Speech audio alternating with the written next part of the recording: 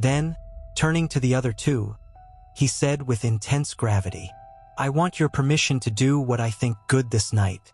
It is, I know, much to ask, and when you know what it is I propose to do you will know, and only then, how much.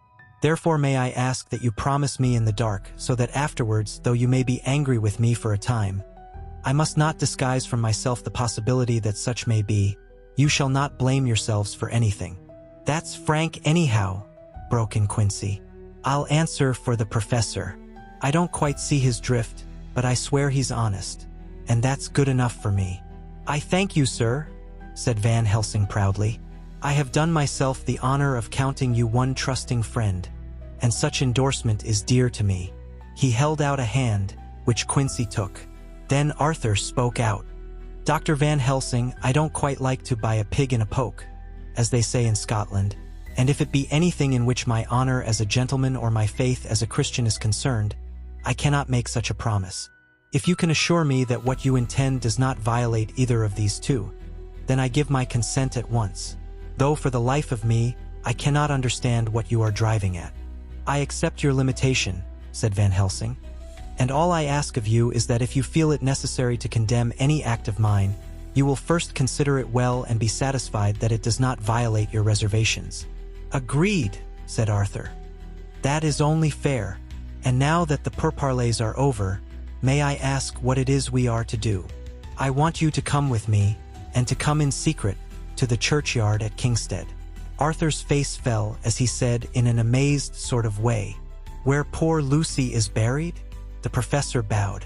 Arthur went on, "And when there, to enter the tomb." Arthur stood up. "Professor, are you in earnest? Or it is some monstrous joke?" "Pardon me, I see that you are in earnest." He sat down again, but I could see that he sat firmly and proudly, as one who is on his dignity. There was silence until he asked again, "And when in the tomb?" "To open the coffin." "This is too much," he said, angrily rising again. "I am willing to be patient in all things that are reasonable, but in this desecration of the grave of one who—" He fairly choked with indignation. The professor looked pityingly at him. "If I could spare you one pang, my poor friend," he said, "God knows I would.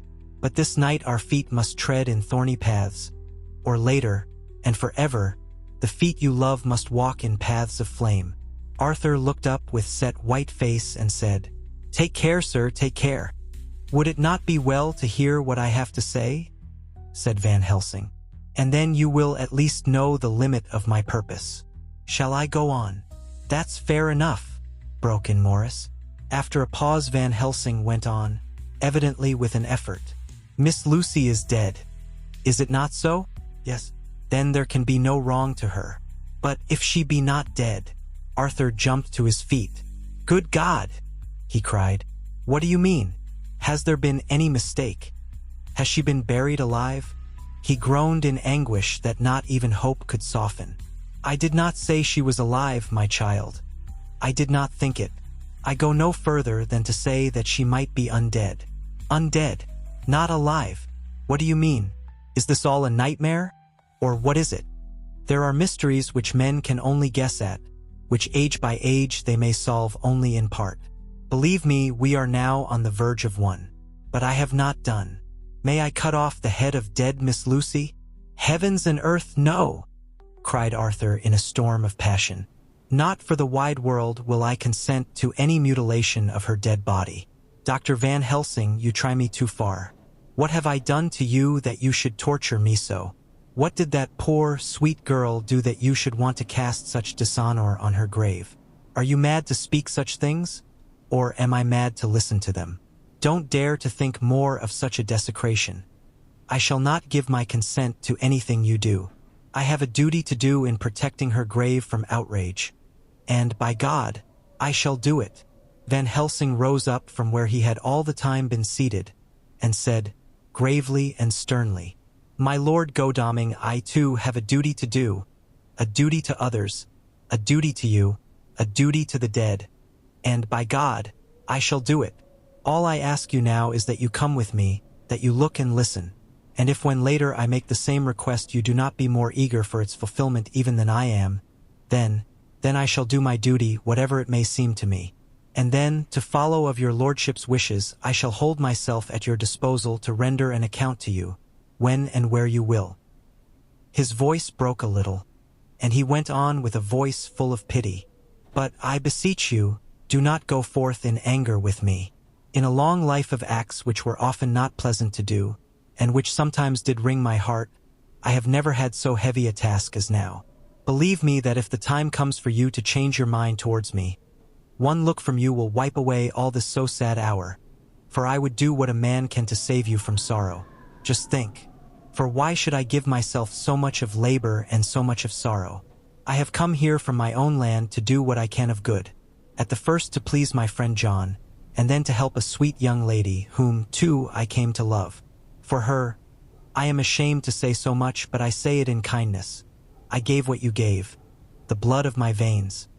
I gave it, I, who was not, like you, her lover, but only her physician and her friend. I gave to her my nights and days, before death, after death. And if my death can do her good even now, when she is the dead undead, she shall have it freely." He said this with a very grave, sweet pride, and Arthur was much affected by it. He took the old man's hand and said in a broken voice, "Oh, it is hard to think of it, and I cannot understand. But at least I shall go with you and wait." Chapter 16. Dr. Seward's Diary. Continued. It was just 12:15 when we got into the churchyard over the low wall. The night was dark with occasional gleams of moonlight between the rents of the heavy clouds that scudded across the sky. We all kept somehow close together, with Van Helsing slightly in front as he led the way. When we had come close to the tomb, I looked well at Arthur, for I feared that the proximity to a place laden with so sorrowful a memory would upset him. But he bore himself well. I took it that the very mystery of the proceeding was in some way a counteractant to his grief. The professor unlocked the door, and seeing a natural hesitation amongst us for various reasons, solved the difficulty by entering first himself. The rest of us followed, and he closed the door. He then lit a dark lantern and pointed to the coffin. Arthur stepped forward hesitatingly. Van Helsing said to me, "You were with me here yesterday. Was the body of Miss Lucy in that coffin?" "It was." The professor turned to the rest, saying, "You hear, and yet there is no one who does not believe with me." He took his screwdriver and again took off the lid of the coffin. Arthur looked on, very pale but silent. When the lid was removed, he stepped forward. He evidently did not know that there was a leaden coffin, or at any rate had not thought of it. When he saw the rent in the lead, the blood rushed to his face for an instant, but as quickly fell away again, so that he remained of a ghastly whiteness. He was still silent. Van Helsing forced back the leaden flange, and we all looked in and recoiled. The coffin was empty. For several minutes no one spoke a word. The silence was broken by Quincy Morris. "Professor," I answered for you. "Your word is all I want. I wouldn't ask such a thing ordinarily. I wouldn't so dishonor you as to imply a doubt. But this is a mystery that goes beyond any honor or dishonor. Is this your doing? I swear to you by all that I hold sacred that I have not removed nor touched her. What happened was this. 2 nights ago my friend Seward and I came here, with good purpose, believe me. I opened that coffin, which was then sealed up, and we found it, as now, empty. We then waited, and saw something white come through the trees. The next day we came here in daytime, and she lay there. Did she not, friend John?" "Yes. That night we were just in time. One more so small child was missing, and we find it, thank God, unharmed amongst the graves. Yesterday I came here before sundown, for at sundown the undead can move. I waited here all the night till the sun rose, but I saw nothing. It was most probable that it was because I had laid over the clamps of those doors garlic, which the undead cannot bear, and other things which they shun. Last night there was no exodus, so tonight before the sundown I took away my garlic and other things. And so it is we find this coffin empty. But bear with me, so far there is much that is strange. Wait you with me outside, unseen and unheard, and things much stranger are yet to be. So..." Here he shut the dark slide of his lantern. "Now to the outside." He opened the door and we filed out. he coming last and locking the door behind him. Oh, but it seemed fresh and pure in the night air after the terror of that vault. How sweet it was to see the clouds race by, and the passing gleams of the moonlight between the scudding clouds crossing and passing, like the gladness and sorrow of a man's life. How sweet it was to breathe the fresh air that had no taint of death and decay. How humanizing to see the red lighting of the sky beyond the hill, and to hear far away the muffled roar that marks the life of a great city. Each in his own way was solemn and overcome. Arthur was silent, and was, I could see, striving to grasp the purpose and the inner meaning of the mystery. I was myself tolerably patient, and half inclined again to throw aside doubt and to accept Van Helsing's conclusions.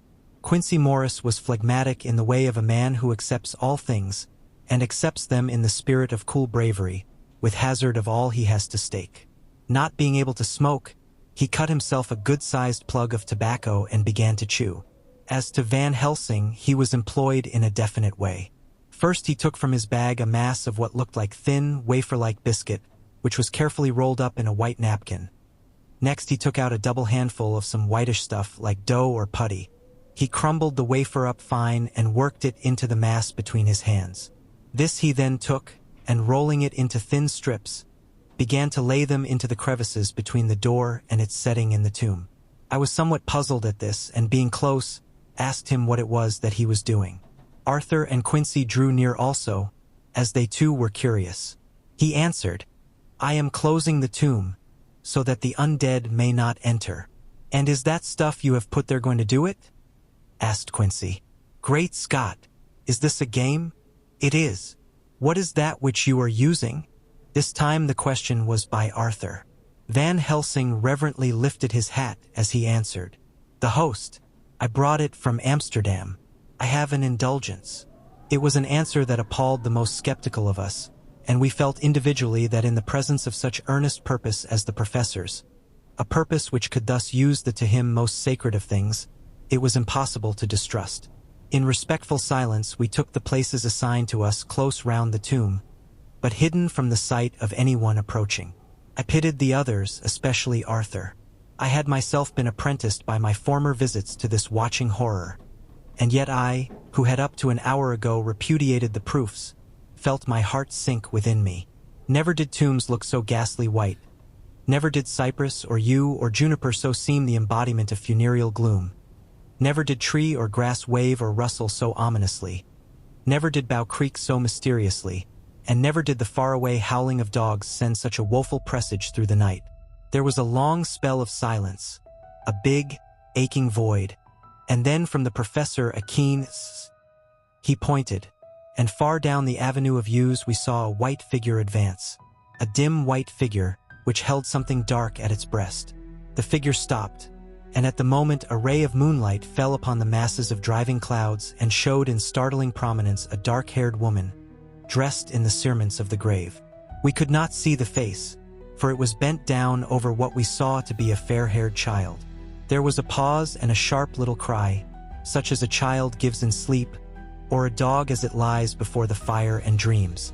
We were starting forward, but the professor's warning hand, seen by us as he stood behind a yew tree, kept us back. And then as we looked, the white figure moved forwards again. It was now near enough for us to see clearly, and the moonlight still held. My own heart grew cold as ice, and I could hear the gasp of Arthur as we recognized the features of Lucy Westenra. Lucy Westenra, but yet how changed. The sweetness was turned to adamantine, heartless cruelty, and the purity to voluptuous wantonness. Van Helsing stepped out, and, obedient to his gesture, we all advanced too. The four of us ranged in a line before the door of the tomb. Van Helsing raised his lantern and drew the slide. By the concentrated light that fell on Lucy's face we could see that the lips were crimson with fresh blood, and that the stream had trickled over her chin and stained the purity of her lawn deathrobe. We shuddered with horror. I could see by the tremulous light that even Van Helsing's iron nerve had failed. Arthur was next to me, and if I had not seized his arm and held him up, he would have fallen. When Lucy, I call the thing that was before us Lucy because it bore her shape, saw us, she drew back with an angry snarl, such as a cat gives when taken unawares. Then her eyes ranged over us. Lucy's eyes in form and color. But Lucy's eyes unclean and full of hellfire, instead of the pure, gentle orbs we knew. At that moment the remnant of my love passed into hate and loathing. Had she then to be killed, I could have done it with savage delight. As she looked, her eyes blazed with unholy light, and the face became wreathed with a voluptuous smile. Oh God! How it made me shudder to see it! With a careless motion, she flung to the ground, callous as a devil, the child that up to now she had clutched strenuously to her breast, growling over it as a dog growls over a bone. The child gave a sharp cry and lay there moaning. There was a cold-bloodedness in the act which wrung a groan from Arthur. When she advanced to him with outstretched arms and a wanton smile, he fell back and hid his face in his hands. She still advanced, however, and with a languorous, voluptuous grace, said, "Come to me, Arthur. Leave these others and come to me. My arms are hungry for you. Come and we can rest together. Come, my husband, come." There was something diabolically sweet in her tones, something of the tingling of glass when struck, which rang through the brains even of us who heard the words addressed to another. As for Arthur, he seemed under a spell. Moving his hands from his face, he opened wide his arms. She was leaping for them, when Van Helsing sprang forward and held between them his little golden crucifix. She recoiled from it, and, with a suddenly distorted face, full of rage, dashed past him as if to enter the tomb. When within a foot or two of the door, however, she stopped, as if arrested by some irresistible force. Then she turned, and her face was shown in the clear burst of moonlight and by the lamp, which had now no quiver from Van Helsing's iron nerves. Never did I see such baffled malice on a face, and never, I trust, shall such ever be seen again by mortal eyes. The beautiful color became livid, the eyes seemed to throw out sparks of hellfire, the brows were wrinkled as though the folds of the flesh were the coils of Medusa's snakes, and the lovely, blood-stained mouth grew to an open square, as in the passion masks of the Greeks and Japanese. If ever a face meant death, if looks could kill, we saw it at that moment. And so for full half a minute, which seemed an eternity, she remained between the lifted crucifix and the sacred closing of her means of entry. Van Helsing broke the silence by asking Arthur, "Answer me, oh my friend, am I to proceed in my work?" Arthur threw himself on his knees and hid his face in his hands as he answered, "Do as you will, friend, do as you will. There can be no horror like this ever any more." And he groaned in spirit. Quincy and I simultaneously moved towards him and took his arms. We could hear the click of the closing lantern as Van Helsing held it down. Coming close to the tomb, he began to remove from the chinks some of the sacred emblem which he had placed there. We all looked on in horrified amazement as we saw, when he stood back, the woman, with a corporeal body as real at that moment as our own, pass in through the interstice where scarce a knife blade could have gone. We all felt a glad sense of relief when we saw the professor calmly restoring the strings of putty to the edges of the door. When this was done, he lifted the child and said, "Come now, my friends. We can do no more till tomorrow. There is a funeral at noon, so here we shall all come before long after that. The friends of the dead will all be gone by 2, and when the sexton lock the gate we shall remain. Then there is more to do, but not like this of tonight. As for this little one, he is not much harm, and by tomorrow night he shall be well. We shall leave him where the police will find him, as on the other night, and then to home." Coming close to Arthur, he said, "My friend Arthur, you have had a sore trial, but after, when you look back, you will see how it was necessary. You are now in the bitter waters, my child. By this time tomorrow you will, please God, have passed them, and have drunk of the sweet waters. So do not mourn overmuch. Till then I shall not ask you to forgive me." Arthur and Quincy came home with me, and we tried to cheer each other on the way. We had left the child in safety and were tired, so we all slept with more or less reality of sleep. September 29th, Night. A little before 12 o'clock we three, Arthur, Quincy Morris, and myself, called for the professor. It was odd to notice that by common consent we had all put on black clothes. Of course, Arthur wore black, for he was in deep mourning, but the rest of us wore it by instinct. We got to the churchyard by 1:30, and strolled about, keeping out of official observation, so that when the gravediggers had completed their task and the sexton, under the belief that everyone had gone, had locked the gate, we had the place all to ourselves. Van Helsing, instead of his little black bag, had with him a long leather one, something like a cricketing bag. It was manifestly of fair weight. When we were alone and had heard the last of the footsteps die out up the road, we silently, and as if by ordered intention, followed the professor to the tomb. He unlocked the door, and we entered, closing it behind us. Then he took from his bag the lantern, which he lit, and also 2 wax candles, which, when lighted, he stuck by melting their own ends on other coffins, so that they might give light sufficient to work by. When he again lifted the lid off Lucy's coffin, we all looked, Arthur trembling like an aspen, and saw that the body lay there in all its death beauty. But there was no love in my own heart, nothing but loathing for the foul thing which had taken Lucy's shape without her soul. I could see even Arthur's face grow hard as he looked. Presently he said to Van Helsing, "Is this really Lucy's body, or only a demon in her shape?" "It is her body, and yet not it. But wait a while, and you all see her as she was and is." She seemed like a nightmare of Lucy as she lay there. The pointed teeth, the blood-stained, voluptuous mouth, which it made one shudder to see, the whole carnal and unspiritual appearance, seeming like a devilish mockery of Lucy's sweet purity. Van Helsing, with his usual methodicalness, began taking the various contents from his bag and placing them ready for use. First he took out a soldering iron and some plumbing solder, and then a small oil lamp which gave out, when lit in a corner of the tomb, gas which burned at fierce heat with a blue flame. Then his operating knives, which he placed to hand, and last a round wooden stake, some 2.5 or 3 inches thick and about 3 feet long. One end of it was hardened by charring in the fire, and was sharpened to a fine point. With this stake came a heavy hammer, such as in households is used in the coal cellar for breaking the lumps. To me, a doctor's preparations for work of any kind are stimulating and bracing, but the effect of these things on both Arthur and Quincy was to cause them a sort of consternation. They both, however, kept their courage and remained silent and quiet.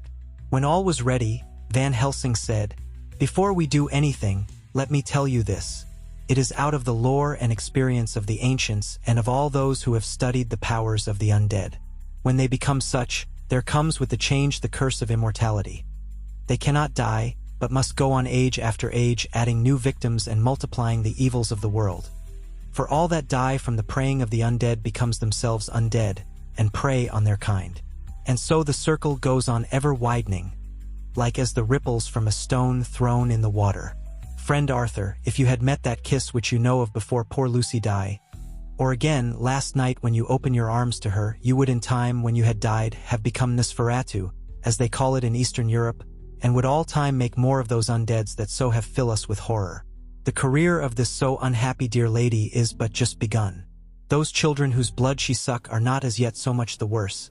But if she live on, undead, more and more they lose their blood, and by her power over them they come to her, and so she draw their blood with that so wicked mouth. But if she die in truth, then all cease. The tiny wounds of the throats disappear, and they go back to their plays unknowing ever of what has been. But of the most blessed of all, when this now undead be made to rest as true dead, then the soul of the poor lady whom we love shall again be free. Instead of working wickedness by night and growing more debased in the assimilating of it by day, she shall take her place with the other angels. So that, my friend, it will be a blessed hand for her that shall strike the blow that sets her free. To this I am willing. But is there none amongst us who has a better right? Will it be no joy to think of hereafter in the silence of the night when sleep is not? It was my hand that sent her to the stars. It was the hand of him that loved her best. The hand that of all she would herself have chosen, had it been to her to choose? Tell me if there be such a one amongst us. We all looked at Arthur. He saw, too, what we all did, the infinite kindness which suggested that his should be the hand which would restore Lucy to us as a holy, and not an unholy memory.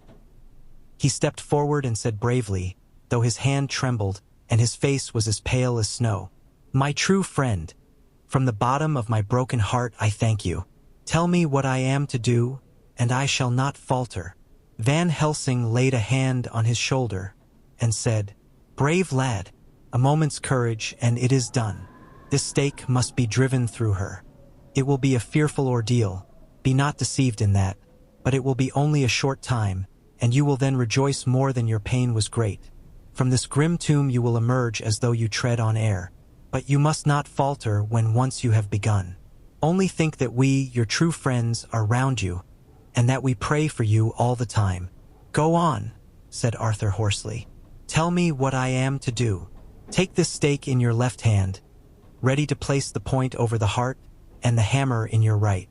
Then when we begin our prayer for the dead, I shall read him, I have here the book, and the others shall follow. Strike in God's name, that so all may be well with the dead that we love and that the undead pass away. Arthur took the stake and the hammer, and when once his mind was set on action his hands never trembled nor even quivered. Van Helsing opened his missal and began to read, and Quincy and I followed as well as we could. Arthur placed the point over the heart, and as I looked I could see its dint in the white flesh. Then he struck with all his might. The thing in the coffin writhed, and a hideous, blood-curdling screech came from the opened red lips. The body shook and quivered and twisted in wild contortions. The sharp white teeth champed together till the lips were cut, and the mouth was smeared with a crimson foam. But Arthur never faltered.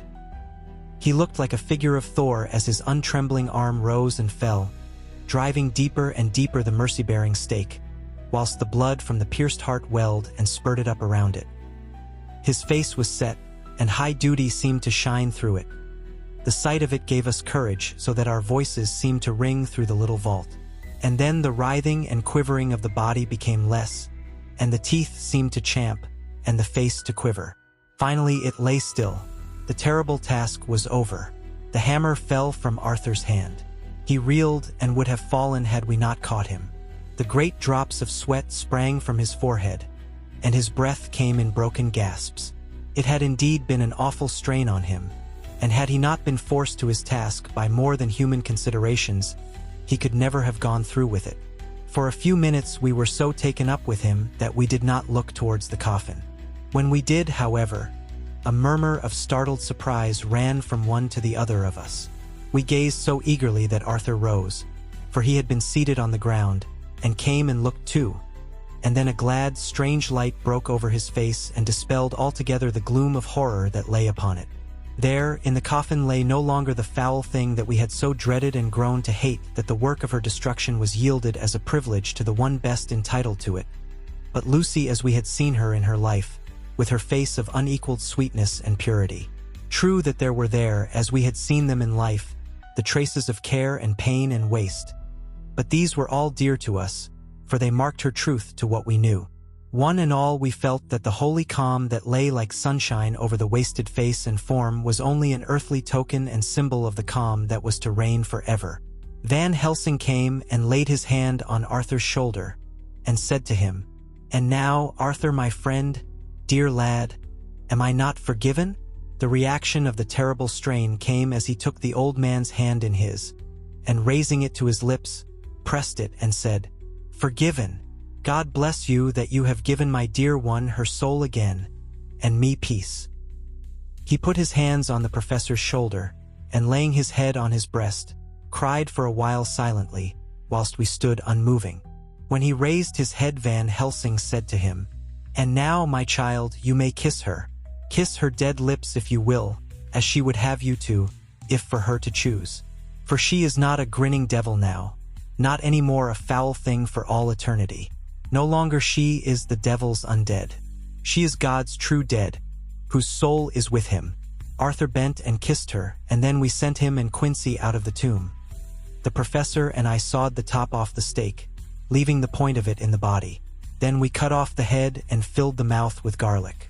We soldered up the leaden coffin, screwed on the coffin lid, and gathering up our belongings, came away.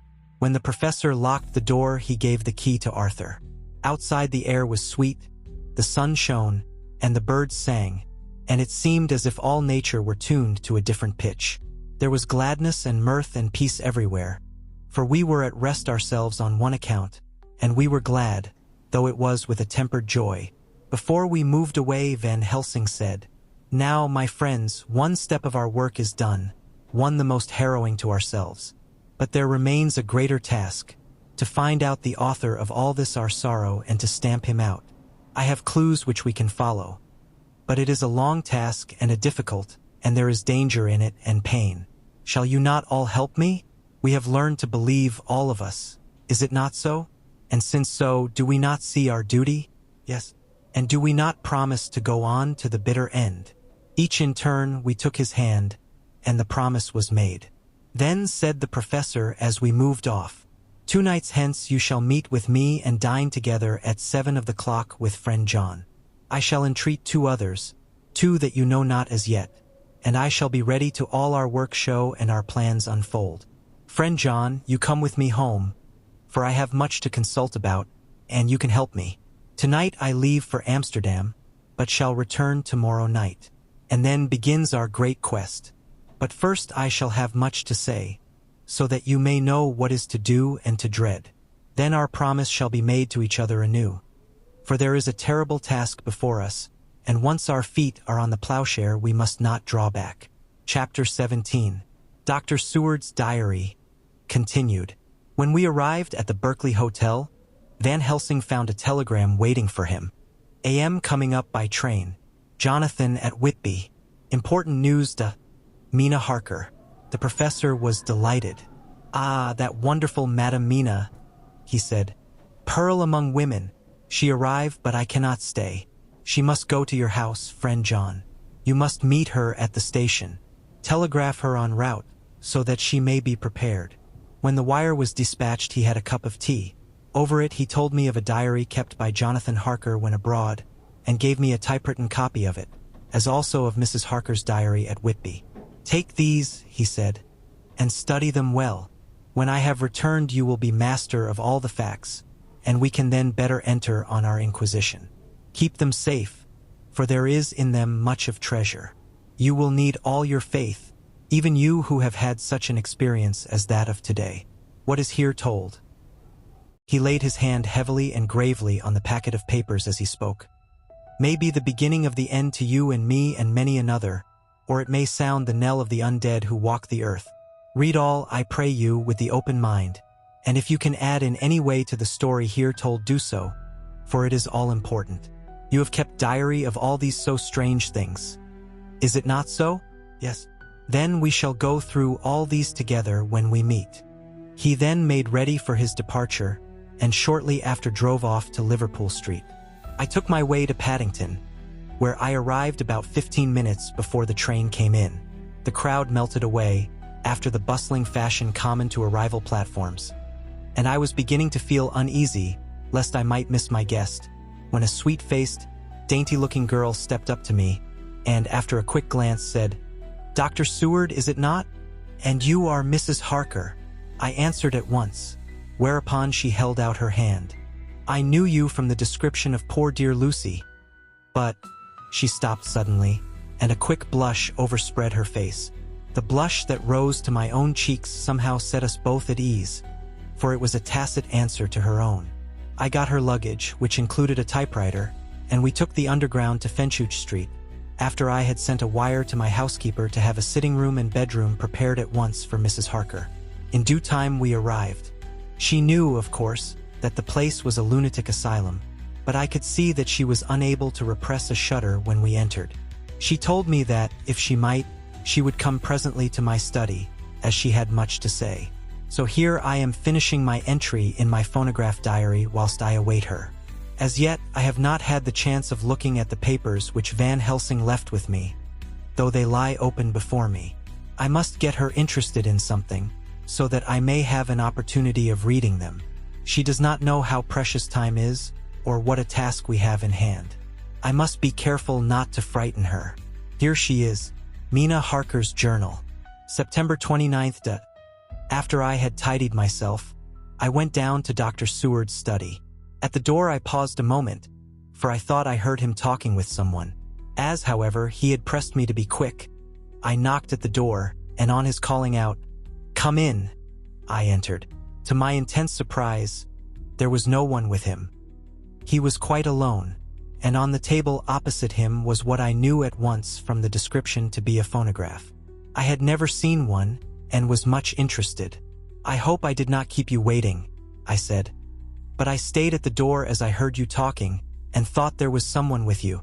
"Oh," he replied with a smile. "I was only entering my diary." "Your diary?" I asked him in surprise. "Yes," he answered. "I keep it in this." As he spoke, he laid his hand on the phonograph. I felt quite excited over it, and blurted out, "Why, this beats even shorthand. May I hear it say something?" "Certainly," he replied with alacrity, and stood up to put it in train for speaking. Then he paused, and a troubled look overspread his face. "The fact is," he began awkwardly, "I only keep my diary in it, and as it is entirely, almost entirely, about my cases, it may be awkward, that is, I mean—" He stopped, and I tried to help him out of his embarrassment. "You helped to attend dear Lucy at the end. Let me hear how she died. For all that I know of her, I shall be very grateful. She was very, very dear to me." To my surprise, he answered, with a horror-struck look in his face, "Tell you of her death? Not for the wide world." "Why not?" I asked, for some grave, terrible feeling was coming over me. Again he paused, and I could see that he was trying to invent an excuse. At length he stammered out, "You see, I do not know how to pick out any particular part of the diary."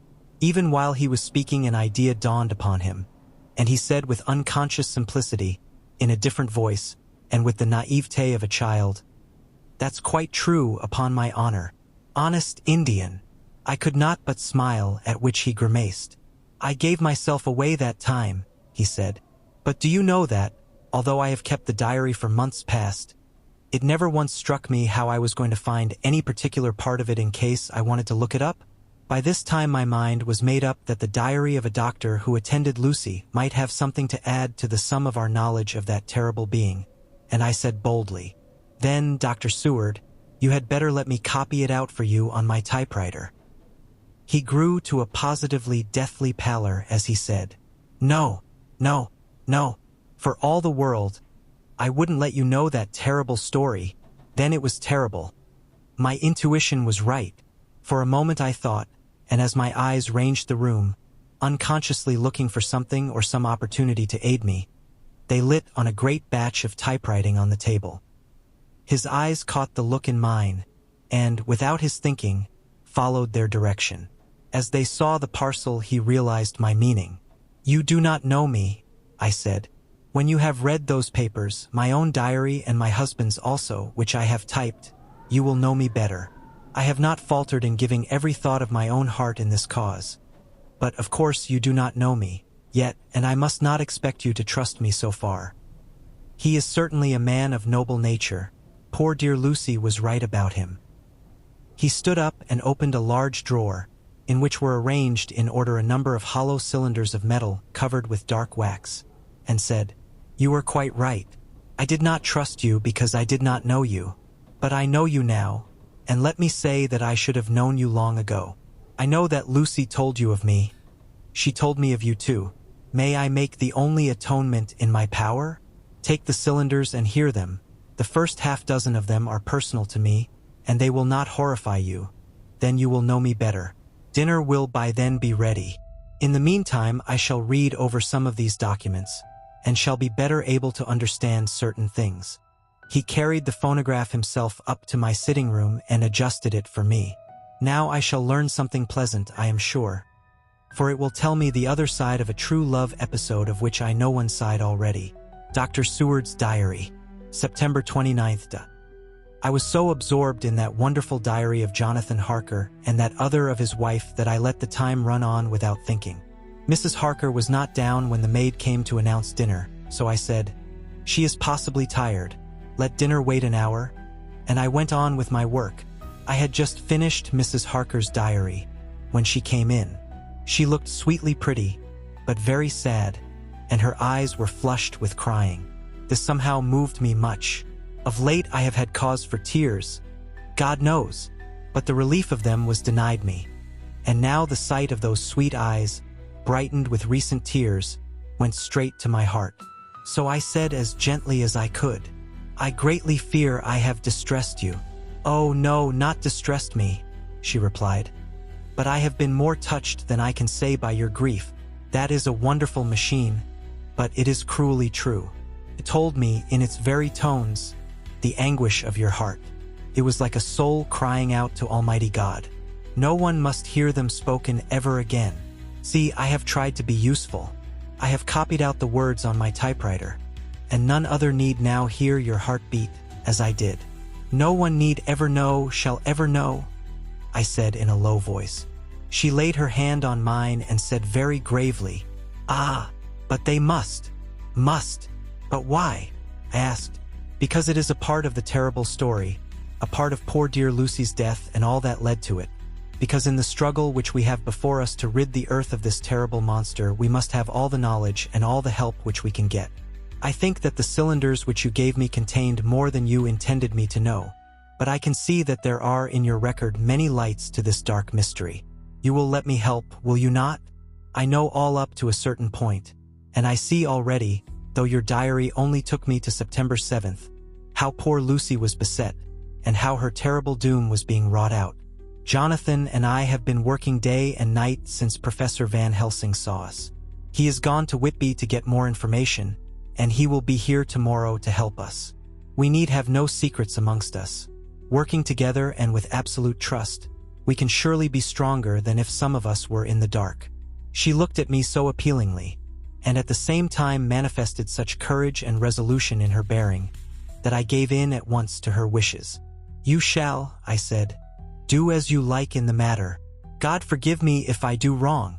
There are terrible things yet to learn of, but if you have so far traveled on the road to poor Lucy's death, you will not be content, I know, to remain in the dark. Nay, the end, the very end, may give you a gleam of peace. Come, there is dinner. We must keep one another strong for what is before us. We have a cruel and dreadful task. When you have eaten you shall learn the rest, and I shall answer any questions you ask, if there be anything which you do not understand, though it was apparent to us who were present." Mina Harker's Journal, September 29th. After dinner I came with Dr. Seward to his study. He brought back the phonograph from my room, and I took my typewriter. He placed me in a comfortable chair, and arranged the phonograph so that I could touch it without getting up, and showed me how to stop it in case I should want to pause. Then he very thoughtfully took a chair, with his back to me, so that I might be as free as possible, and began to read. I put the forked metal to my ears and listened. When the terrible story of Lucy's death, and all that followed was done, I lay back in my chair powerless. Fortunately, I am not of a fainting disposition. When Dr. Seward saw me, he jumped up with a horrified exclamation, and hurriedly taking a case bottle from a cupboard, gave me some brandy, which in a few minutes somewhat restored me. My brain was all in a whirl, and only that there came through all the multitude of horrors, the holy ray of light that my dear, dear Lucy was at last at peace. I do not think I could have borne it without making a scene. It is all so wild and mysterious, and strange that if I had not known Jonathan's experience in Transylvania, I could not have believed. As it was, I didn't know what to believe, and so got out of my difficulty by attending to something else. I took the cover off my typewriter, and said to Dr. Seward, "Let me write this all out now. We must be ready for Dr. Van Helsing when he comes. I have sent a telegram to Jonathan to come on here when he arrives in London from Whitby. In this matter dates are everything, and I think that if we get all our material ready, and have every item put in chronological order, we shall have done much. You tell me that Lord Godalming and Mr. Morris are coming too. Let us be able to tell him when they come." He accordingly set the phonograph at a slow pace, and I began to typewrite from the beginning of the 7th cylinder. I used manifold, and so took 3 copies of the diary, just as I had done with all the rest. It was late when I got through, but Dr. Seward went about his work of going his round of the patients. When he had finished he came back and sat near me, reading, so that I did not feel too lonely whilst I worked. How good and thoughtful he is. The world seems full of good men, even if there are monsters in it. Before I left him I remembered what Jonathan put in his diary of the professor's perturbation at reading something in an evening paper at the station at Exeter. So, seeing that Dr. Seward keeps his newspapers, I borrowed the files of the Westminster Gazette and the Pall Mall Gazette, and took them to my room. I remember how much the Daily Graph and the Whitby Gazette, of which I had made cuttings, helped us to understand the terrible events at Whitby when Count Dracula landed. So I shall look through the evening papers since then, and perhaps I shall get some new light. I am not sleepy, and the work will help to keep me quiet. Dr. Seward's Diary. September 30th. Mr. Harker arrived at 9 o'clock. He had got his wife's wire just before starting. He is uncommonly clever, if one can judge from his face, and full of energy. If this journal be true, and judging by one's own wonderful experiences, it must be. He is also a man of great nerve. That going down to the vault a second time was a remarkable piece of daring. After reading his account of it, I was prepared to meet a good specimen of manhood, but hardly the quiet, businesslike gentleman who came here today. Later. After lunch, Harker and his wife went back to their own room, and as I passed a while ago, I heard the click of the typewriter. They are hard at it. Mrs. Harker says that they are knitting together in chronological order every scrap of evidence they have. Harker has got the letters between the consignee of the boxes at Whitby and the carriers in London who took charge of them. He is now reading his wife's typescript of my diary. I wonder what they make out of it. Here it is. Strange that it never struck me that the very next house might be the Count's hiding place. Goodness knows that we had enough clues from the conduct of the patient Renfield. The bundle of letters relating to the purchase of the house were with the typescript. Oh, if we had only had them earlier, we might have saved poor Lucy. Stop. That way madness lies. Harker has gone back and is again collating his material. He says that by dinner time they will be able to show a whole connected narrative. He thinks that in the meantime I should see Renfield, as hitherto he has been a sort of index to the coming and going of the Count. I hardly see this yet, but when I get at the dates I suppose I shall. What a good thing that Mrs. Harker put my cylinders into type. We never could have found the dates otherwise. I found Renfield sitting placidly in his room with his hands folded, smiling benignly. At the moment he seemed as sane as anyone I ever saw. I sat down and talked with him on a lot of subjects, all of which he treated naturally. He then, of his own accord, spoke of going home, a subject he has never mentioned to my knowledge during his sojourn here. In fact, he spoke quite confidently of getting his discharge at once. I believe that, had I not had the chat with Harker and read the letters and the dates of his outbursts, I should have been prepared to sign for him after a brief time of observation. As it is, I am darkly suspicious. All those outbreaks were in some way linked with the proximity of the Count. What then does this absolute content mean? Can it be that his instinct is satisfied as to the vampire's ultimate triumph? Stay. He is himself zoophagous, and in his wild ravings outside the chapel door of the deserted house he always spoke of master. This all seems confirmation of our idea. However, after a while I came away. My friend is just a little too sane at present to make it safe to probe him too deep with questions. He might begin to think, and then, so I came away. I mistrust these quiet moods of his, so I have given the attendant a hint to look closely after him, and to have a straight waistcoat ready in case of need. Jonathan Harker's Journal. September 29th, in train to London. When I received Mr. Billington's courteous message that he would give me any information in his power, I thought it best to go down to Whitby and make, on the spot, such inquiries as I wanted. It was now my object to trace that horrid cargo of the Count's to its place in London. Later, we may be able to deal with it. Billington Jr., a nice lad, met me at the station and brought me to his father's house, where they had decided that I must stay the night. They are hospitable, with true Yorkshire hospitality. Give a guest everything, and leave him free to do as he likes. They all knew that I was busy, and that my stay was short, and Mr. Billington had ready in his office all the papers concerning the consignment of boxes. It gave me almost a turn to see again one of the letters which I had seen on the Count's table before I knew of his diabolical plans. Everything had been carefully thought out, and done systematically and with precision. He seemed to have been prepared for every obstacle which might be placed by accident in the way of his intentions being carried out. To use an Americanism, he had taken no chances, and the absolute accuracy with which his instructions were fulfilled was simply the logical result of his care. I saw the invoice and took note of it. 50 cases of common earth, to be used for experimental purposes. Also the copy of letter to Carter Patterson and their reply, Of both of these I got copies. This was all the information Mr. Billington could give me, so I went down to the port and saw the Coast Guards, the customs officers, and the harbor master. They had all something to say of the strange entry of the ship, which is already taking its place in local tradition. But no one could add to the simple description 50 cases of common earth. I then saw the station master, who kindly put me in communication with the men who had actually received the boxes.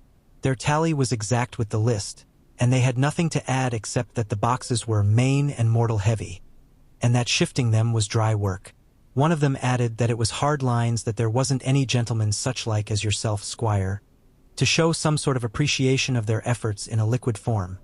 Another put in a rider that the thirst then generated was such that even the time which had elapsed had not completely allayed it. Needless to add, I took care before leaving to lift, forever and adequately, this source of reproach. September 30th. The station master was good enough to give me a line to his old companion, the station master at King's Cross, so that when I arrived there in the morning I was able to ask him about the arrival of the boxes. He, too, put me at once in communication with the proper officials, and I saw that their tally was correct with the original invoice. The opportunities of acquiring an abnormal thirst had been here limited. A noble use of them had, however, been made, and again I was compelled to deal with the result in an ex post facto manner. From thence I went on to Carter Patterson's central office, where I met with the utmost courtesy. They looked up the transaction in their daybook and letterbook, and at once telephoned to their King's Cross office for more details. By good fortune, the men who did the teaming were waiting for work, and the official at once sent them over, sending also by one of them the waybill and all the papers connected with the delivery of the boxes at Carfax. Here again I found the tally agreeing exactly. The carrier's men were able to supplement the paucity of the written words with a few details. These were, I shortly found, connected almost solely with the dusty nature of the job, and of the consequent thirst engendered in the operators. On my affording an opportunity, through the medium of the currency of the realm, of the allaying, at a later period, this beneficial evil, one of the men remarked, "That air ooze, governor, is the rummiest I ever was in. Blime, but it ain't been touched since 100 years. There was dust that thick in the place that you might have slept on it without 'urtin' of your bones. And the place was that neglected that yer might ave smelled old Jerusalem in it. But the old chapel, that took the tzika, that did. Me and my mate, we thort we wouldn't never get out quick enough. Lor, I wouldn't take less nor a quid a moment to stay there arter dark. Having been in the house, I could well believe him. But if he knew what I know, he would, I think, have raised his terms. Of one thing I am now satisfied, that all the boxes which arrived at Whitby from Varna in the Demeter were safely deposited in the old chapel at Carfax. There should be 50 of them there, unless any have since been removed, as from Dr. Seward's diary I fear. I shall try to see the carter who took away the boxes from Carfax when Renfield attacked them. By following up this clue we may learn a good deal. Later. Mina and I have worked all day, and we have put all the papers into order. Mina Harker's journal. September 30th. I am so glad that I hardly know how to contain myself. It is, I suppose, the reaction from the haunting fear which I have had, that this terrible affair and the reopening of his old wound might act detrimentally on Jonathan. I saw him leave for Whitby with as brave a face as I could, but I was sick with apprehension. The effort has, however, done him good. He was never so resolute, never so strong, never so full of volcanic energy, as at present. It is just as that dear, good Professor Van Helsing said, he is true grit, and he improves under strain that would kill a weaker nature. He came back full of life and hope and determination. We have got everything in order for tonight. I feel myself quite wild with excitement. I suppose one ought to pity anything so hunted as is the Count. That is just it. This thing is not human, not even beast. To read Dr. Seward's account of poor Lucy's death, and what followed, is enough to dry up the springs of pity in one's heart. Later. Lord Godalming and Mr. Morris arrived earlier than we expected.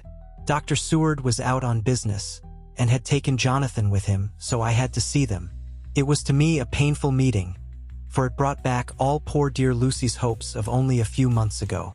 Of course they had heard Lucy speak of me, and it seemed that Dr. Van Helsing, too, has been quite blowing my trumpet, as Mr. Morris expressed it. Poor fellows, neither of them is aware that I know all about the proposals they made to Lucy. They did not quite know what to say or do, as they were ignorant of the amount of my knowledge, so they had to keep on neutral subjects. However, I thought the matter over and came to the conclusion that the best thing I could do would be to post them in affairs right up to date. I knew from Dr. Seward's diary that they had been at Lucy's death, her real death, and that I need not fear to betray any secret before the time. So I told them, as well as I could, that I had read all the papers and diaries, and that my husband and I, having typewritten them, had just finished putting them in order. I gave them each a copy to read in the library. When Lord Godalming got his and turned it over, "It does make a pretty good pile," he said. "Did you write all this, Mrs. Harker?" I nodded, and he went on. "I don't quite see the drift of it, but you people are all so good and kind, and have been working so earnestly and so energetically, that all I can do is to accept your ideas blindfold and try to help you. I have had one lesson already in accepting facts that should make a man humble to the last hour of his life. Besides, I know you loved my poor Lucy." Here he turned away and covered his face with his hands. I could hear the tears in his voice. Mr. Morris, with instinctive delicacy, just laid a hand for a moment on his shoulder, and then walked quietly out of the room. I suppose there is something in woman's nature that makes a man free to break down before her and express his feelings on the tender or emotional side without feeling it derogatory to his manhood. For when Lord Godalming found himself alone with me, he sat down on the sofa and gave way utterly and openly. I sat down beside him and took his hand. I hope he didn't think it forward of me, and that if he ever thinks of it afterwards he never will have such a thought. There I wrong him. I know he never will. He is too true a gentleman. I said to him, for I could see that his heart was breaking, "I loved dear Lucy, and I know what she was to you, and what you were to her. She and I were like sisters, and now she is gone. Will you not let me be like a sister to you in your trouble? I know what sorrows you have had, though I cannot measure the depth of them. If sympathy and pity can help in your affliction, won't you let me be of some little service, for Lucy's sake?" In an instant, the poor dear fellow was overwhelmed with grief. It seemed to me that all that he had of late been suffering in silence found a vent at once. He grew quite hysterical, and raising his open hands, beat his palms together in a perfect agony of grief. He stood up and then sat down again, and the tears rained down his cheeks. I felt an infinite pity for him, and opened my arms unthinkingly. With a sob he laid his head on my shoulder and cried like a wearied child, whilst he shook with emotion. We women have something of the mother in us that makes us rise above smaller matters when the mother spirit is invoked. I felt this big sorrowing man's head resting on me, as though it were that of the baby that some day may lie on my bosom, and I stroked his hair as though he were my own child. I never thought at the time how strange it all was. After a little bit his sobs ceased, and he raised himself with an apology, though he made no disguise of his emotion. He told me that for days and nights past, weary days and sleepless nights, he had been unable to speak with anyone, as a man must speak in his time of sorrow. There was no woman whose sympathy could be given to him, or with whom, owing to the terrible circumstance with which his sorrow was surrounded, he could speak freely. "I know now how I suffered," he said as he dried his eyes. "But I do not know even yet, and none other can ever know, how much your sweet sympathy has been to me today. I shall know better in time. And believe me that, though I am not ungrateful now, my gratitude will grow with my understanding. You will let me be like a brother, will you not, for all our lives, for dear Lucy's sake?" "For dear Lucy's sake," I said as we clasped hands. "Aye, and for your own sake," he added.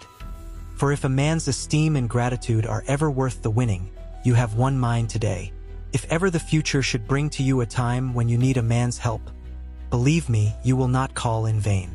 God grant that no such time may ever come to you to break the sunshine of your life. But if it should ever come, promise me that you will let me know."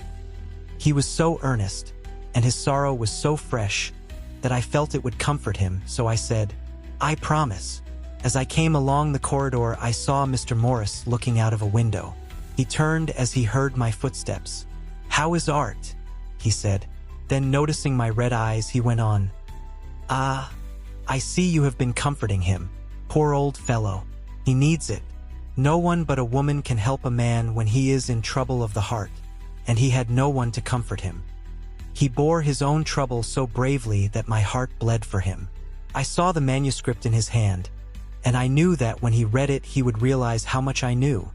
So I said to him, "I wish I could comfort all who suffer from the heart.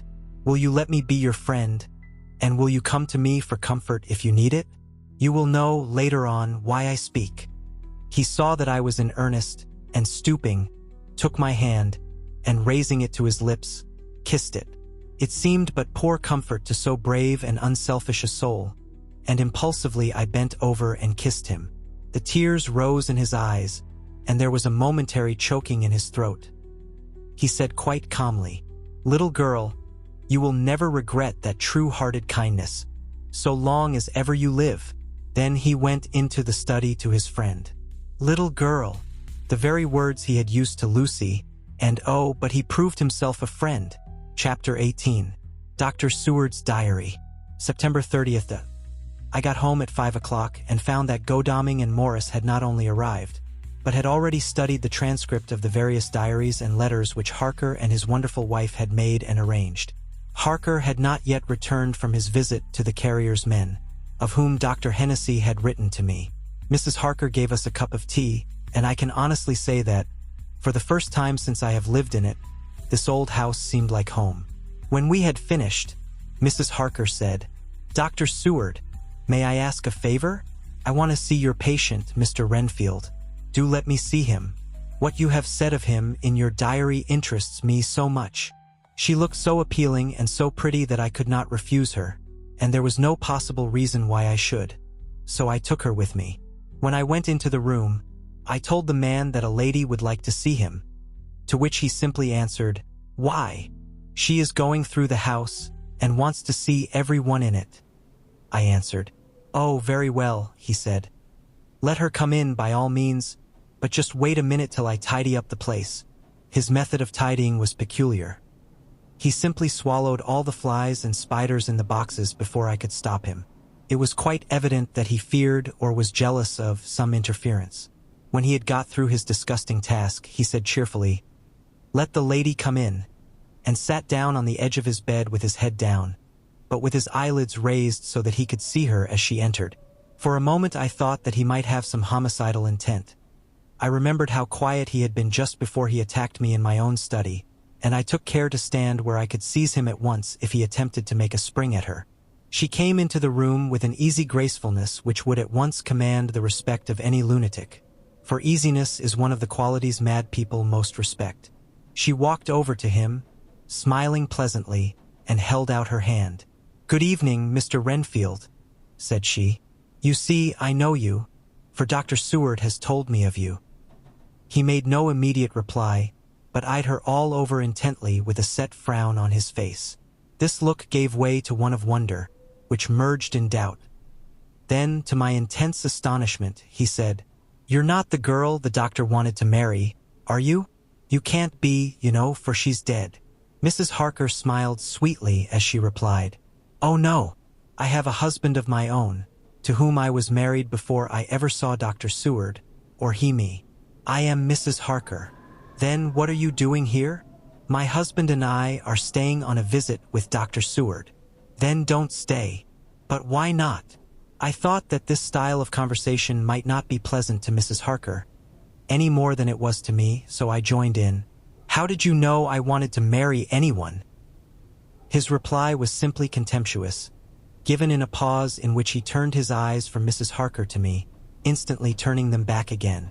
"What an asinine question." "I don't see that at all, Mr. Renfield," said Mrs. Harker, at once championing me. He replied to her with as much courtesy and respect as he had shown contempt to me. "You will, of course, understand, Mrs. Harker, that when a man is so loved and honored as our host is, everything regarding him is of interest in our little community. Dr. Seward is loved not only by his household and his friends, but even by his patients, who, being some of them hardly in mental equilibrium, are appointment to distort causes and effects.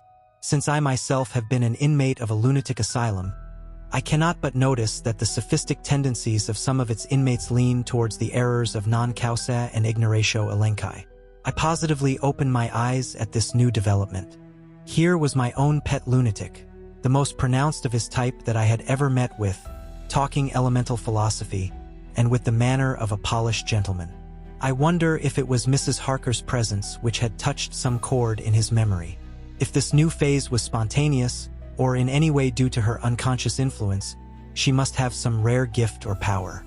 We continued to talk for some time, and seeing that he was seemingly quite reasonable, she ventured, looking at me questioningly as she began, to lead him to his favorite topic. I was again astonished, for he addressed himself to the question with the impartiality of the completest sanity. He even took himself as an example when he mentioned certain things. Why, I myself am an instance of a man who had a strange belief. Indeed, it was no wonder that my friends were alarmed, and insisted on my being put under control.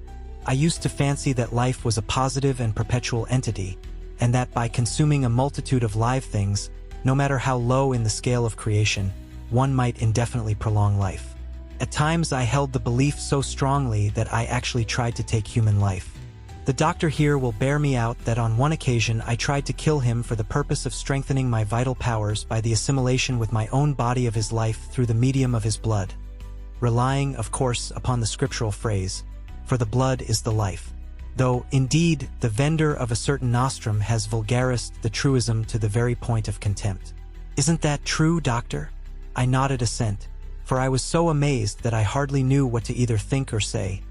It was hard to imagine that I had seen him eat up his spiders and flies not 5 minutes before. Looking at my watch, I saw that I should go to the station to meet Van Helsing, so I told Mrs. Harker that it was time to leave. She came at once, after saying pleasantly to Mr. Renfield, "Goodbye, and I hope I may see you often, under auspices pleasanter to yourself." To which, to my astonishment, he replied, "Goodbye, my dear. I pray God I may never see your sweet face again. May he bless and keep you." When I went to the station to meet Van Helsing, I left the boys behind me. Poor Art seemed more cheerful than he has been since Lucy first took ill, and Quincy is more like his own bright self than he has been for many a long day. Van Helsing stepped from the carriage with the eager nimbleness of a boy. He saw me at once, and rushed up to me, saying, "Ah, friend John, how goes all?" "Well, so, I have been busy, for I come here to stay if need be. All affairs are settled with me, and I have much to tell. Madam Mina is with you?" "Yes." "And her so fine husband? And Arthur and my friend Quincy? They are with you, too? Good." As I drove to the house, I told him of what had passed, and of how my own diary had come to be of some use through Mrs. Harker's suggestion, at which the professor interrupted me. "Ah, that wonderful Madam Mina! She has man's brain, a brain that a man should have were he much gifted, and a woman's heart. The good God fashioned her for a purpose, believe me, when he made that so good combination. Friend John, up to now fortune has made that woman of help to us. After tonight she must not have to do with this so terrible affair. It is not good that she run a risk so great. We men are determined, nay, are we not pledged? To destroy this monster, but it is no part for a woman. Even if she be not harmed, her heart may fail her in so much and so many horrors, and hereafter she may suffer, both in waking from her nerves and in sleep from her dreams. And, besides, she is young woman and not so long married.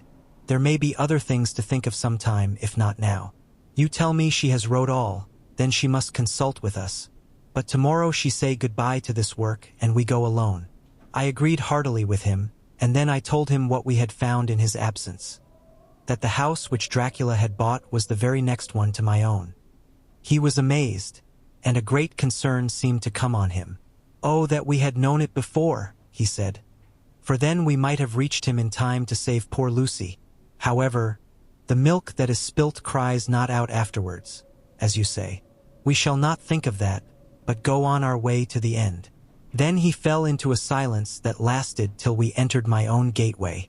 Before we went to prepare for dinner, he said to Mrs. Harker, "I am told, Madam Mina, by my friend John that you and your husband have put up in exact order all things that have been, up to this moment. Not up to this moment, Professor, she said impulsively, but up to this morning. But why not up to now? We have seen hitherto how good light all the little things have made. We have told our secrets, and yet no one who has told is the worse for it. Mrs. Harker began to blush, and taking a paper from her pockets, she said, Dr. Van Helsing, will you read this and tell me if it must go in? It is my record of today. I too have seen the need of putting down at present everything, however trivial, but there is little in this except what is personal. Must it go in? The professor read it over gravely and handed it back, saying, It need not go in if you do not wish it, but I pray that it may. It can but make your husband love you the more, and all us, your friends, more honor you, as well as more esteem and love. She took it back with another blush and a bright smile. And so now, up to this very hour, all the records we have are complete and in order. The professor took away one copy to study after dinner, and before our meeting, which is fixed for 9 o'clock. The rest of us have already read everything.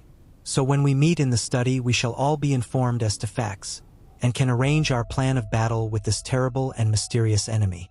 Mina Harker's Journal. September 30th. When we met in Dr. Seward's study 2 hours after dinner, which had been at 6 o'clock, we unconsciously formed a sort of board or committee. Professor Van Helsing took the head of the table, to which Dr. Seward motioned him as he came into the room. He made me sit next to him on his right, and asked me to act as secretary. Jonathan sat next to me. Opposite us were Lord Godalming, Dr. Seward, and Mr. Morris, Lord Godalming being next the professor, and Dr. Seward in the center. The professor said, I may, I suppose, take it that we are all acquainted with the facts that are in these papers. We all expressed assent, and he went on. Then it were, I think, good that I tell you something of the kind of enemy with which we have to deal. I shall then make known to you something of the history of this man, which has been ascertained for me. So we then can discuss how we shall act, and can take our measure according. There are such beings as vampires. Some of us have evidence that they exist. Even had we not the proof of our own unhappy experience, the teachings and the records of the past give proof enough for sane peoples. I admit that at the first I was skeptic. Were it not that through long years I have trained myself to keep an open mind, I could not have believed until such time as that fact thunder on my ear. See, I prove. Alas, had I known at the first what now I know, nay, had I even guessed at him, one so precious life had been spared to many of us who did love her. But that is gone, and we must so work that other poor souls perish not, whilst we can save. The Nosferatu do not die like the bee when he sting once. He is only stronger, and being stronger have yet more power to work evil. This vampire which is amongst us is of himself so strong in person as 20 men. He is of cunning more than mortal, for his cunning be the growth of ages. He have still the aids of necromancy, which is, as his etymology imply, the divination by the dead, and all the dead that he can come nigh to are for him at command. He is brute and more than brute. He is devil in callous, and the heart of him is not. He can, within limitations, appear at will when, and where, and in any of the forms that are to him. He can, within his range, direct the elements, the storm, the fog, the thunder. He can command all the meaner things, the rat and the owl and the bat, the moth and the fox and the wolf. He can grow and become small, and he can at times vanish and come unknown. How then are we to begin our strike to destroy him? How shall we find his where? And having found it, how can we destroy? My friends, this is much.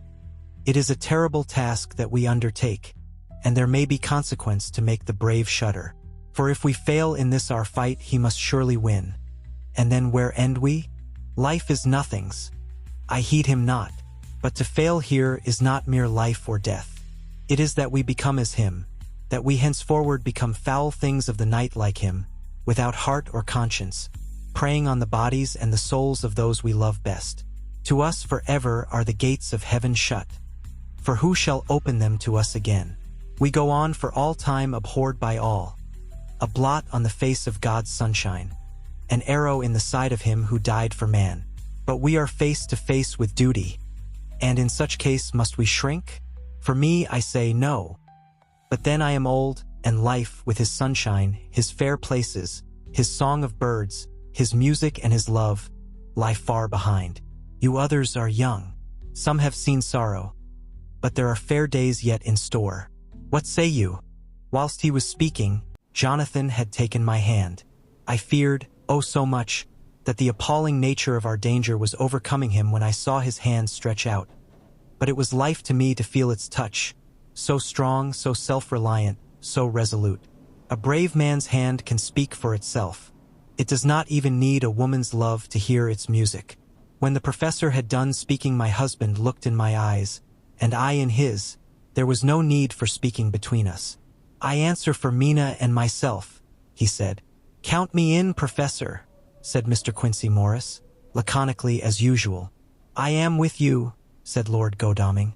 "For Lucy's sake, if for no other reason." Dr. Seward simply nodded. The professor stood up and, after laying his golden crucifix on the table, held out his hand on either side.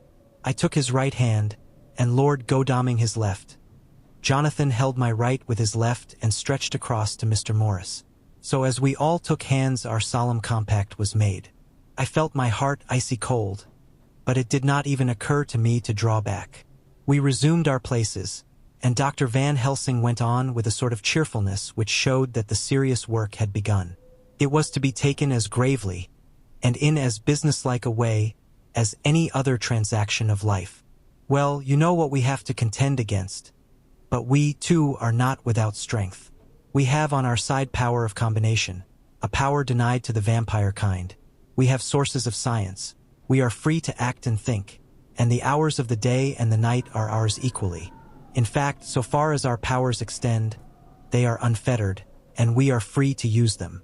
We have self-devotion in a cause, and an end to achieve which is not a selfish one. These things are much. Now let us see how far the general powers arrayed against us are restrict, and how the individual cannot. In fine, let us consider the limitations of the vampire in general, and of this one in particular. All we have to go upon are traditions and superstitions. These do not at the first appear much, when the matter is one of life and death, nay, of more than either life or death. Yet must we be satisfied, in the first place because we have to be, no other means is at our control, and secondly because, after all, these things, tradition and superstition, are everything. Does not the belief in vampires rest for others, though not, alas, for us, on them?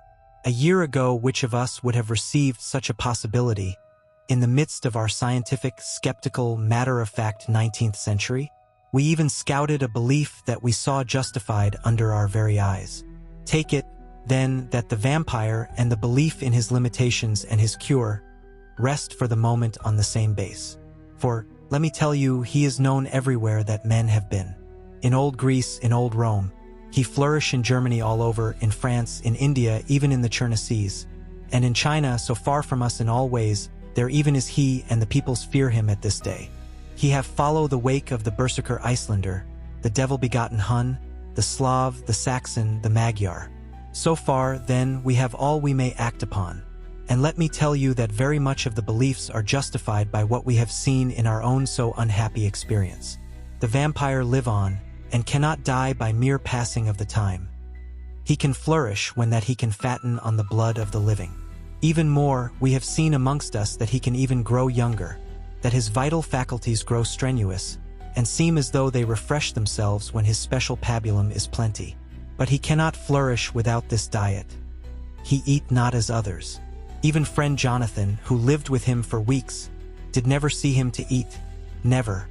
He throws no shadow. He make in the mirror no reflect, as again Jonathan observe.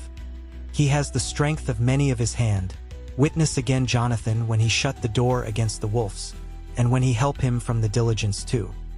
He can transform himself to wolf, as we gather from the ship arrival in Whitby, when he tear open the dog. He can be as bat, as Madame Mina saw him on the window at Whitby, and as friend John saw him fly from this so near house, and as my friend Quincy saw him at the window of Miss Lucy. He can come in mist which he create.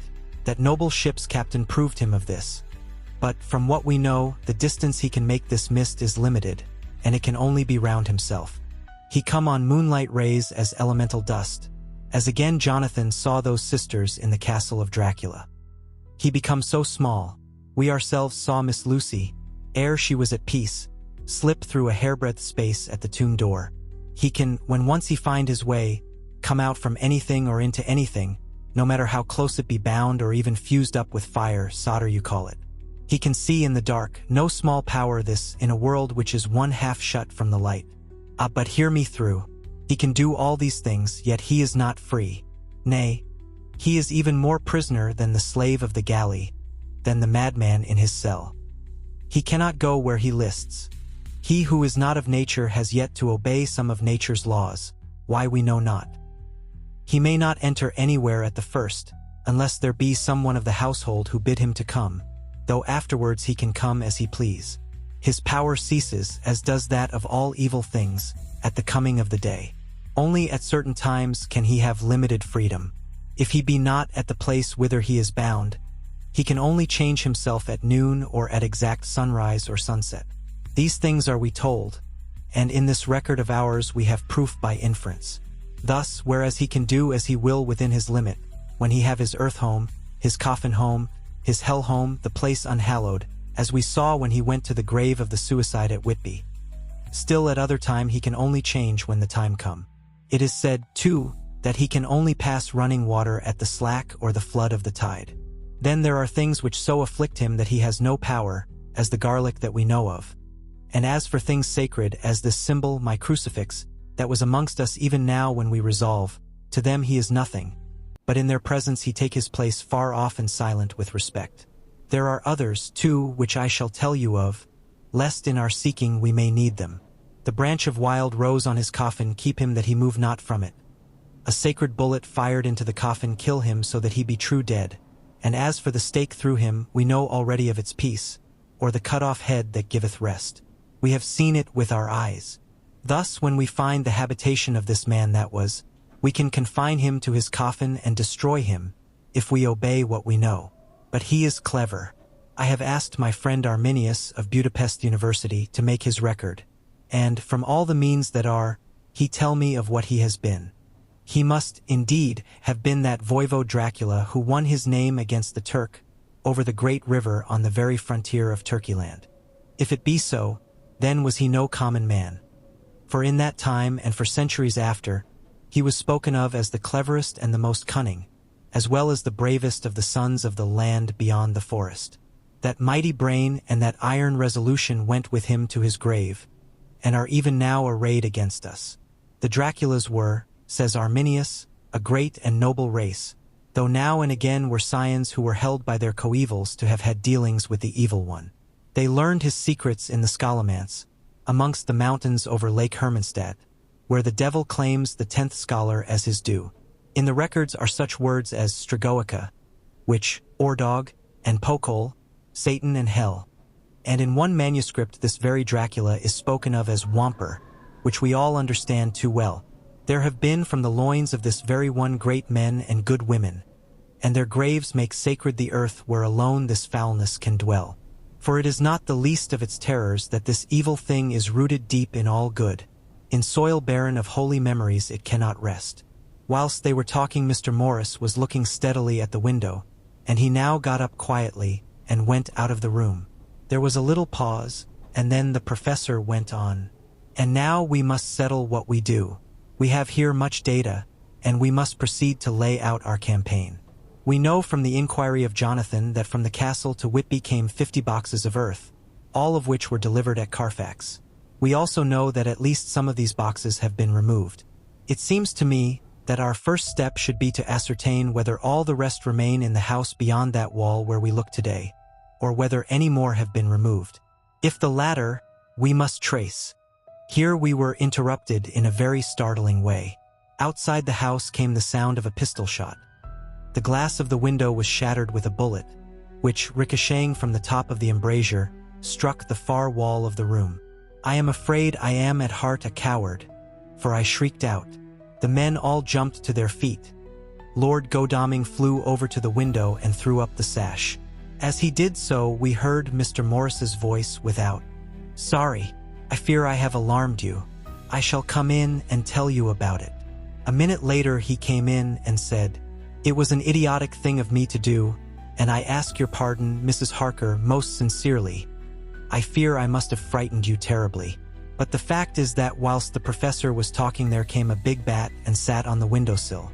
I have got such a horror of the damned brutes from recent events that I cannot stand them, and I went out to have a shot, as I have been doing of late of evenings, whenever I have seen one." "You used to laugh at me for it then, Art. Did you hit it?" asked Dr. Van Helsing. "I don't know. I fancy not, for it flew away into the wood." Without saying any more, he took his seat, and the professor began to resume his statement. "We must trace each of these boxes, and when we are ready, we must either capture or kill this monster in his lair, or we must, so to speak, sterilize the earth, so that no more he can seek safety in it.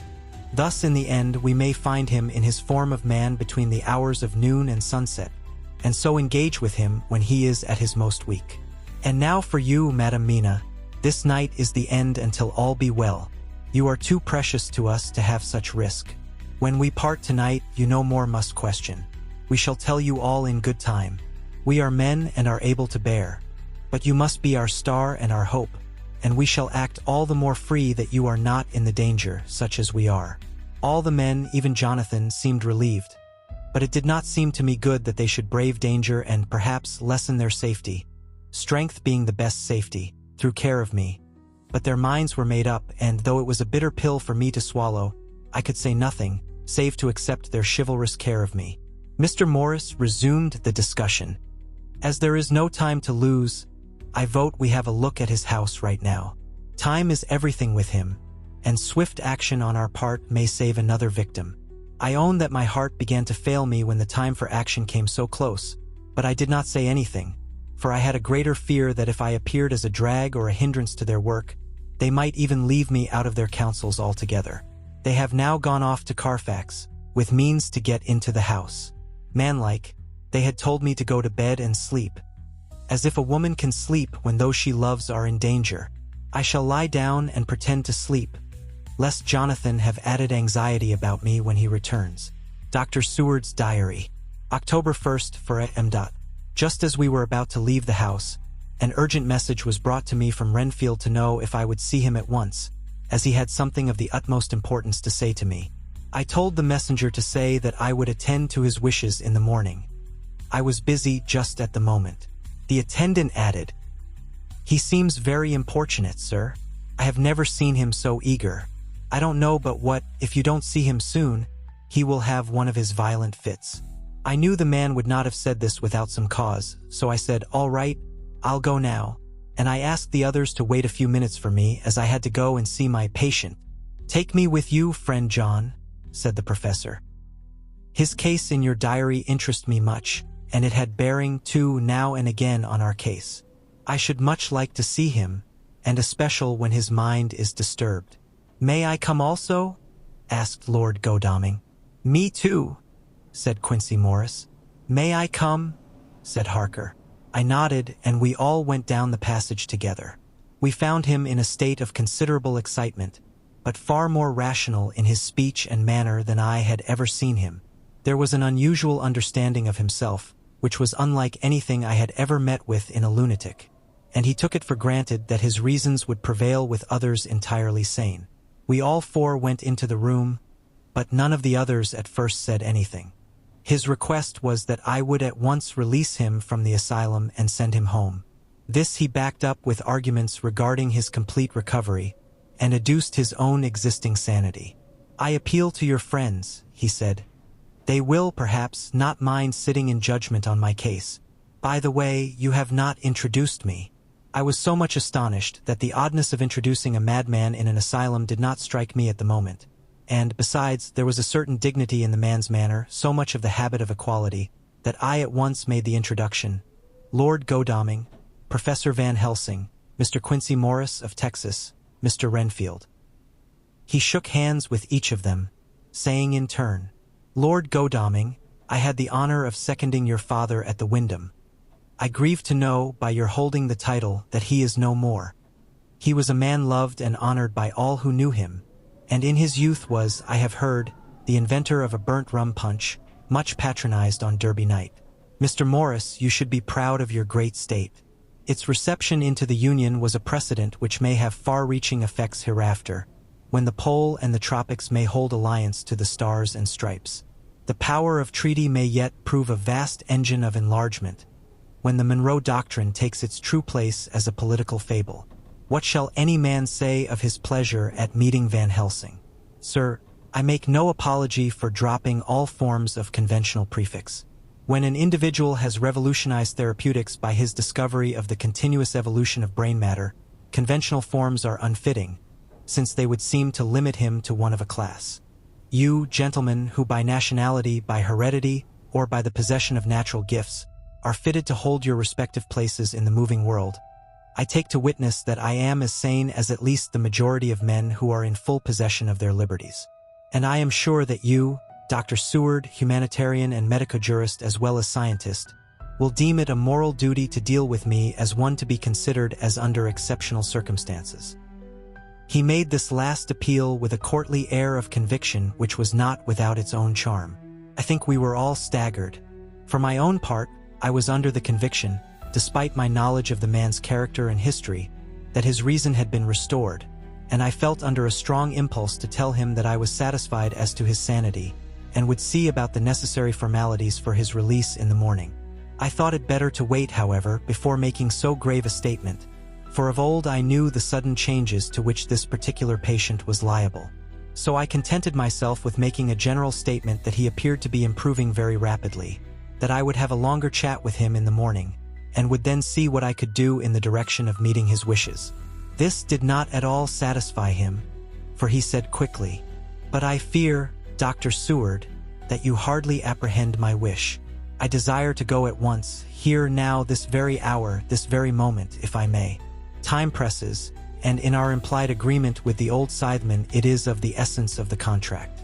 I am sure it is only necessary to put before so admirable a practitioner as Dr. Seward so simple, yet so momentous a wish, to ensure its fulfillment."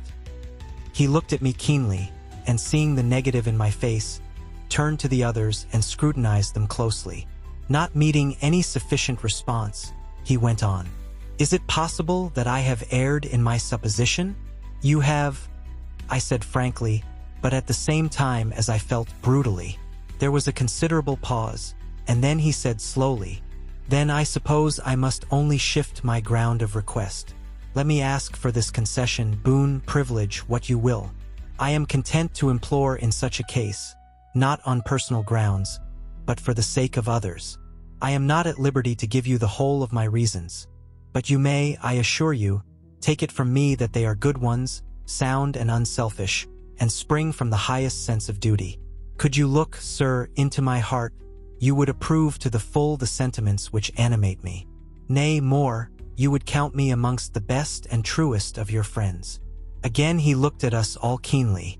I had a growing conviction that this sudden change of his entire intellectual method was but yet another form or phase of his madness, and so determined to let him go on a little longer, knowing from experience that he would, like all lunatics, give himself away in the end. Van Helsing was gazing at him with a look of utmost intensity, his bushy eyebrows almost meeting with the fixed concentration of his look. He said to Renfield in a tone which did not surprise me at the time, but only when I thought of it afterwards, for it was as of one addressing an equal, "Can you not tell frankly your real reason for wishing to be free tonight? I will undertake that if you will satisfy even me, a stranger without prejudice, and with the habit of keeping an open mind, Dr. Seward will give you, at his own risk and on his own responsibility, the privilege you seek." He shook his head sadly, and with a look of poignant regret on his face. The professor went on, "Come, sir, bethink yourself. You claim the privilege of reason in the highest degree, since you seek to impress us with your complete reasonableness. You do this, whose sanity we have reason to doubt, since you are not yet released from medical treatment for this very defect. If you will not help us in our effort to choose the wisest course, how can we perform the duty which you yourself put upon us? Be wise and help us, and if we can, we shall aid you to achieve your wish." He still shook his head as he said, "Dr. Van Helsing, I have nothing to say. Your argument is complete, and if I were free to speak I should not hesitate a moment. But I am not my own master in the matter. I can only ask you to trust me. If I am refused, the responsibility does not rest with me." I thought it was now time to end the scene, which was becoming too comically grave, so I went towards the door, simply saying, "Come, my friends, we have work to do. Good night." As, however, I got near the door, a new change came over the patient. He moved towards me so quickly that for the moment I feared that he was about to make another homicidal attack. My fears, however, were groundless, for he held up his two hands imploringly and made his petition in a moving manner. As he saw that the very excess of his emotion was militating against him, by restoring us more to our old relations, he became still more demonstrative. I glanced at Van Helsing and saw my conviction reflected in his eyes. So I became a little more fixed in my manner, if not more stern, and motioned to him that his efforts were unavailing. I had previously seen something of the same constantly growing excitement in him when he had to make some request of which at the time he had thought much, such, for instance, as when he wanted a cat, and I was prepared to see the collapse into the same sullen acquiescence on this occasion. My expectation was not realized, for, when he found that his appeal would not be successful, he got into quite a frantic condition. He threw himself on his knees and held up his hands, wringing them in plaintive supplication, and poured forth a torrent of entreaty, with the tears rolling down his cheeks, and his whole face and form expressive of the deepest emotion. "Let me entreat you, Dr. Seward. Oh, let me implore you to let me out of this house at once. Send me away how you will and where you will. Send keepers with me with whips and chains. Let them take me in a straight waistcoat, manacled and leg-ironed, even to a jail, but let me go out of this. You don't know what you do by keeping me here. I am speaking from the depths of my heart, of my very soul. You don't know whom you wrong or how, and I may not tell. Woe is me, I may not tell. By all you hold sacred, by all you hold dear, by your love that is lost, by your hope that lives, for the sake of the Almighty, take me out of this and save my soul from guilt. Can't you hear me, man? Can't you understand? Will you never learn? Don't you know that I am sane and earnest now, that I am no lunatic in a mad fit, but a sane man fighting for his soul? Oh, hear me, hear me. Let me go, let me go, let me go." I thought that the longer this went on the wilder he would get, and so would bring on a fit. So I took him by the hand and raised him up. "Come," I said sternly. "No more of this. We have had quite enough already. Get to your bed and try to behave more discreetly." He suddenly stopped and looked at me intently for several moments. Then, without a word, he rose and, moving over, sat down on the side of the bed. The collapse had come, as on former occasion, just as I had expected. When I was leaving the room, last of our party, he said to me in a quiet, well-bred voice, "You will, I trust, Dr. Seward, do me the justice to bear in mind, later on, that I did what I could to convince you tonight." Chapter 19. Jonathan Harker's Journal. October 1st, 5 M. I went with the party to the search with an easy mind, for I think I never saw Mina so absolutely strong and well. I am so glad that she consented to hold back and let us men do the work. Somehow it was a dread to me that she was in this fearful business at all. But now that her work is done, and that it is due to her energy and brains and foresight that the whole story is put together in such a way that every point tells, she may well feel that her part is finished, and that she can henceforth leave the rest to us. We were, I think, all a little upset by the scene with Mr. Renfield. When we came away from his room, we were silent till we got back to the study.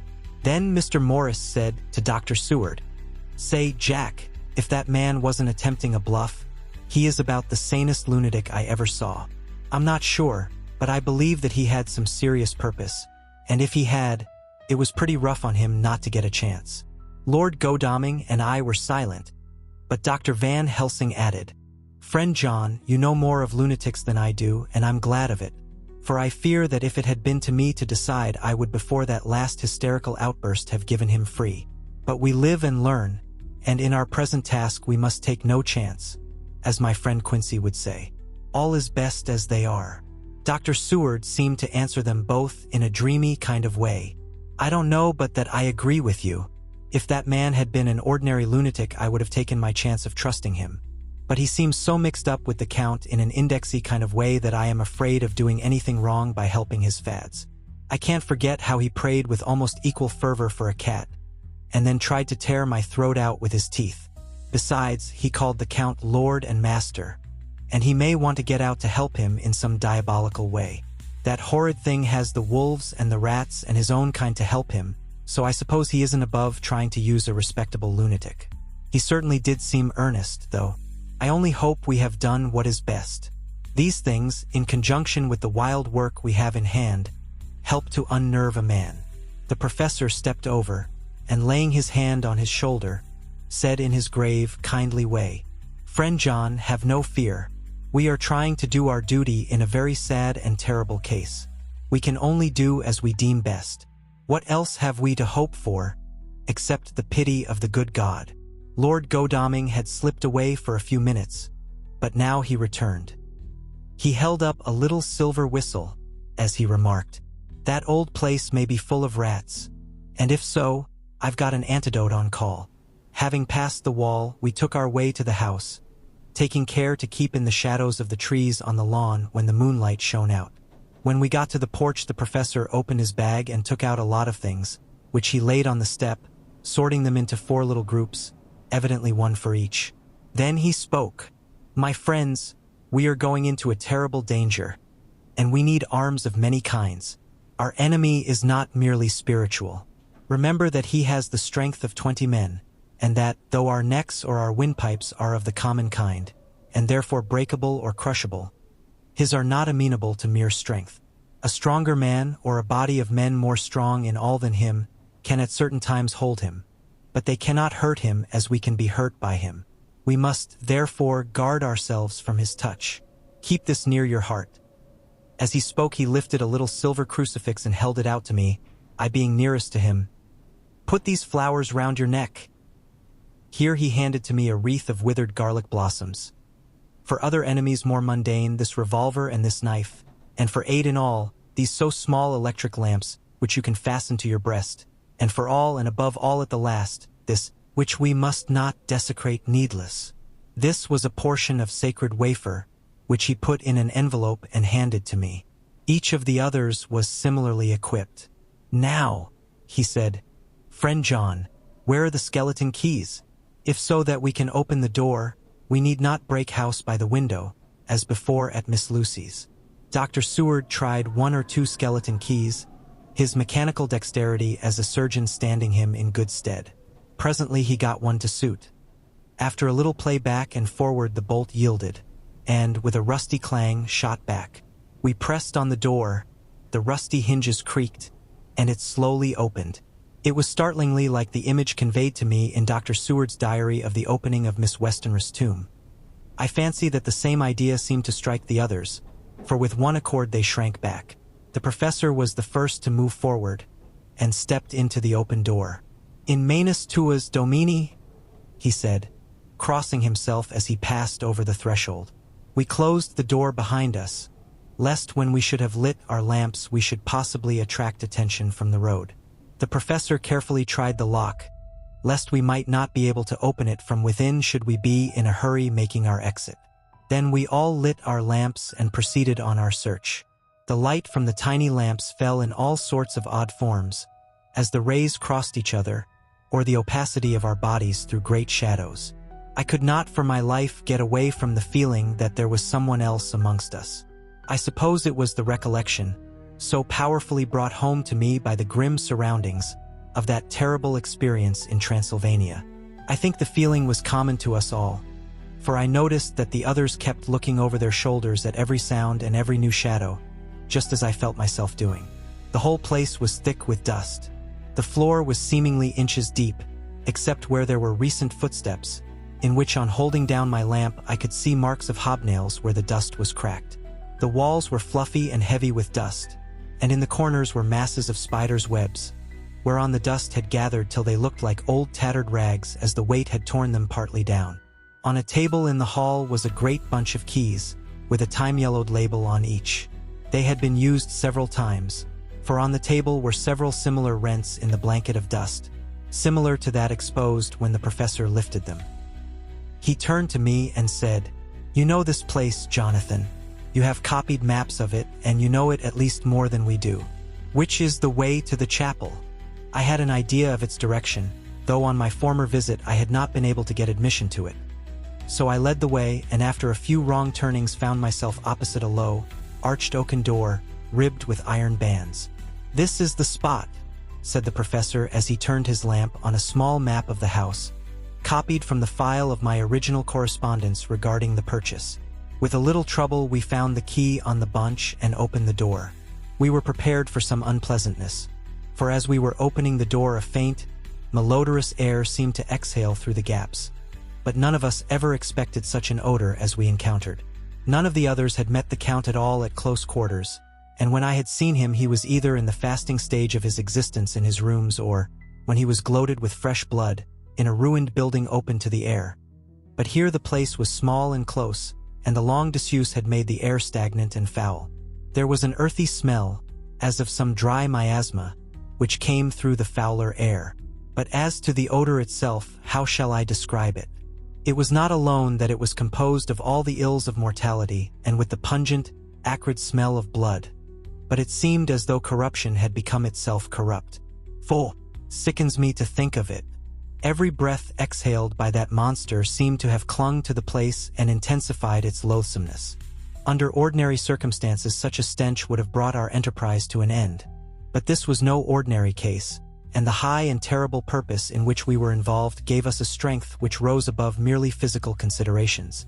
After the involuntary shrinking consequent on the first nauseous whiff, we one and all set about our work as though that loathsome place were a garden of roses. We made an accurate examination of the place, the professor saying as we began, "The first thing is to see how many of the boxes are left. We must then examine every hole and corner and cranny and see if we cannot get some clue as to what has become of the rest." A glance was sufficient to show how many remained, for the great earth chests were bulky, and there was no mistaking them. There were only 29 left out of the 50. Once I got a fright, for seeing Lord Godalming suddenly turn and look out of the vaulted door into the dark passage beyond. I looked too, and for an instant my heart stood still. Somewhere, looking out from the shadow, I seemed to see the high lights of the Count's evil face, the ridge of the nose, the red eyes, the red lips, the awful pallor. It was only for a moment, for, as Lord Godalming said, "I thought I saw a face, but it was only the shadows," and resumed his inquiry. I turned my lamp in the direction and stepped into the passage. There was no sign of anyone, and as there were no corners, no doors, no aperture of any kind, but only the solid walls of the passage, there could be no hiding place even for him. I took it that fear had helped imagination and said nothing. A few minutes later I saw Morris step suddenly back from a corner, which he was examining. We all followed his movements with our eyes, for undoubtedly some nervousness was growing on us, and we saw a whole mass of phosphorescence, which twinkled like stars. We all instinctively drew back. The whole place was becoming alive with rats. For a moment or two we stood appalled, all save Lord Godalming, who was seemingly prepared for such an emergency. Rushing over to the great iron-bound oaken door, which Dr. Seward had described from the outside, and which I had seen myself, he turned the key in the lock, drew the huge bolts, and swung the door open. Then, taking his little silver whistle from his pocket, he blew a low, shrill call. It was answered from behind Dr. Seward's house by the yelping of dogs, and after about a minute 3 terriers came dashing round the corner of the house. Unconsciously we had all moved towards the door, and as we moved I noticed that the dust had been much disturbed. The boxes which had been taken out had been brought this way. But even in the minute that had elapsed the number of the rats had vastly increased. They seemed to swarm over the place all at once, till the lamplight, shining on their moving dark bodies and glittering, baleful eyes, made the place look like a bank of earth set with fireflies. The dogs dashed on, but at the threshold suddenly stopped and snarled, and then, simultaneously lifting their noses, began to howl in most lugubrious fashion. The rats were multiplying in thousands, and we moved out. Lord Godalming lifted one of the dogs, and carrying him in, placed him on the floor. The instant his feet touched the ground, he seemed to recover his courage and rushed at his natural enemies. They fled before him so fast that before he had shaken the life out of a score, the other dogs, who had by now been lifted in the same manner, had but small prey ere the whole mass had vanished. With their going it seemed as if some evil presence had departed, for the dogs frisked about and barked merrily as they made sudden darts at their prostrate foes, and turned them over and over and tossed them in the air with vicious shakes. We all seemed to find our spirits rise. Whether it was the purifying of the deadly atmosphere by the opening of the chapel door, or the relief which we experienced by finding ourselves in the open, I know not. But most certainly the shadow of dread seemed to slip from us like a robe, and the occasion of our coming lost something of its grim significance, though we did not slacken a whit in our resolution. We closed the outer door and barred and locked it, and bringing the dogs with us, began our search of the house. We found nothing throughout except dust in extraordinary proportions, and all untouched save for my own footsteps when I had made my first visit. Never once did the dogs exhibit any symptom of uneasiness, and even when we returned to the chapel they frisked about as though they had been rabbit hunting in a summer wood. The morning was quickening in the east when we emerged from the front. Dr. Van Helsing had taken the key of the hall door from the bunch and locked the door in orthodox fashion, putting the key into his pocket when he had done. "So far," he said, "our night has been eminently successful. No harm has come to us such as I feared might be, and yet we have ascertained how many boxes are missing. More than all do I rejoice that this, our first, and perhaps our most difficult and dangerous step has been accomplished without the bringing there into our most sweet Madam Mina or troubling her waking or sleeping thoughts with sights and sounds and smells of horror which she might never forget. One lesson, too, we have learned, if it be allowable to argue a particulari, that the brute beasts which are to the Count's command are yet themselves not amenable to his spiritual power. For look, these rats that would come to his call, just as from his castle top he summoned the wolves to your going and to that poor mother's cry, though they come to him, they run pell-mell from the so little dogs of my friend Arthur. We have other matters before us, other dangers, other fears, and that monster, he has not used his power over the brute world for the only or the last time tonight. So be it that he has gone elsewhere. Good. It has given us opportunity to cry check, in some ways in this chess game, which we play for the stake of human souls. And now let us go home. The dawn is close at hand, and we have reason to be content with our first night's work. It may be ordained that we have many nights and days to follow, if full of peril, but we must go on, and from no danger shall we shrink. The house was silent when we got back, save for some poor creature who was screaming away in one of the distant wards, and a low, moaning sound from Renfield's room. The poor wretch was doubtless torturing himself, after the manner of the insane, with needless thoughts of pain. I came tiptoe into our own room, and found Mina asleep, breathing so softly that I had to put my ear down to hear it. She looks paler than usual. I hope the meeting tonight has not upset her. I am truly thankful that she is to be left out of our future work, and even of our deliberations. It is too great a strain for a woman to bear. I did not think so at first, but I know better now. Therefore I am glad that it is settled. There may be things which would frighten her to hear, and yet to conceal them from her might be worse than to tell her if once she suspected that there was any concealment. Henceforth our work is to be a sealed book to her, till at least such time as we can tell her that all is finished, and the earth free from a monster of the nether world. I dare say it will be difficult to begin to keep silence after such confidence as ours, but I must be resolute, and tomorrow I shall keep dark over tonight's doings, and shall refuse to speak of anything that has happened. I rest on the sofa so as not to disturb her. October 1st, later. I suppose it was natural that we should have all overslept ourselves, for the day was a busy one, and the night had no rest at all. Even Mina must have felt its exhaustion, for though I slept till the sun was high, I was awake before her, and had to call 2 or 3 times before she awoke. Indeed, she was so sound asleep that for a few seconds she did not recognize me, but looked at me with a sort of blank terror, as one looks who has been waked out of a bad dream. She complained a little of being tired, and I let her rest till later in the day. We now know of 21 boxes having been removed, and if it be that several were taken in any of these removals we may be able to trace them all. Such will, of course, immensely simplify our labor, and the sooner the matter is attended to the better. I shall look up Thomas Snelling today. Dr. Seward's diary. October 1st. It was towards noon when I was awakened by the professor walking into my room. He was more jolly and cheerful than usual, and it is quite evident that last night's work has helped to take some of the brooding weight off his mind. After going over the adventure of the night, he suddenly said, "Your patient interests me much. May it be that with you I visit him this morning? Or if that you are too occupied, I can go alone if it may be. It is a new experience to me to find a lunatic who talk philosophy and reasons so sound. I had some work to do which pressed, so I told him that if he would go alone I would be glad, as then I should not have to keep him waiting. So I called an attendant and gave him the necessary instructions. Before the professor left the room, I cautioned him against getting any false impression from my patient. But, he answered, I want him to talk of himself and of his delusion as to consuming live things. He said to Madame Mina, as I see in your diary of yesterday, that he had once had such a belief. Why do you smile, friend John? Excuse me, I said, but the answer is here. I laid my hand on the typewritten matter. When our sane and learned lunatic made that very statement of how he used to consume life, his mouth was actually nauseous with the flies and spiders which he had eaten just before Mrs. Harker entered the room. Van Helsing smiled in turn. Good, he said. Your memory is true, friend John.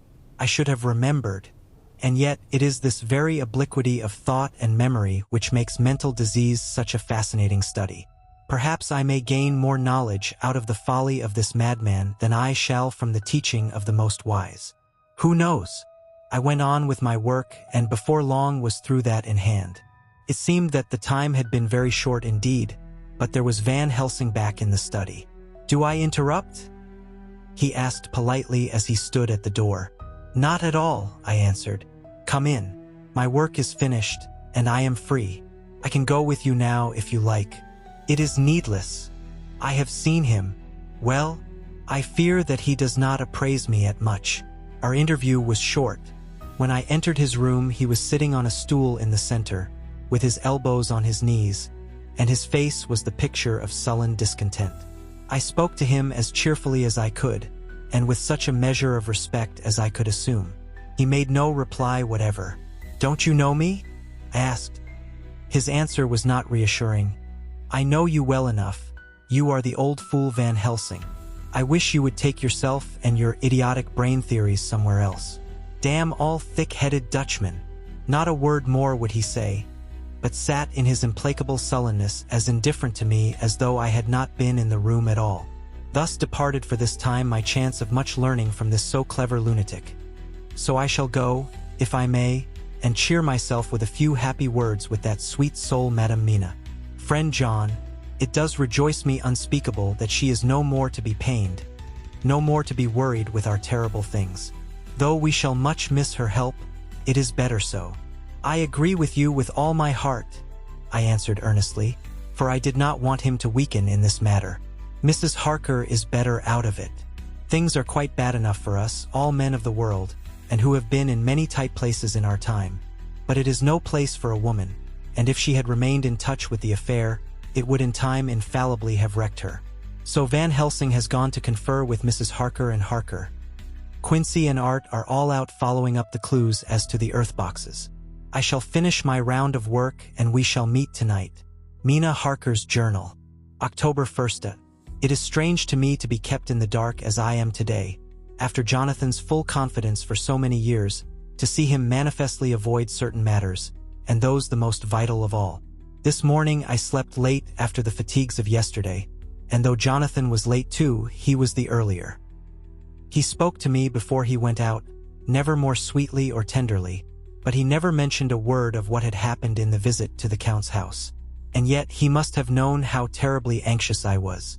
Poor dear fellow, I suppose it must have distressed him even more than it did me. They all agreed that it was best that I should not be drawn further into this awful work, and I acquiesced.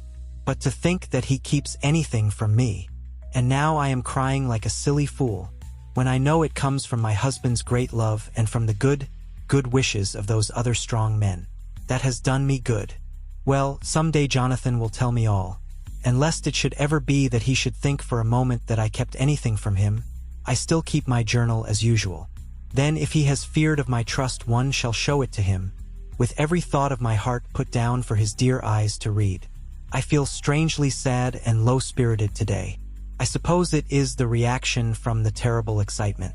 Last night I went to bed when the men had gone, simply because they told me to. I didn't feel sleepy, and I did feel full of devouring anxiety.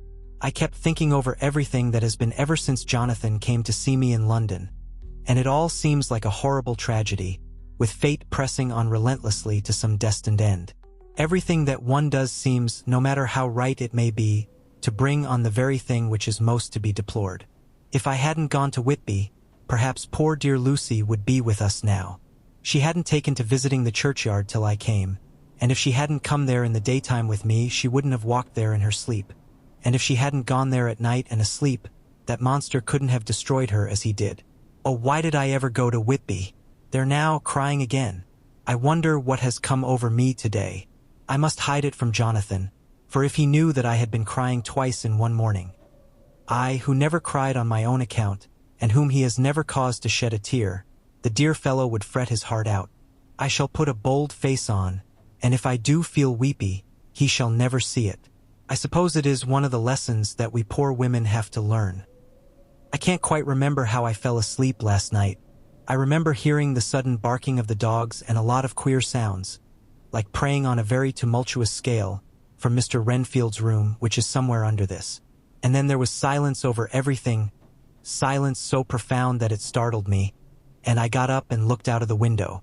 All was dark and silent, the black shadows thrown by the moonlight seeming full of a silent mystery of their own.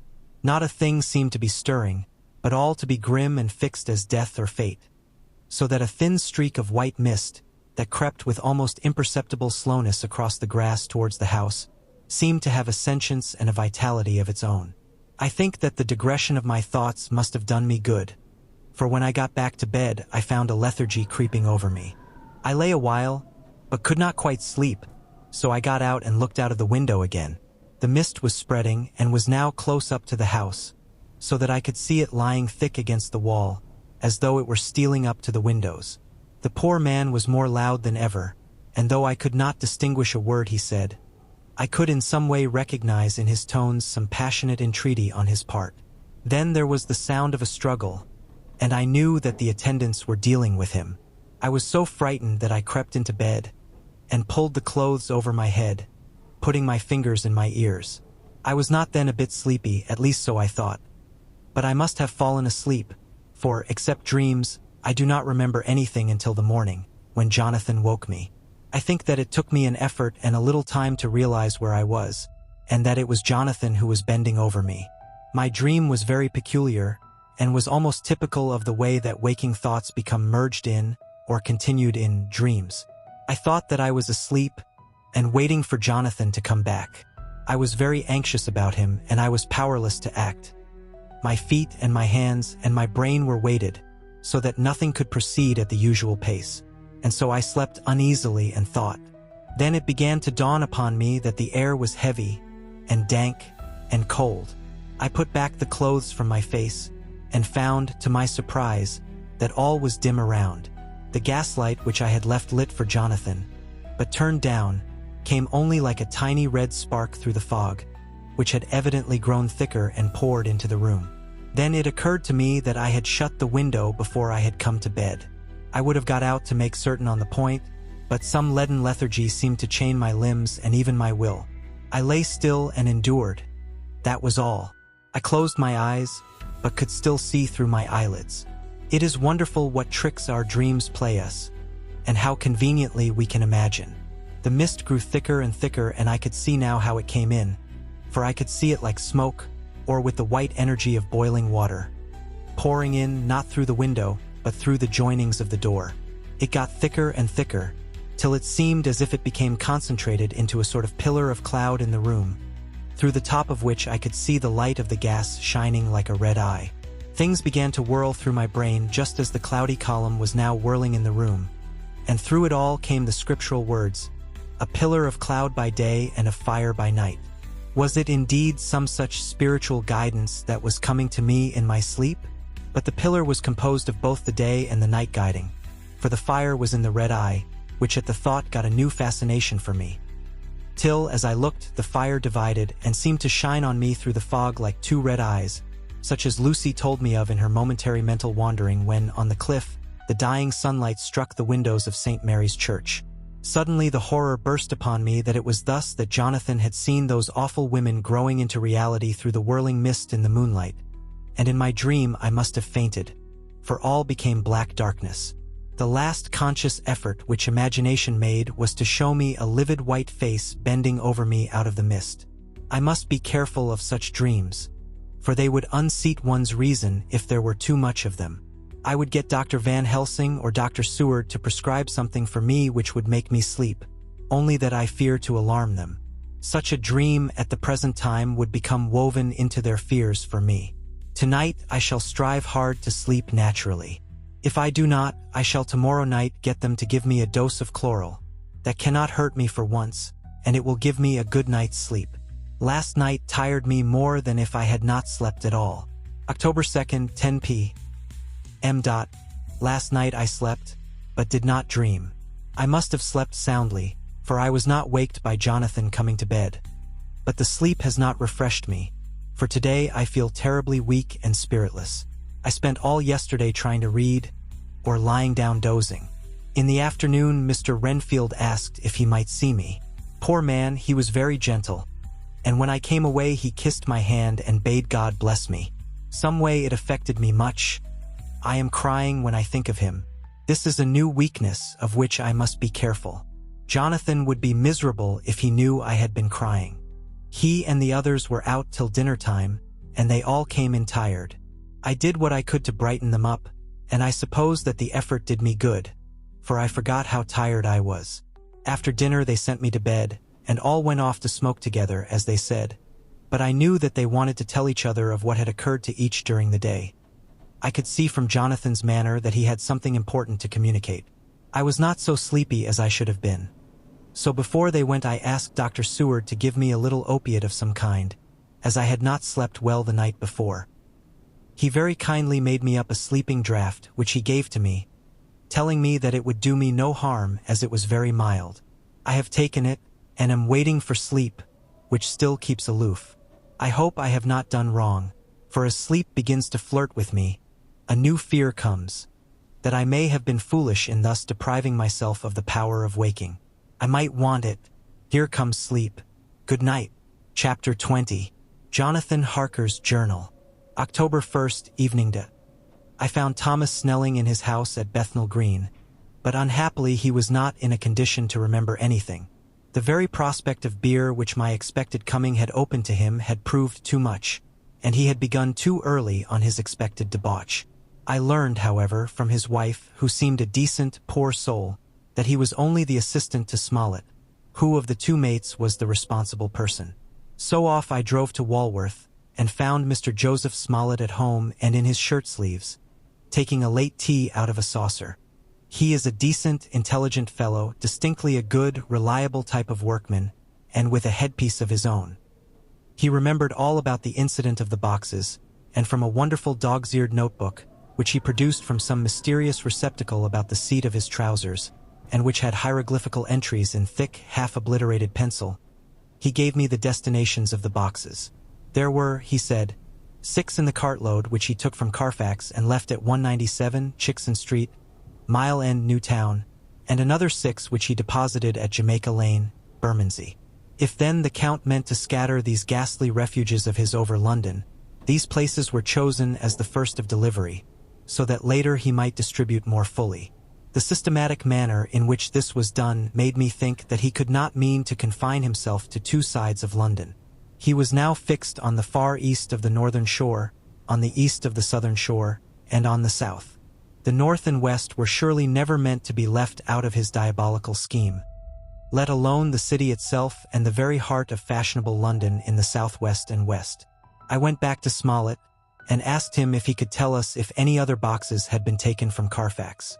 He replied, "Well, Governor, you've treated me wery ensome." I had given him half a sovereign, And I'll tell yer all I know.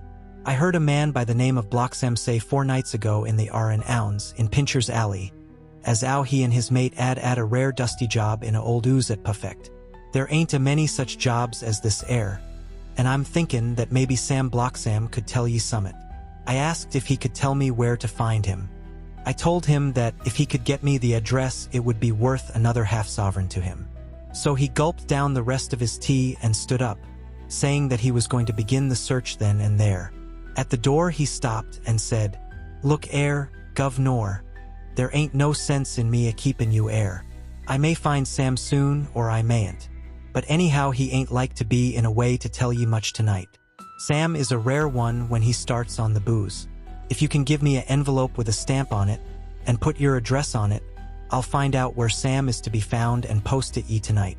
But ye'd better be up arter him soon in the mornin', or maybe ye won't catch him.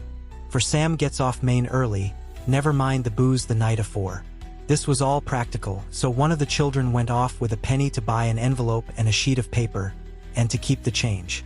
When she came back, I addressed the envelope and stamped it, and when Smollett had again faithfully promised to post the address when found, I took my way to home. We're on the track anyhow. I am tired tonight and want sleep. Mina is fast asleep and looks a little too pale. Her eyes look as though she had been crying. Poor dear, I've no doubt it frets her to be kept in the dark, and it may make her doubly anxious about me and the others. But it is best as it is. It is better to be disappointed and worried in such a way now than to have her nerve broken. The doctors were quite right to insist on her being kept out of this dreadful business. I must be firm, for on me this particular burden of silence must rest. I shall not ever enter on the subject with her under any circumstances. Indeed, it may not be a hard task after all, for she herself has become reticent on the subject, and has not spoken of the Count or his doings ever since we told her of our decision. October 2nd, evening. A long and trying and exciting day. By the first post I got my directed envelope with a dirty scrap of paper enclosed, on which was written with a carpenter's pencil in a sprawling hand, "Sam Bloxam, Corcoran's, 4 Potter's Court, Bartle Street, Walworth. Ask for the Depite." I got the letter in bed, and rose without waking Mina. She looked heavy and sleepy and pale and far from well. I determined not to wake her, but that, when I should return from this new search, I would arrange for her going back to Exeter. I think she would be happier in our own home, with her daily tasks to interest her, than in being here amongst us and in ignorance. I only saw Dr. Seward for a moment, and told him where I was off to, promising to come back and tell the rest so soon as I should have found out anything. I drove to Walworth and found, with some difficulty, Potter's Court. Mr. Smollett's spelling misled me, as I asked for Potter's Court instead of Potter's Court. However, when I had found the court, I had no difficulty in discovering Corcoran's lodging house. When I asked the man who came to the door for the Depite, he shook his head and said, "I dunno him. There ain't no such a person 'ere. I never 'eard of 'im in all my bloomin' days. Don't believe there ain't nobody of that kind livin' 'ere or anywheres." I took out Smollett's letter, and as I read it, it seemed to me that the lesson of the spelling of the name of the court might guide me. "What are you?" I asked. "I'm the deputy," he answered. I saw at once that I was on the right track. Phonetic spelling had again misled me. A half-crown tip put the deputy's knowledge at my disposal, and I learned that Mr. Bloxam, who had slept off the remains of his beer on the previous night at Corcoran's, had left for his work at Poplar at 5 o'clock that morning. He could not tell me where the place of work was situated, but he had a vague idea that it was some kind of a newfangled warehouse, and with this slender clue I had to start for Poplar. It was 12 o'clock before I got any satisfactory hint of such a building, and this I got at a coffee shop, where some workmen were having their dinner. One of these suggested that there was being erected at Cross Angel Street a new cold storage building, and as this suited the condition of a newfangled warehouse, I at once drove to it. An interview with a surly gatekeeper and a surlier foreman, both of whom were appeased with the coin of the realm, put me on the track of Bloxam. He was sent for on my suggesting that I was willing to pay his day's wages to his foreman for the privilege of asking him a few questions on a private matter. He was a smart enough fellow, though rough of speech and bearing. When I had promised to pay for his information and given him an earnest, he told me that he had made 2 journeys between Carfax and a house in Piccadilly, and had taken from this house to the latter 9 great boxes, main heavy ones, with a horse and cart hired by him for this purpose. I asked him if he could tell me the number of the house in Piccadilly, to which he replied, "Well, governor, I forgets the number, but it was only a few doors from a big white church or something of the kind, not long built. It was a dusty old ooze, too, though nothin' to the dustiness of the ooze we took the bloomin' boxes from." "How did you get into the houses if they were both empty?" "There was the old party what engaged me a waitin' in the ooze at Purfleet. He helped me to lift the boxes and put them in the dray. Curse me, but he was the strongest chap I ever struck, and him a old feller with a white mustache, one that thin you would think he couldn't throw a shatter." How this phrase thrilled through me. Why, he took up his end of the boxes like they was pounds of tea, and me a puffin' and a blowin' afore I could up end mine anyhow, and I'm no chicken neither. "How did you get into the house in Piccadilly?" I asked. "He was there too. He must have started off and got there afore me, for when I rung of the bell he came and opened the door hisself and helped me to carry the boxes into the hall." "The whole 9? I asked. "Yes. There was 5 in the first load and 4 in the second. It was main dry work, and I don't so well remember how I got home." I interrupted him. "Were the boxes left in the hall?" "Yes. It was a big hall, and there was nothing else in it." I made one more attempt to further matters. "You didn't have any key?" "Never used no key nor nothing. The old gent, he opened the door hisself and shut it again when I druv off. I don't remember the last time, but that was the beer." "And you can't remember the number of the house?" "No, sir, but ye needn't have no difficulty about that. It's a iron with a stone front with a bow on it." And I steps up to the door. I know them steps, Avon. Add to carry the boxes up with 3 loafers what come round to earn a copper. The old gent give them shillings, and they seein' they got so much they wanted more. But he took one of them by the shoulder and was like to throw him down the steps, till the lot of them went away cussin'. I thought that with this description I could find the house, so having paid my friend for his information, I started off for Piccadilly. I had gained a new painful experience. The Count could, it was evident, handle the earth boxes himself. If so, time was precious. For now that he had achieved a certain amount of distribution, he could, by choosing his own time, complete the task unobserved. At Piccadilly Circus I discharged my cab and walked westward. Beyond the Junior Constitutional I came across the house described, and was satisfied that this was the next of the lairs arranged by Dracula. The house looked as though it had been long untenanted.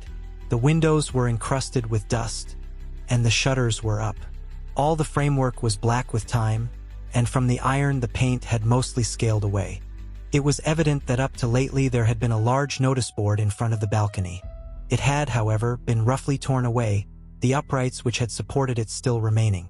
Behind the rails of the balcony I saw there were some loose boards, whose raw edges looked white. I would have given a good deal to have been able to see the notice board intact, as it would, perhaps, have given some clue to the ownership of the house. I remembered my experience of the investigation and purchase of Carfax, and I could not but feel that if I could find the former owner there might be some means discovered of gaining access to the house. There was at present nothing to be learned from the Piccadilly side, and nothing could be done. So I went round to the back to see if anything could be gathered from this quarter. The mews were active, the Piccadilly houses being mostly in occupation. I asked 1 or 2 of the grooms and helpers whom I saw around if they could tell me anything about the empty house. One of them said that he heard it had lately been taken, but he couldn't say from whom. He told me, however, that up to very lately there had been a notice board of "for sale" up, and that perhaps Mitchell, Sons, and Candy, the house agents, could tell me something, as he thought he remembered seeing the name of that firm on the board. I did not wish to seem too eager, or to let my informant know or guess too much, so, thanking him in the usual manner, I strolled away. It was now growing dusk, and the autumn night was closing in, so I did not lose any time. Having learned the address of Mitchell, Sons, and Candy from a directory at the Berkeley, I was soon at their office in Sackville Street. The gentleman who saw me was particularly suave in manner, but uncommunicative in equal proportion.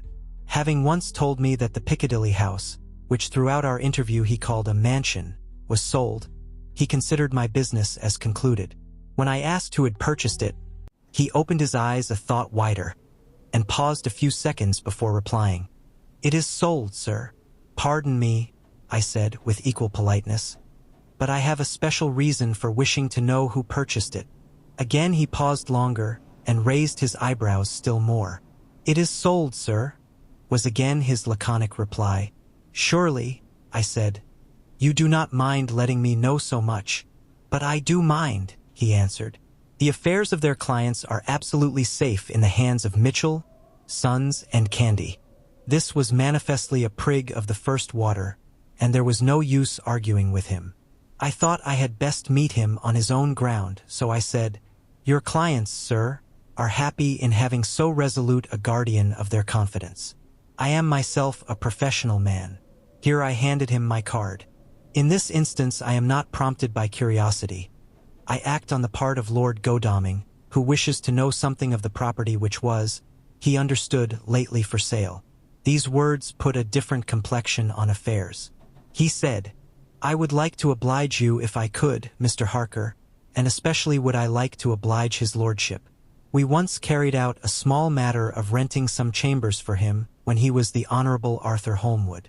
If you will let me have his lordship's address, I will consult the house on the subject, and will, in any case, communicate with his lordship by tonight's post. It will be a pleasure if we can so far deviate from our rules as to give the required information to his lordship." I wanted to secure a friend, and not to make an enemy, so I thanked him, gave the address at Dr. Seward's, and came away. It was now dark, and I was tired and hungry. I got a cup of tea at the Aerated Bread Company and came down to Purfleet by the next train. I found all the others at home. Mina was looking tired and pale, but she made a gallant effort to be bright and cheerful. It wrung my heart to think that I had had to keep anything from her and so caused her inquietude. Thank God! This will be the last night of her looking on at our conferences, and feeling the sting of our not showing our confidence. It took all my courage to hold to the wise resolution of keeping her out of our grim task. She seems somehow more reconciled, or else the very subject seems to have become repugnant to her, for when any accidental allusion is made she actually shudders. I am glad we made our resolution in time, as with such a feeling as this, our growing knowledge would be torture to her.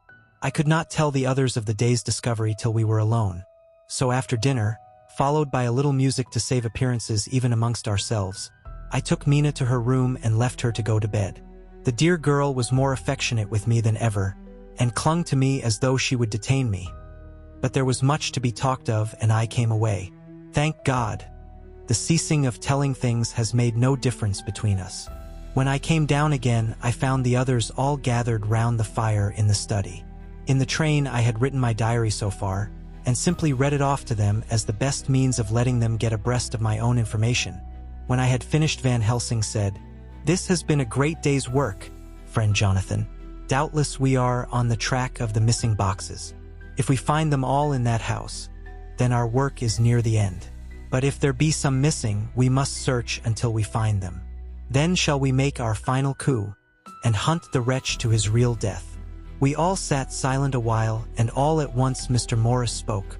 "Say, how are we going to get into that house?" "We got into the other," answered Lord Godalming quickly. "But, Art, this is different. We broke house at Carfax, but we had night and a walled park to protect us. It will be a mighty different thing to commit burglary in Piccadilly, either by day or night. I confess I don't see how we are going to get in unless that agency duck can find us a key of some sort. Perhaps we shall know when you get his letter in the morning." Lord Godalming's brows contracted, and he stood up and walked about the room. By and by he stopped and said, turning from one to another of us, "Quincy's head is level. This burglary business is getting serious. We got off once all right, but we have now a rare job on hand, unless we can find the Count's key basket. As nothing could well be done before morning, and as it would be at least advisable to wait till Lord Godalming should hear from Mitchell's, we decided not to take any active step before breakfast time. For a good while we sat and smoked, discussing the matter in its various lights and bearings. I took the opportunity of bringing this diary right up to the moment. I am very sleepy and shall go to bed. Just a line. Mina sleeps soundly and her breathing is regular. Her forehead is puckered up into little wrinkles, as though she thinks even in her sleep. She is still too pale, but does not look so haggard as she did this morning. Tomorrow will, I hope, mend all this. She will be herself at home in Exeter. Oh, but I am sleepy. Dr. Seward's diary. October 1st. I am puzzled afresh about Renfield. His moods change so rapidly that I find it difficult to keep touch of them, and as they always mean something more than his own well-being, they form a more than interesting study. This morning, when I went to see him after his repulse of Van Helsing, his manner was that of a man commanding destiny. He was, in fact, commanding destiny subjectively. He did not really care for any of the things of mere earth. He was in the clouds and looked down on all the weaknesses and wants of us poor mortals. I thought I would improve the occasion and learn something, so I asked him, "What about the flies these times?" He smiled on me in quite a superior sort of way, such a smile as would have become the face of Malvolio, as he answered me, "The fly, my dear sir, has one striking feature. Its wings are typical of the aerial powers of the psychic faculties. The ancients did well when they typified the soul as a butterfly." I thought I would push his analogy to its utmost logically, so I said quickly, "Oh, it is a soul you are after now, is it?" His madness foiled his reason, and a puzzled look spread over his face as, shaking his head with a decision which I had but seldom seen in him, he said, oh no, I want no souls. Life is all I want." Here he brightened up. "I am pretty indifferent about it at present. Life is all right. I have all I want. You must get a new patient, doctor, if you wish to study zoophagy." This puzzled me a little, so I drew him on. "Then you command life. You are a god, I suppose?" He smiled with an ineffably benign superiority. "Oh no, far be it from me to arrogate to myself the attributes of the deity. I am not even concerned in his especially spiritual doings. If I may state my intellectual position, I am, so far as concerns things purely terrestrial, somewhat in the position which Enoch occupied spiritually. This was a poser to me. I could not at the moment recall Enoch's appositeness, so I had to ask a simple question, though I felt that by so doing I was lowering myself in the eyes of the lunatic. And why with Enoch? Because he walked with God. I could not see the analogy, but did not like to admit it, so I harked back to what he had denied. "So you don't care about life and you don't want souls. Why not?" I put my question quickly and somewhat sternly, on purpose to disconcert him. The effort succeeded. For an instant he unconsciously relapsed into his old servile manner, bent low before me, and actually fawned upon me as he replied, "I don't want any souls, indeed, I don't. I couldn't use them if I had them. They would be no manner of use to me. I couldn't eat them or—" He suddenly stopped and the old cunning look spread over his face, like a wind sweep on the surface of the water. "And doctor, as to life, what is it after all? When you've got all you require and you know that you will never want, that is all. I have friends, good friends, like you, Dr. Seward." This was said with a leer of inexpressible cunning. "I know that I shall never lack the means of life." I think that through the cloudiness of his insanity, he saw some antagonism in me, for he at once fell back on the last refuge of such as he, a dogged silence. After a short time I saw that for the present it was useless to speak to him. He was sulky, and so I came away. Later in the day he sent for me. Ordinarily I would not have come without special reason, but just at present I am so interested in him that I would gladly make an effort. Besides, I am glad to have anything to help to pass the time. Harker is out following up clues, and so are Lord Godalming and Quincy. Van Helsing sits in my study poring over the record prepared by the Harkas. He seems to think that by accurate knowledge of all details he will light upon some clue. He does not wish to be disturbed in the work, without cause. I would have taken him with me to see the patient, only I thought that after his last repulse he might not care to go again. There was also another reason. Renfield might not speak so freely before a third person as when he and I were alone. I found him sitting out in the middle of the floor on his stool, a pose which is generally indicative of some mental energy on his part. When I came in, he said at once, as though the question had been waiting on his lips, "What about souls?" It was evident then that my surmise had been correct. Unconscious cerebration was doing its work, even with the lunatic. I determined to have the matter out. "What about them yourself?" I asked. He did not reply for a moment but looked all round him, and up and down, as though he expected to find some inspiration for an answer. "I don't want any souls," he said in a feeble, apologetic way. The matter seemed preying on his mind, and so I determined to use it, to be cruel only to be kind. So I said, "You like life, and you want life?" "Oh yes, but that is all right. You needn't worry about that." "But," I asked, "how are we to get the life without getting the soul also?" This seemed to puzzle him, so I followed it up.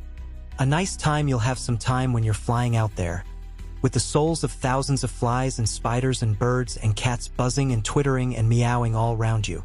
You've got their lives, you know, and you must put up with their souls."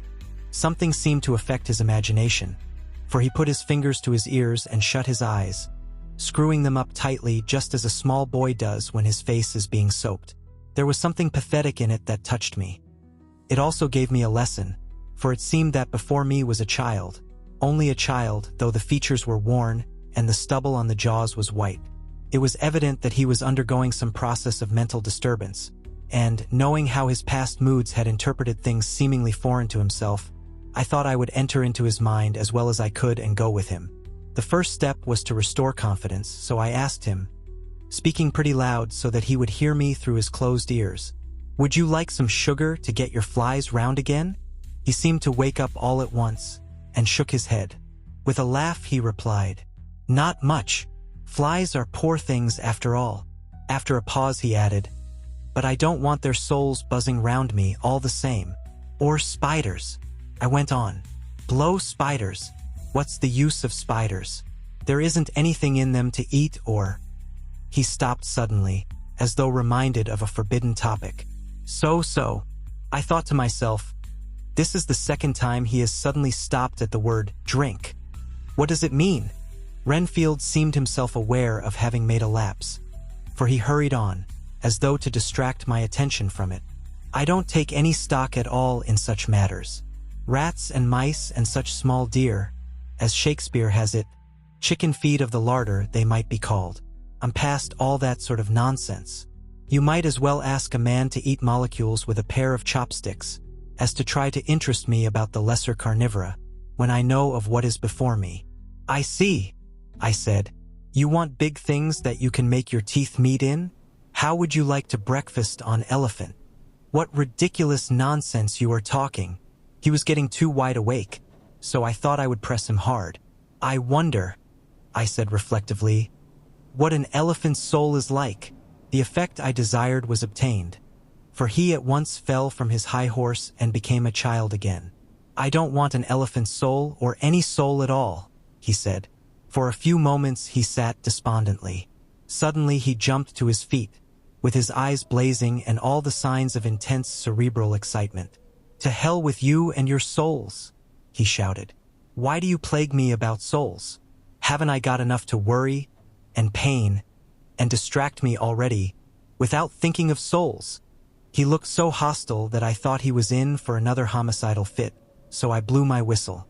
The instant, however, that I did so he became calm and said apologetically, "Forgive me, doctor. I forgot myself. You do not need any help. I am so worried in my mind that I am apt to be irritable. If you only knew the problem I have to face, and that I am working out, you would pity and tolerate and pardon me. Pray do not put me in a strait waistcoat. I want to think, and I cannot think freely when my body is confined. I am sure you will understand." He had evidently self-control, so when the attendants came I told them not to mind, and they withdrew. Renfield watched them go. When the door was closed he said, with considerable dignity and sweetness, "Dr. Seward, you have been very considerate towards me. Believe me that I am very, very grateful to you. I thought it well to leave him in this mood, and so I came away. There is certainly something to ponder over in this man's state." Several points seem to make what the American interviewer calls a story, if one could only get them in proper order. Here they are. Will not mention drinking. Fears the thought of being burdened with the soul of anything. Has no dread of wanting life in the future. Despises the meaner forms of life altogether, though he dreads being haunted by their souls. Logically, all these things point one way. He has assurance of some kind that he will acquire some higher life. He dreads the consequence, the burden of a soul. Then it is a human life he looks to. And the assurance? Merciful God, the Count has been to him, and there is some new scheme of terror afoot. Later. I went after my round to Van Helsing and told him my suspicion. He grew very grave, and, after thinking the matter over for a while, asked me to take him to Renfield. I did so. As we came to the door, we heard the lunatic within singing gaily, as he used to do in the time which now seems so long ago. When we entered, we saw with amazement that he had spread out his sugar as of old. The flies, lethargic with the autumn, were beginning to buzz into the room. We tried to make him talk of the subject of our previous conversation, but he would not attend. He went on with his singing, just as though we had not been present. He had got a scrap of paper and was folding it into a notebook. We had to come away as ignorant as we went in. His is a curious case indeed. We must watch him tonight. Letter, Mitchell, Sons and Candy to Lord Godalming. October 1st. My Lord, we are at all times only too happy to meet your wishes. We beg, with regard to the desire of your lordship, expressed by Mr. Harker on your behalf, to supply the following information concerning the sale and purchase of number 347 Piccadilly. The original vendors are the executors of the late Mr. Archibald Winter Suffield. The purchaser is a foreign nobleman, Count de Ville, who effected the purchase himself, paying the purchase money in notes over the counter. If your lordship will pardon us using so vulgar an expression. Beyond this, we know nothing whatever of him. We are, my lord, your lordship's humble servants. Mitchell, Sons and Candy. Dr. Seward's Diary. October 2nd. I placed a man in the corridor last night and told him to make an accurate note of any sound he might hear from Renfield's room, and gave him instructions that if there should be anything strange he was to call me. After dinner, when we had all gathered round the fire in the study, Mrs. Harker having gone to bed, we discussed the attempts and discoveries of the day. Harker was the only one who had any result, and we are in great hopes that his clue may be an important one. Before going to bed, I went round to the patient's room and looked in through the observation trap. He was sleeping soundly, and his heart rose and fell with regular respiration. This morning the man on duty reported to me that a little after midnight he was restless and kept saying his prayers somewhat loudly. I asked him if that was all. He replied that it was all he heard. There was something about his manner so suspicious that I asked him point blank if he had been asleep. He denied sleep, but admitted to having dozed for a while. It is too bad that men cannot be trusted unless they are watched. Today Harker is out following up his clue, and Art and Quincy are looking after horses. Godalming thinks that it will be well to have horses always in readiness, for when we get the information which we seek there will be no time to lose. We must sterilize all the imported earth between sunrise and sunset. We shall thus catch the Count at his weakest, and without a refuge to fly to. Van Helsing is off to the British Museum looking up some authorities on ancient medicine. The old physicians took account of things which their followers do not accept, and the professor is searching for witch and demon cures which may be useful to us later. I sometimes think we must be all mad and that we shall wake to sanity in strait waistcoats. Later. We have met again. We seem at last to be on the track, and our work of tomorrow may be the beginning of the end. I wonder if Renfield's quiet has anything to do with this. His moods have so followed the doings of the Count that the coming destruction of the monster may be carried to him in some subtle way. If we could only get some hint as to what passed in his mind between the time of my argument with him today and his resumption of fly-catching, it might afford us a valuable clue. He is now seemingly quiet for a spell. Is he? That wild yell seemed to come from his room. The attendant came bursting into my room and told me that Renfield had somehow met with some accident. He had heard him yell, and when he went to him found him lying on his face on the floor, all covered with blood. I must go at once. Chapter 21. Dr. Seward's Diary. October 3rd. Let me put down with exactness all that happened, as well as I can remember it, since last I made an entry. Not a detail that I can recall must be forgotten. In all calmness I must proceed. When I came to Renfield's room, I found him lying on the floor on his left side in a glittering pool of blood. When I went to move him, it became at once apparent that he had received some terrible injuries. There seemed none of that unity of purpose between the parts of the body which marks even lethargic sanity. As the face was exposed, I could see that it was horribly bruised, as though it had been beaten against the floor. Indeed, it was from the face wounds that the pool of blood originated. The attendant who was kneeling beside the body said to me as we turned him over, "I think, sir, his back is broken. See, both his right arm and leg and the whole side of his face are paralyzed." How such a thing could have happened puzzled the attendant beyond measure. He seemed quite bewildered, and his brows were gathered in as he said, "I can't understand the two things. He could mark his face like that by beating his own head on the floor. I saw a young woman do it once at the Eversfield Asylum before anyone could lay hands on her. And I suppose he might have broke his neck by falling out of bed, if he got in an awkward kink. But for the life of me, I can't imagine how the two things occurred. If his back was broke, he couldn't beat his head. And if his face was like that before the fall out of bed, there would be marks of it. I said to him, 'Go to Dr. Van Helsing and ask him to kindly come here at once. I want him without an instant's delay.' The man ran off, and within a few minutes the professor, in his dressing gown and slippers, appeared. When he saw Renfield on the ground, he looked keenly at him a moment, and then turned to me. I think he recognized my thought in my eyes, for he said very quietly, manifestly for the ears of the attendant, 'Ah, a sad accident. He will need very careful watching and much attention. I shall stay with you myself, but I shall first dress myself. If you will remain, I shall in a few minutes join you.'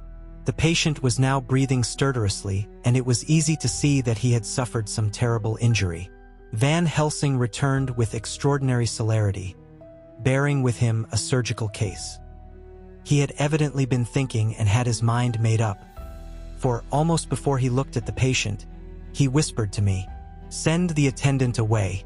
We must be alone with him when he becomes conscious, after the operation.' So I said, 'I think that will do now, Simmons. We have done all that we can at present. You had better go your round, and Dr. Van Helsing will operate. Let me know instantly if there be anything unusual anywhere.' The man withdrew, and we went into a strict examination of the patient. The wounds of the face was superficial. The real injury was a depressed fracture of the skull, extending right up through the motor area. The professor thought a moment and said, 'We must reduce the pressure and get back to normal conditions as far as can be. The rapidity of the suffusion shows the terrible nature of his injury. The whole motor area seems affected. The suffusion of the brain will increase quickly, so we must trephine at once or it may be too late.' As he was speaking, there was a soft tapping at the door. I went over and opened it and found in the corridor without Arthur and Quincy in pajamas and slippers. The former spoke. 'I heard your man call up Dr. Van Helsing and tell him of an accident. So I woke Quincy, or rather called for him, as he was not asleep. Things are moving too quickly and too strangely for sound sleep for any of us these times. I've been thinking that tomorrow night we'll not see things as they have been. We'll have to look back and forward a little more than we have done. May we come in?' I nodded and held the door open till they had entered. Then I closed it again. When Quincy saw the attitude and state of the patient, and noted the horrible pool on the floor, he said softly, 'My God, what has happened to him?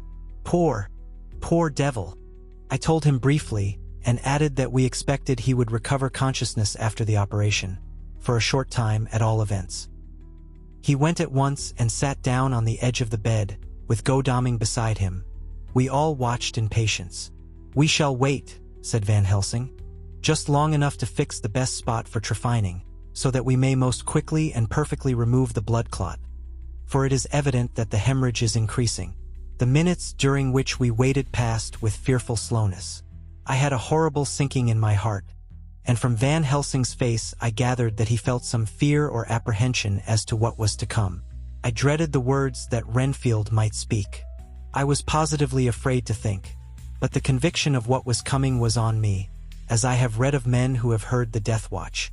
The poor man's breathing came in uncertain gasps. Each instant he seemed as though he would open his eyes and speak, but then would follow a prolonged stertorous breath, and he would relapse into a more fixed insensibility. Inured as I was to sick beds and death, this suspense grew and grew upon me. I could almost hear the beating of my own heart, and the blood surging through my temples sounded like blows from a hammer. The silence finally became agonizing. I looked at my companions, one after another, and saw from their flushed faces and damp brows that they were enduring equal torture. There was a nervous suspense over us all, as though overhead some dread bell would peal out powerfully when we should least expect it. At last there came a time when it was evident that the patient was sinking fast. He might die at any moment. I looked up at the professor and caught his eyes fixed on mine. His face was sternly set as he spoke. "There is no time to lose. His words may be worth many lives. I have been thinking so as I stood here. It may be there is a soul at stake. We shall operate just above the ear." Without another word he made the operation. For a few moments the breathing continued to be stertorous. Then there came a breath so prolonged that it seemed as though it would tear open his chest. Suddenly his eyes opened and became fixed in a wild, helpless stare. This was continued for a few moments. Then it softened into a glad surprise, and from the lips came a sigh of relief. He moved convulsively, and as he did so, said, "I'll be quiet, doctor. Tell them to take off the strait waistcoat. I have had a terrible dream, and it has left me so weak that I cannot move. What's wrong with my face? It feels all swollen, and it smarts dreadfully." He tried to turn his head, but even with the effort his eyes seemed to grow glassy again, so I gently put it back. Then Van Helsing said in a quiet, grave tone, "Tell us your dream, Mr. Renfield." As he heard the voice his face brightened through its mutilation, and he said, "That is Dr. Van Helsing. How good it is of you to be here. Give me some water, my lips are dry, and I shall try to tell you. I dreamed—" He stopped and seemed fainting. I called quietly to Quincy, "The brandy, it is in my study, quick!" He flew and returned with a glass, the decanter of brandy and a carafe of water. We moistened the parched lips, and the patient quickly revived. It seemed, however, that his poor injured brain had been working in the interval, for, when he was quite conscious, he looked at me piercingly with an agonized confusion which I shall never forget, and said, "I must not deceive myself. It was no dream, but all a grim reality." Then his eyes roved round the room. As they caught sight of the two figures sitting patiently on the edge of the bed, he went on, "If I were not sure already, I would know from them." For an instant his eyes closed, not with pain or sleep but voluntarily, as though he were bringing all his faculties to bear. When he opened them he said, hurriedly, and with more energy than he had yet displayed, "Quick, doctor, quick! I am dying. I feel that I have but a few minutes, and then I must go back to death, or worse, wet my lips with brandy again. I have something that I must say before I die, or before my poor crushed brain dies anyhow. Thank you. It was that night after you left me, when I implored you to let me go away. I couldn't speak then, for I felt my tongue was tied. But I was as sane then, except in that way, as I am now. I was in an agony of despair for a long time after you left me. It seemed hours. Then there came a sudden peace to me. My brain seemed to become cool again, and I realized where I was. I heard the dogs bark behind our house, but not where he was. As he spoke, Van Helsing's eyes never blinked, but his hand came out and met mine and gripped it hard. He did not, however, betray himself. He nodded slightly and said, "Go on." In a low voice, Renfield proceeded. He came up to the window in the mist, as I had seen him often before, but he was solid then, not a ghost, and his eyes were fierce like a man's when angry. He was laughing with his red mouth. The sharp white teeth glinted in the moonlight when he turned to look back over the belt of trees, to where the dogs were barking. I wouldn't ask him to come in at first, though I knew he wanted to, just as he had wanted all along. Then he began promising me things, not in words but by doing them. He was interrupted by a word from the professor. How? By making them happen, just as he used to send in the flies when the sun was shining. Great big fat ones with steel and sapphire on their wings, and big moths in the night with skull and crossbones on their backs. Van Helsing nodded to him as he whispered to me unconsciously. The Acherontia atotropos of the Sphinges, what you call the death's head moth? The patient went on without stopping. Then he began to whisper, rats, rats, rats, hundreds, thousands, millions of them, and everyone a life, and dogs to eat them, and cats too. All lives, all red blood, with years of life in it, and not merely buzzing flies. I laughed at him, for I wanted to see what he could do. Then the dogs howled, away beyond the dark trees in his house. He beckoned me to the window. I got up and looked out, and he raised his hands and seemed to call out without using any words. A dark mass spread over the grass, coming on like the shape of a flame of fire, and then he moved the mist to the right and left, and I could see that there were thousands of rats with their eyes blazing red, like his, only smaller. He held up his hand, and they all stopped, and I thought he seemed to be saying, all these lives will I give you, I, and many more and greater, through countless ages, if you will fall down and worship me. And then a red cloud, like the color of blood, seemed to close over my eyes. And before I knew what I was doing, I found myself opening the sash and saying to him, come in, Lord and Master. The rats were all gone, but he slid into the room through the sash, though it was only open an inch wide, just as the moon herself has often come in through the tiniest crack and has stood before me in all her size and splendor. His voice was weaker, so I moistened his lips with the brandy again, and he continued. But it seemed as though his memory had gone on working in the interval, for his story was further advanced. I was about to call him back to the point, but Van Helsing whispered to me, let him go on. Do not interrupt him. He cannot go back, and maybe could not proceed at all if once he lost the thread of his thought. He proceeded. All day I waited to hear from him, but he did not send me anything, not even a blowfly, and when the moon got up I was pretty angry with him. When he slid in through the window, though it was shut, and did not even knock, I got mad with him. He sneered at me, and his white face looked out of the mist with his red eyes gleaming, and he went on as though he owned the whole place, and I was no one. He didn't even smell the same as he went by me. Couldn't hold him. I thought that, somehow, Mrs. Harker had come into the room. The two men sitting on the bed stood up and came over, standing behind him so that he could not see them, but where they could hear better. They were both silent, but the professor started and quivered. His face, however, grew grimmer and sterner still. Renfield went on without noticing. When Mrs. Harker came in to see me this afternoon, she wasn't the same. It was like tea after the teapot had been watered. Here we all moved, but no one said a word. He went on. I didn't know that she was here till she spoke, and she didn't look the same. I don't care for the pale people. I like them with lots of blood in them, and hers had all seemed to have run out. I didn't think of it at the time, but when she went away I began to think, and it made me mad to know that he had been taking the life out of her. I could feel that the rest quivered as I did, but we remained otherwise still. So when he came tonight, I was ready for him. I saw the mist stealing in, and I grabbed it tight. I had heard that madmen have unnatural strength, and as I knew I was a madman, at times anyhow, I resolved to use my power. And he felt it too, for he had to come out of the mist to struggle with me. I held tight, and I thought I was going to win, for I didn't mean him to take any more of her life, till I saw his eyes. They burned into me, and my strength became like water. He slipped through it, and when I tried to cling to him, he raised me up and flung me down. There was a red cloud before me, and a noise like thunder, and the mist seemed to steal away under the door. His voice was becoming fainter and his breath more stertorous. Van Helsing stood up instinctively. We know the worst now, he said. He is here and we know his purpose. It may not be too late. Let us be armed, the same as we were the other night, but lose no time.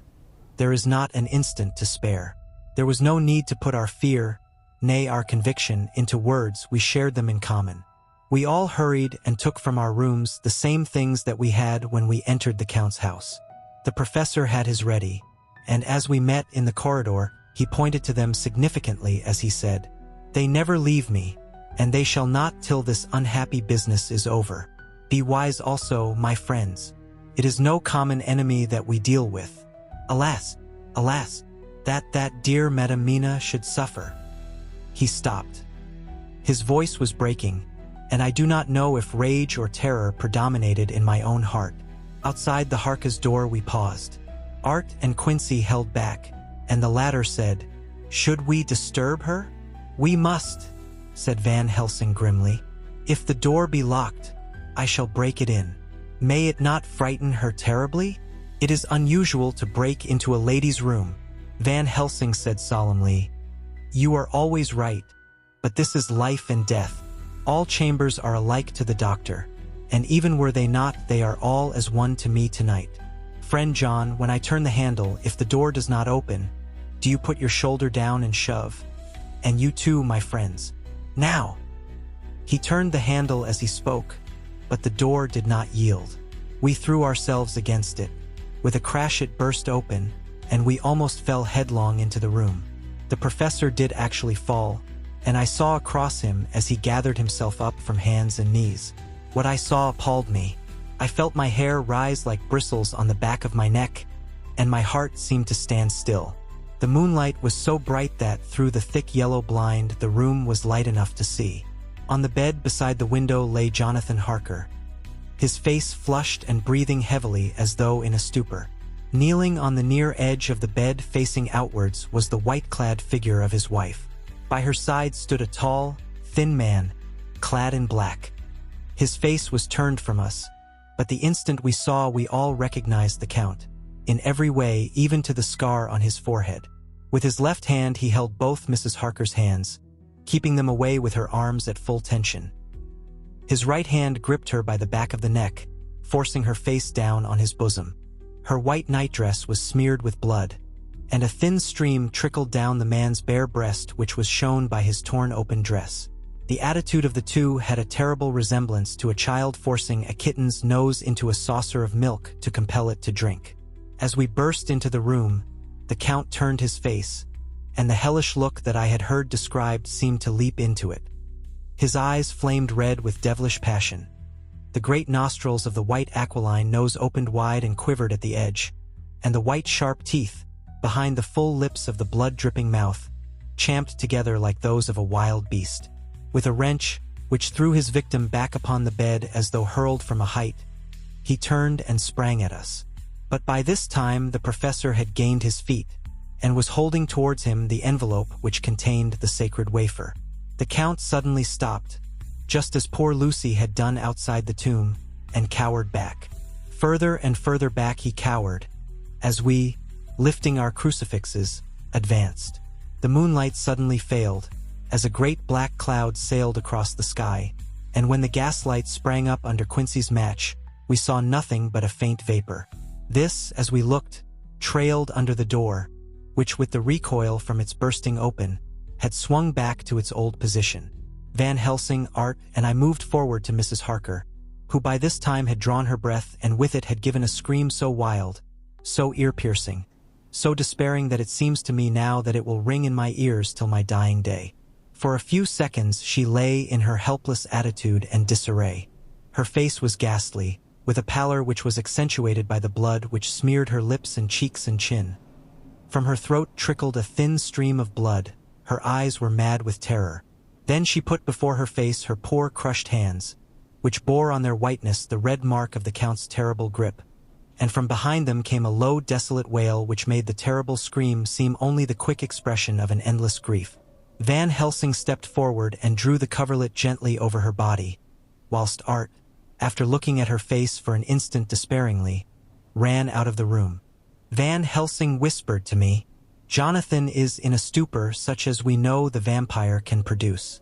We can do nothing with poor Madam Mina for a few moments till she recovers herself. I must wake him." He dipped the end of a towel in cold water and with it began to flick him on the face. his wife all the while holding her face between her hands and sobbing in a way that was heartbreaking to hear. I raised the blind and looked out of the window.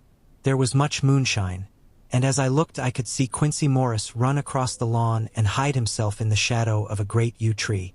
It puzzled me to think why he was doing this. But at the instant I heard Harker's quick exclamation as he woke to partial consciousness and turned to the bed. On his face, as there might well be, was a look of wild amazement. He seemed dazed for a few seconds, and then full consciousness seemed to burst upon him all at once, and he started up.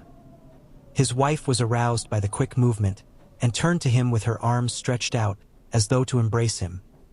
Instantly, however, she drew them in again and, putting her elbows together, held her hands before her face and shuddered till the bed beneath her shook. "In God's name, what does this mean?" Harker cried out. "Dr. Seward, Dr. Van Helsing, what is it? What has happened? What is wrong? Mina, dear, what is it? What does that blood mean? My God, has it come to this?" And raising himself to his knees, he beat his hands wildly together. "Good God, help us! Help her! Oh, help her!" With a quick movement he jumped from bed and began to pull on his clothes, all the man in him awake at the need for instant exertion. "What has happened? Tell me all about it," he cried without pausing. "Dr. Van Helsing, you love Mina, I know. Oh, do something to save her. Cannot have gone too far yet. Guard her while I look for him." His wife, through her terror and horror and distress, saw some sure danger to him. Instantly forgetting her own grief, she seized hold of him and cried out, "No, no, Jonathan, you must not leave me. I have suffered enough tonight, God knows, without the dread of his harming you. You must stay with me. Stay with these friends who will watch over you." Her expression became frantic as she spoke, and he yielding to her, she pulled him down sitting on the bedside and clung to him fiercely. Van Helsing and I tried to calm them both. The professor held up his little golden crucifix and said with wonderful calmness, "Do not fear, my dear. We are here, and whilst this is close to you no foul thing can approach. You are safe for tonight, and we must be calm and take counsel together." She shuddered and was silent, holding down her head on her husband's breast. When she raised it, his white nightrobe was stained with blood where her lips had touched, and where the thin open wound in her neck had sent forth drops. The instant she saw it she drew back, with a low wail, and whispered, amidst choking sobs, "Unclean, unclean! I must touch him or kiss him no more. Oh, that it should be that it is I who am now his worst enemy, and whom he may have most cause to fear." To this he spoke out resolutely, "Nonsense, Mina. It is a shame to me to hear such a word. I would not hear it of you, and I shall not hear it from you. May God judge me by my deserts, and punish me with more bitter suffering than even this hour, if by any act or will of mine anything ever come between us." He put out his arms and folded her to his breast, and for a while she lay there sobbing. He looked at us over her bowed head, with eyes that blinked damply above his quivering nostrils. His mouth was set as steel. After a while her sobs became less frequent and more faint, and then he said to me, speaking with a studied calmness which I felt tried his nervous power to the utmost, "And now, Dr. Seward, tell me all about it. Too well I know the broad fact. Tell me all that has been." I told him exactly what had happened, and he listened with seeming impassiveness. But his nostrils twitched and his eyes blazed as I told how the ruthless hands of the Count had held his wife in that terrible and horrid position, with her mouth to the open wound in his breast. It interested me, even at that moment, to see that, whilst the face of white-set passion worked convulsively over the bowed head, the hands tenderly and lovingly stroked the ruffled hair. Just as I had finished, Quincy and Godalming knocked at the door. They entered in obedience to our summons. Van Helsing looked at me questioningly. I understood him to mean if we were to take advantage of their coming to divert, if possible, the thoughts of the unhappy husband and wife from each other and from themselves. So on nodding acquiescence to him, he asked them what they had seen or done. To which Lord Godalming answered, "I could not see him anywhere in the passage, or in any of our rooms. I looked in the study, but though he had been there, he had gone. He had, however, He stopped suddenly, looking at the poor, drooping figure on the bed. Van Helsing said gravely, "Go on, friend Arthur. We want here no more concealments. Our hope now is in knowing all. Tell freely." So Art went on. He had been there, and though it could only have been for a few seconds, he made rare hay of the place. All the manuscript had been burned, and the blue flames were flickering amongst the white ashes. The cylinders of your phonograph too were thrown on the fire, and the wax had helped the flames. Here I interrupted. "Thank God there is the other copy in the safe." His face lit for a moment, but fell again as he went on. "I ran downstairs then, but could see no sign of him. I looked into Renfield's room, but there was no trace there except—" Again he paused. "Go on," said Harker hoarsely. So he bowed his head and, moistening his lips with his tongue, added, "Except that the poor fellow is dead." Mrs. Harker raised her head.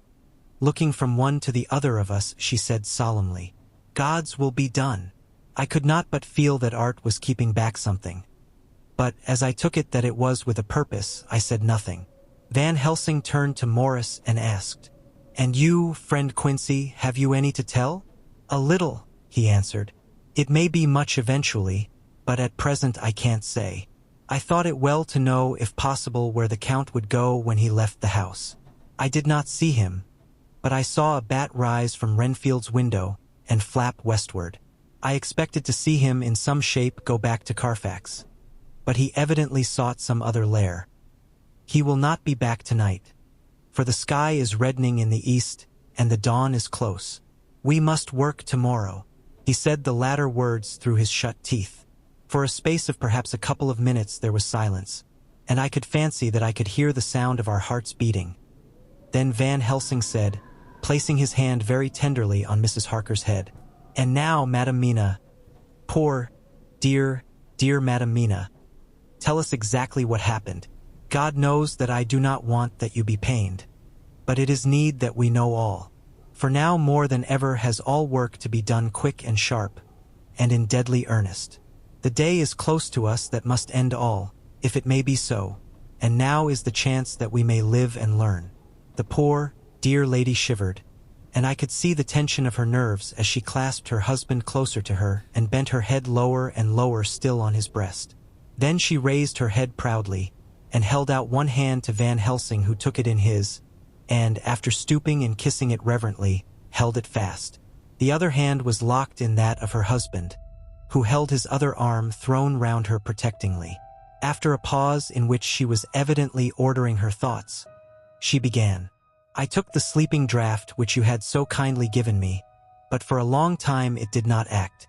I seemed to become more wakeful, and myriads of horrible fancies began to crowd in upon my mind, all of them connected with death and vampires, with blood and pain and trouble." Her husband involuntarily groaned as she turned to him and said lovingly, "Do not fret, dear. You must be brave and strong, and help me through the horrible task. If you only knew what an effort it is to me to tell of this fearful thing at all, you would understand how much I need your help." Well, I saw I must try to help the medicine to its work with my will, if it was to do me any good, so I resolutely set myself to sleep. Sure enough, sleep must soon have come to me, for I remember no more.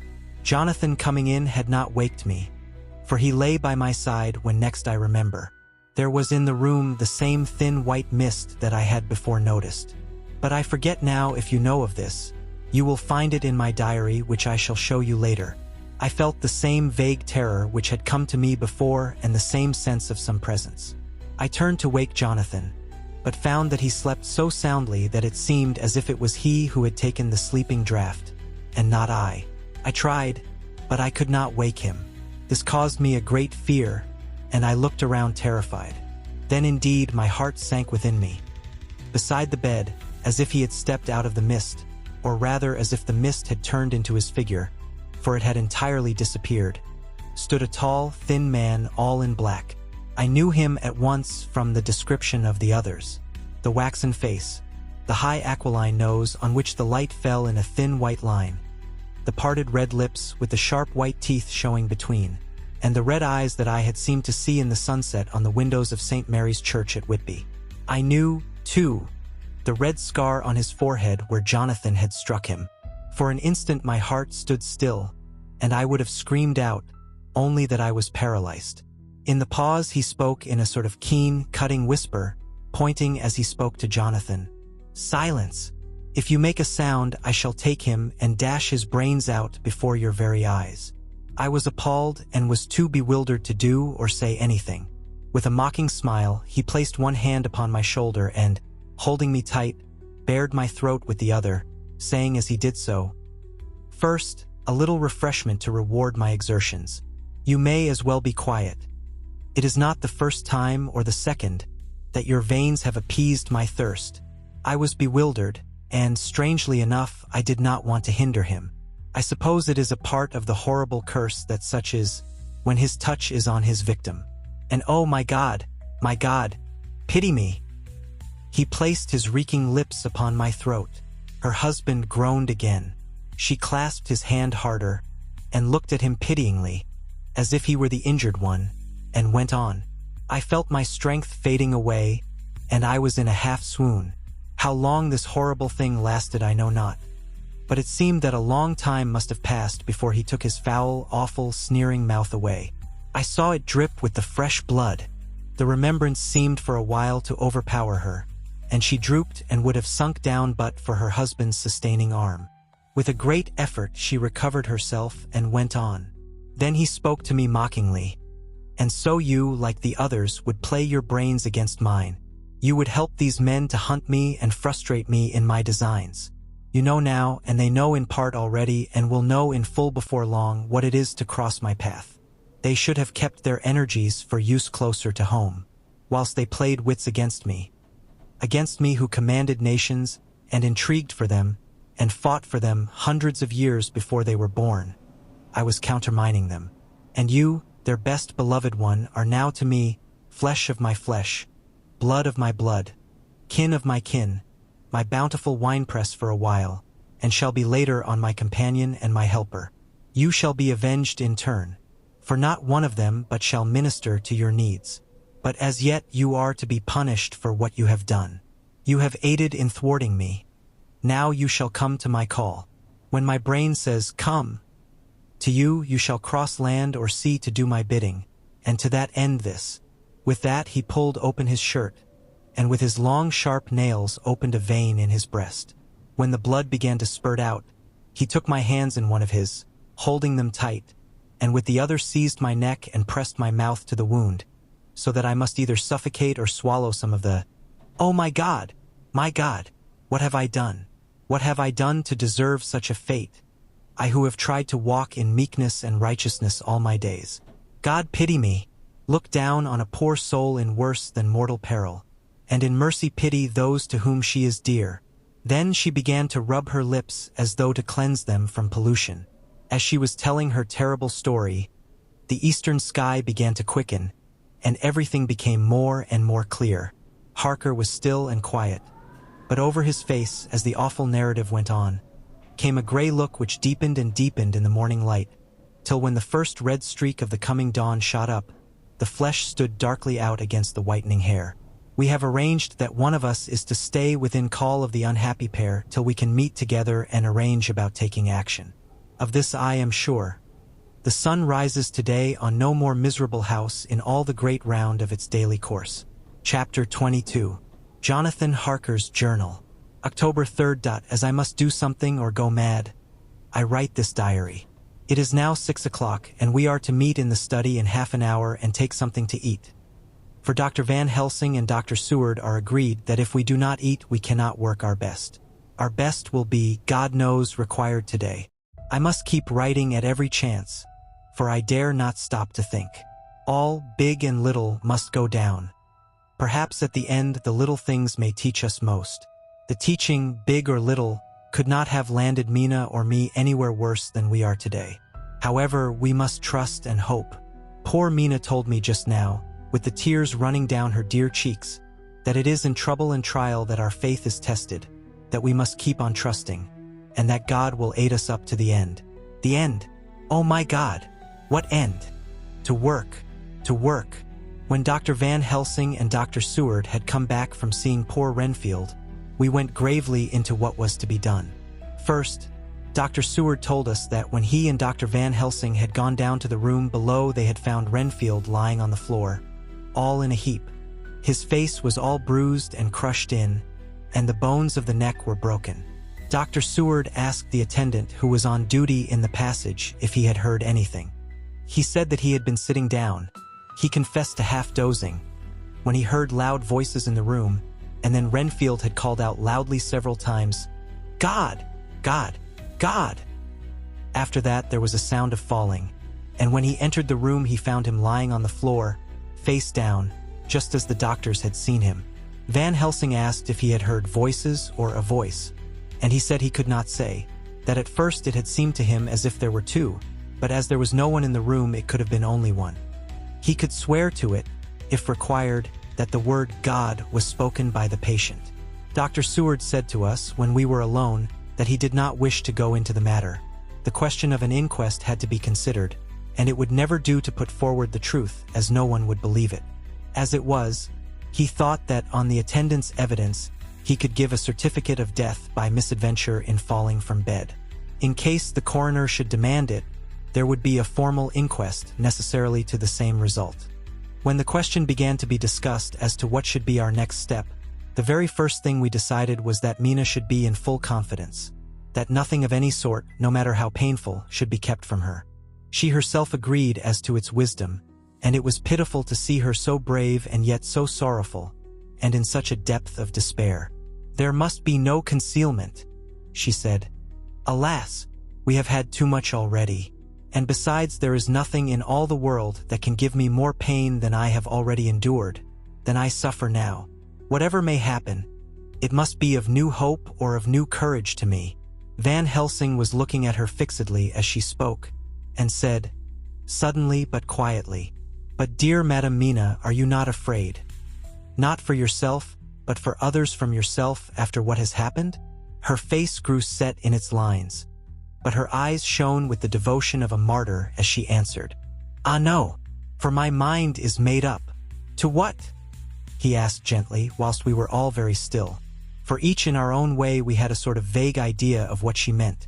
Her answer came with direct simplicity, as though she were simply stating a fact. "Because if I find in myself, and I shall watch keenly for it, a sign of harm to any that I love, I shall die." "You would not kill yourself?" he asked hoarsely. "I would. If there were no friend who loved me, who would save me such a pain, and so desperate an effort." She looked at him meaningly as she spoke.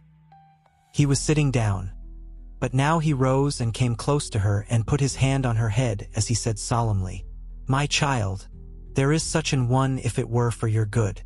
For myself I could hold it in my account with God to find such an euthanasia for you, even at this moment if it were best. Nay, were it safe, but my child."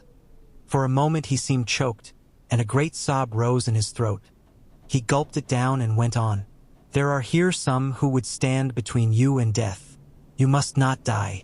You must not die by any hand, but least of all by your own. Until the other, who has fouled your sweet life, is true dead, you must not die. For if he is still with the quick undead, your death would make you even as he is. No, you must live. You must struggle and strive to live, though death would seem a boon unspeakable. You must fight death himself, though he come to you in pain or in joy, by the day or the night, in safety or in peril. On your living soul I charge you that you do not die, nay, nor think of death, till this great evil be past." The poor dear grew white as death, and shock and shivered, as I have seen a quicksand shake and shiver at the incoming of the tide. We were all silent. We could do nothing. At length she grew more calm and turning to him said, sweetly, but oh, so sorrowfully, as she held out her hand, "I promise you, my dear friend, that if God will let me live, I shall strive to do so, till, if it may be in his good time, this horror may have passed away from me." She was so good and brave that we all felt that our hearts were strengthened to work and endure for her, and we began to discuss what we were to do. I told her that she was to have all the papers in the safe, and all the papers or diaries and phonographs we might hereafter use, and was to keep the record as she had done before. She was pleased with the prospect of anything to do, if pleased could be used in connection with so grim an interest. As usual, Van Helsing had thought ahead of everyone else, and was prepared with an exact ordering of our work. "It is perhaps well," he said, "that at our meeting after our visit to Carfax we decided not to do anything with the earth boxes that lay there. Had we done so, the Count must have guessed our purpose, and would doubtless have taken measures in advance to frustrate such an effort with regard to the others. But now he does not know our intentions. Nay, more, in all probability, he does not know that such a power exists to us as can sterilize his lairs, so that he cannot use them as of old. We are now so much further advanced in our knowledge as to their disposition that, when we have examined the house in Piccadilly, we may track the very last of them. Today, then, is ours, and in it rests our hope. The sun that rose on our sorrow this morning guards us in its course. Until it sets tonight, that monster must retain whatever form he now has. He is confined within the limitations of his earthly envelope. He cannot melt into thin air nor disappear through cracks or chinks or crannies. If he go through a doorway, he must open the door like a mortal. And so we have this day to hunt out all his lairs and sterilize them. So we shall, if we have not yet, catch him and destroy him, drive him to bay in some place where the catching and the destroying shall be, in time, sure. Here I started up, for I could not contain myself at the thought that the minutes and seconds so preciously laden with Mina's life and happiness were flying from us, since whilst we talked action was impossible. But Van Helsing held up his hand warningly. "Nay, friend Jonathan," he said, "in this, the quickest way home is the longest way, so your proverbs say. We shall all act and act with desperate quick, when the time has come. But think, in all probable the key of the situation is in that house in Piccadilly. The Count may have many houses which he has bought. Of them he will have deeds of purchase, keys and other things. He will have paper that he write on, he will have his book of checks. There are many belongings that he must have somewhere. Why not in this place so central, so quiet, where he come and go by the front or the back at all hour, when in the very vast of the traffic there is none to notice? We shall go there and search that house.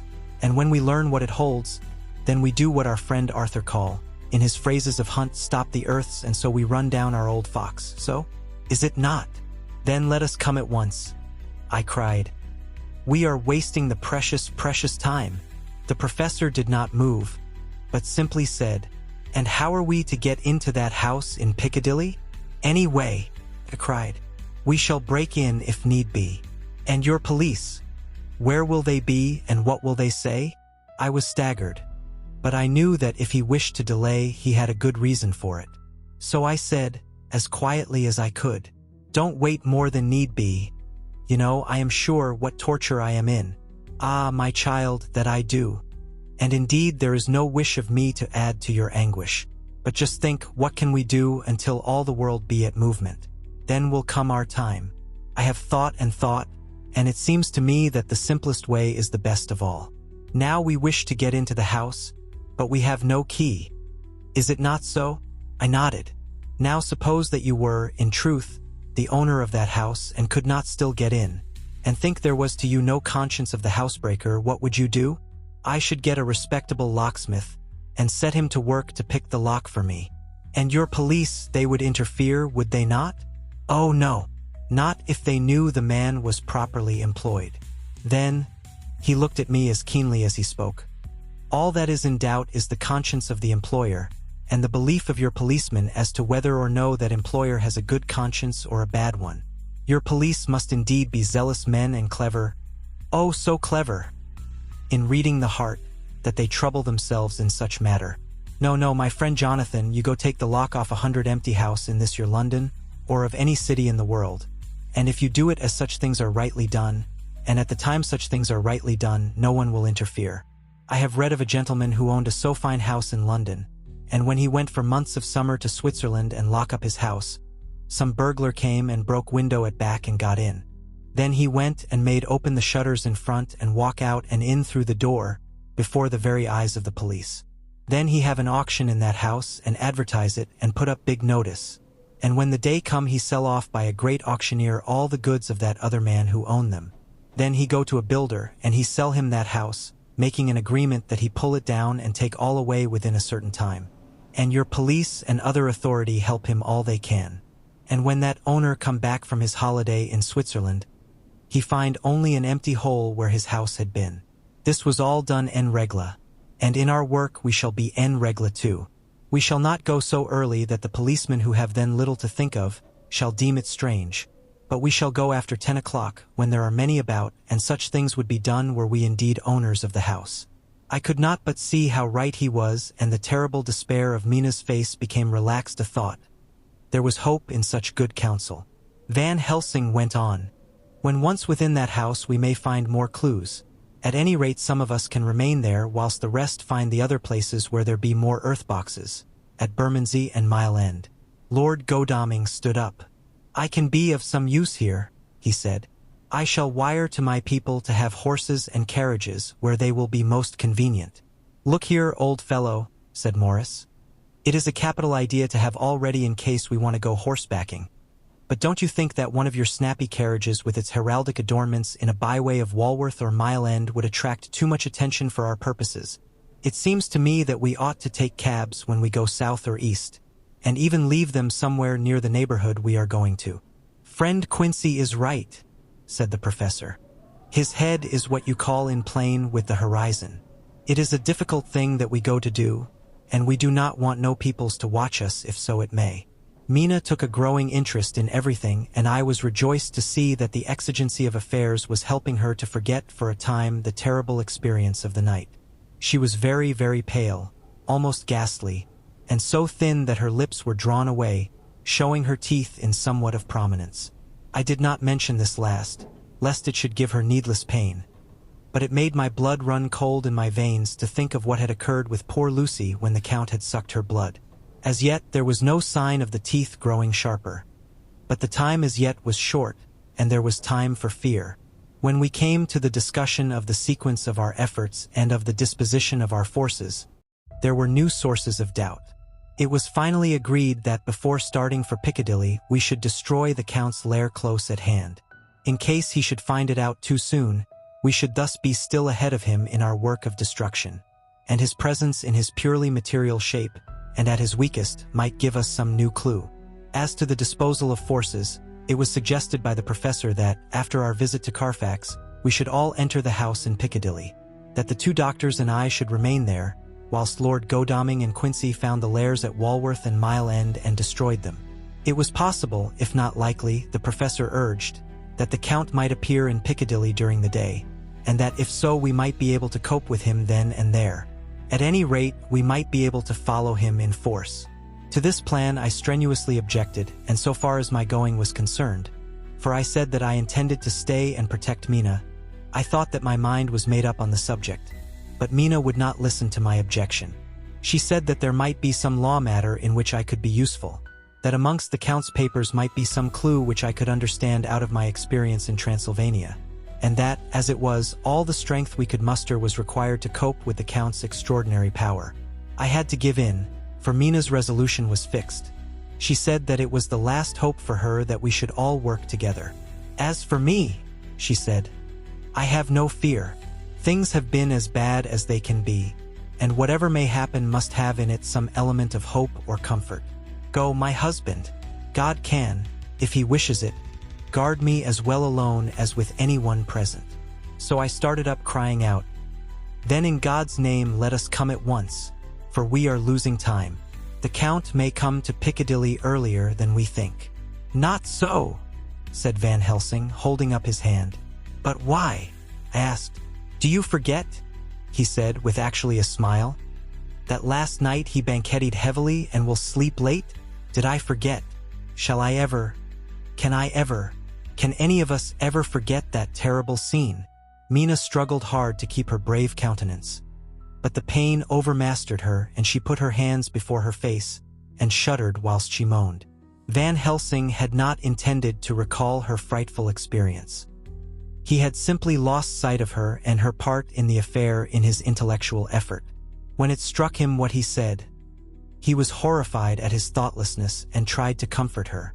Oh, Madam Mina, he said, dear, dear Madam Mina, alas, that I of all who so reverence you should have said anything so forgetful.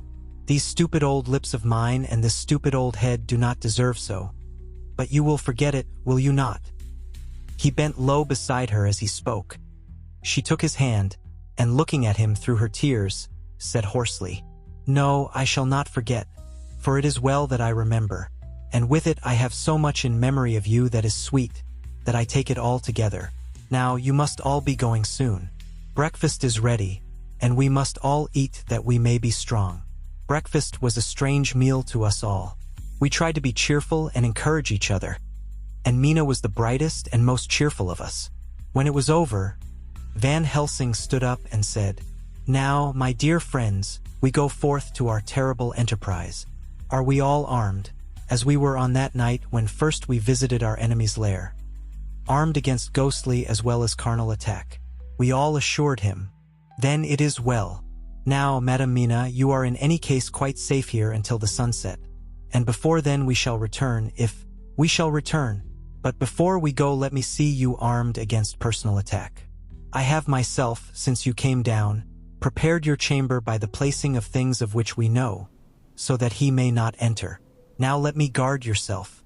On your forehead I touch this piece of sacred wafer in the name of the Father, the Son, and—" There was a fearful scream which almost froze our hearts to hear. As he had placed the wafer on Mina's forehead, it had seared it, had burned into the flesh as though it had been a piece of white-hot metal. My poor darling's brain had told her the significance of the fact as quickly as her nerves received the pain of it, and the two so overwhelmed her that her overwrought nature had its voice in that dreadful scream.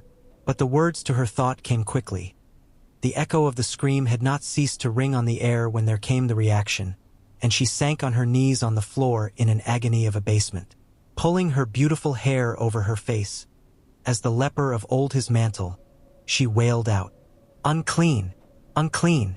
Even the Almighty shuns my polluted flesh. I must bear this mark of shame upon my forehead until the judgment day." They all paused. I had thrown myself beside her in an agony of helpless grief, and putting my arms around held her tight.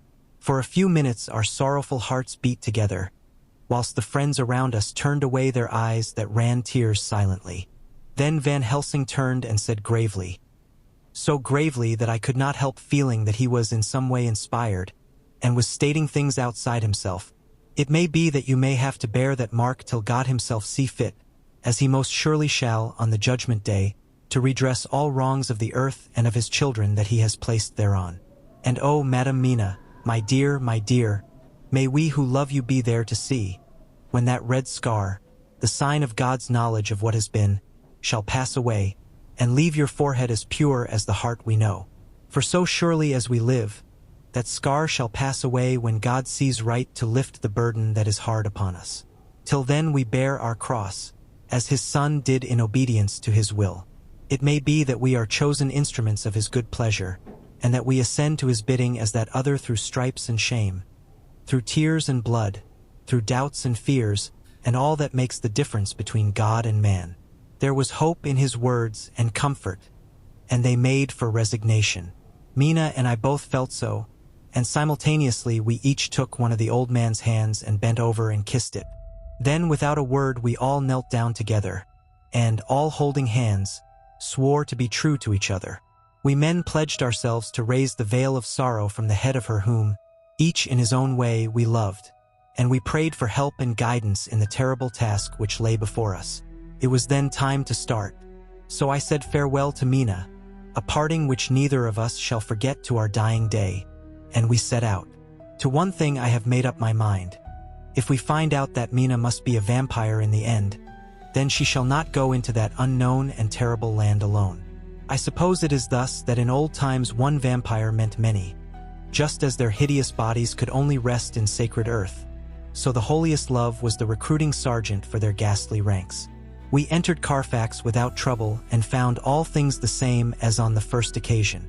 It was hard to believe that amongst so prosaic surroundings of neglect and dust and decay there was any ground for such fear as already we knew. Had not our minds been made up, and had there not been terrible memories to spur us on, we could hardly have proceeded with our task. We found no papers or any sign of use in the house, and in the old chapel the great boxes looked just as we had seen them last. Dr. Van Helsing said to us solemnly as we stood before them, "And now, my friends, we have a duty here to do. We must sterilize this earth, so sacred of holy memories, that he has brought from a far distant land for such fell use. He has chosen this earth because it has been holy. Thus we defeat him with his own weapon, for we make it more holy still. It was sanctified to such use of man, now we sanctify it to God." As he spoke, he took from his bag a screwdriver and a wrench, and very soon the top of one of the cases was thrown open. The earth smelled musty and close, but we did not somehow seem to mind, for our attention was concentrated on the professor. Taking from his box a piece of the sacred wafer, he laid it reverently on the earth, and then shutting down the lid began to screw it home, we aiding him as he worked. One by one we treated in the same way each of the great boxes, and left them as we had found them to all appearance. But in each was a portion of the host. When we closed the door behind us, the professor said solemnly, "So much is already done. If it may be that with all the others we can be so successful, then the sunset of this evening may shine on Madame Mina's forehead all white as ivory and with no stain." As we passed across the lawn on our way to the station to catch our train, we could see the front of the asylum. I looked eagerly, and in the window of my own room saw Mina. I waved my hand to her, and nodded to tell that our work there was successfully accomplished. She nodded in reply to show that she understood. The last I saw, she was waving her hand in farewell. It was with a heavy heart that we sought the station and just caught the train, which was steaming in as we reached the platform. I have written this in the train. Piccadilly, 12:30 o'clock.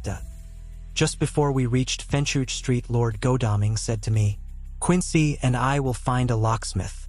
You had better not come with us in case there should be any difficulty, for under the circumstances it wouldn't seem so bad for us to break into an empty house.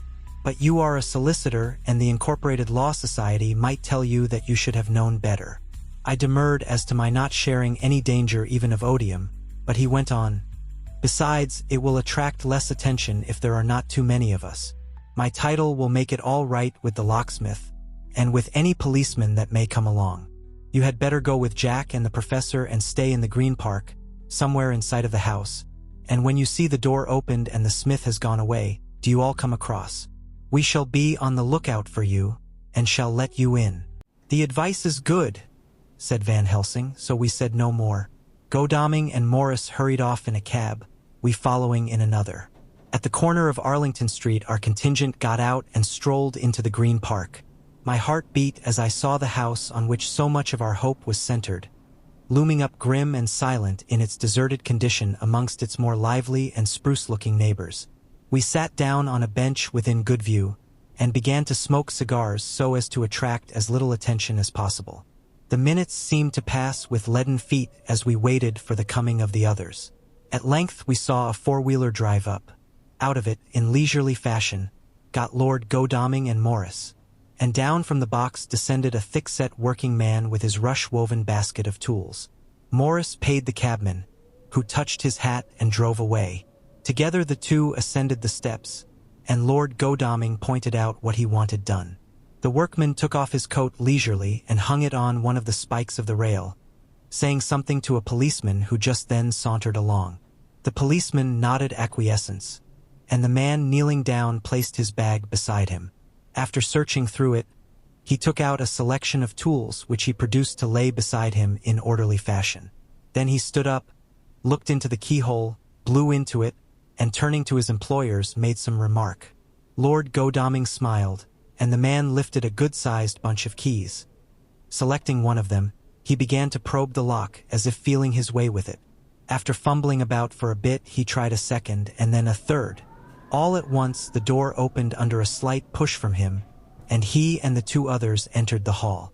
We sat still. My own cigar burnt furiously, but Van Helsing's went cold altogether. We waited patiently as we saw the workman come out and bring in his bag. Then he held the door partly open, steadying it with his knees, whilst he fitted a key to the lock. This he finally handed to Lord Godalming, who took out his purse and gave him something. The man touched his hat, took his bag, put on his coat and departed. Not a soul took the slightest notice of the whole transaction. When the man had fairly gone, we three crossed the street and knocked at the door. It was immediately opened by Quincy Morris, beside whom stood Lord Godalming lighting a cigar. "The place smells so vilely," said the latter as we came in. It did indeed smell vilely, like the old chapel at Carfax, and with our previous experience it was plain to us that the Count had been using the place pretty freely. We moved to explore the house, all keeping together in case of attack, for we knew we had a strong and wily enemy to deal with, and as yet we did not know whether the Count might not be in the house. In the dining room, which lay at the back of the hall, we found 8 boxes of earth. 8 boxes only out of the 9 which we sought. Our work was not over, and would never be until we should have found the missing box. First we opened the shutters of the window which looked out across a narrow stone-flagged yard at the blank face of a stable, pointed to look like the front of a miniature house. There were no windows in it, so we were not afraid of being overlooked. We did not lose any time in examining the chests. With the tools which we had brought with us we opened them, one by one, and treated them as we had treated those others in the old chapel. It was evident to us that the Count was not at present in the house, and we proceeded to search for any of his effects. After a cursory glance at the rest of the rooms, from basement to attic, we came to the conclusion that the dining room contained any effects which might belong to the Count, and so we proceeded to minutely examine them. They lay in a sort of orderly disorder on the great dining room table. There were title deeds of the Piccadilly house in a great bundle, deeds of the purchase of the houses at Mile End and Bermondsey, notepaper, envelopes, and pens and ink. All were covered up in thin wrapping paper to keep them from the dust. There were also a clothes brush, a brush and comb, and a jug and basin, the latter containing dirty water which was reddened as if with blood. Last of all was a little heap of keys of all sorts and sizes, probably those belonging to the other houses. When we had examined this last find, Lord Godalming and Quincy Morris, taking accurate notes of the various addresses of the houses in the east and the south, took with them the keys in a great bunch, and set out to destroy the boxes in these places. The rest of us are, with what patience we can, waiting their return, or the coming of the Count. Chapter 23. Dr. Seward's Diary. October 3rd. The time seemed terribly long whilst we were waiting for the coming of Godalming and Quincy Morris. The professor tried to keep our minds active by using them all the time. I could see his beneficent purpose by the side glances which he threw from time to time at Harker. The poor fellow is overwhelmed in a misery that is appalling to see. Last night he was a frank, happy-looking man, with strong, youthful face, full of energy, and with dark brown hair. Today he is a drawn, haggard old man, whose white hair matches well with the hollow burning eyes and grief-written lines of his face. His energy is still intact. In fact, he is like a living flame. This may yet be his salvation, for if all go well, it will tide him over the despairing period. He will then, in a kind of way, wake again to the realities of life. Poor fellow, I thought my own trouble was bad enough, but the professor knows this well enough, and is doing his best to keep his mind active. What he has been saying was, under the circumstances, of absorbing interest. So well as I can remember, here it is. I have studied over and over again since they came into my hands, all the papers relating to this monster, and the more I have studied, the greater seems the necessity to utterly stamp him out. All through there are signs of his advance, not only of his power, but of his knowledge of it. As I learned from the researches of my friend Arminius of Budapest, he was in life a most wonderful man, soldier, statesman, and alchemist, which latter was the highest development of the science knowledge of his time. He had a mighty brain, a learning beyond compare, and a heart that knew no fear and no remorse. He dared even to attend the scholomance, and there was no branch of knowledge of his time that he did not essay. Well, in him the brain powers survived the physical death, though it would seem that memory was not all complete. In some faculties of mind he has been, and is, only a child, but he is growing, and some things that were childish at the first are now of man's stature.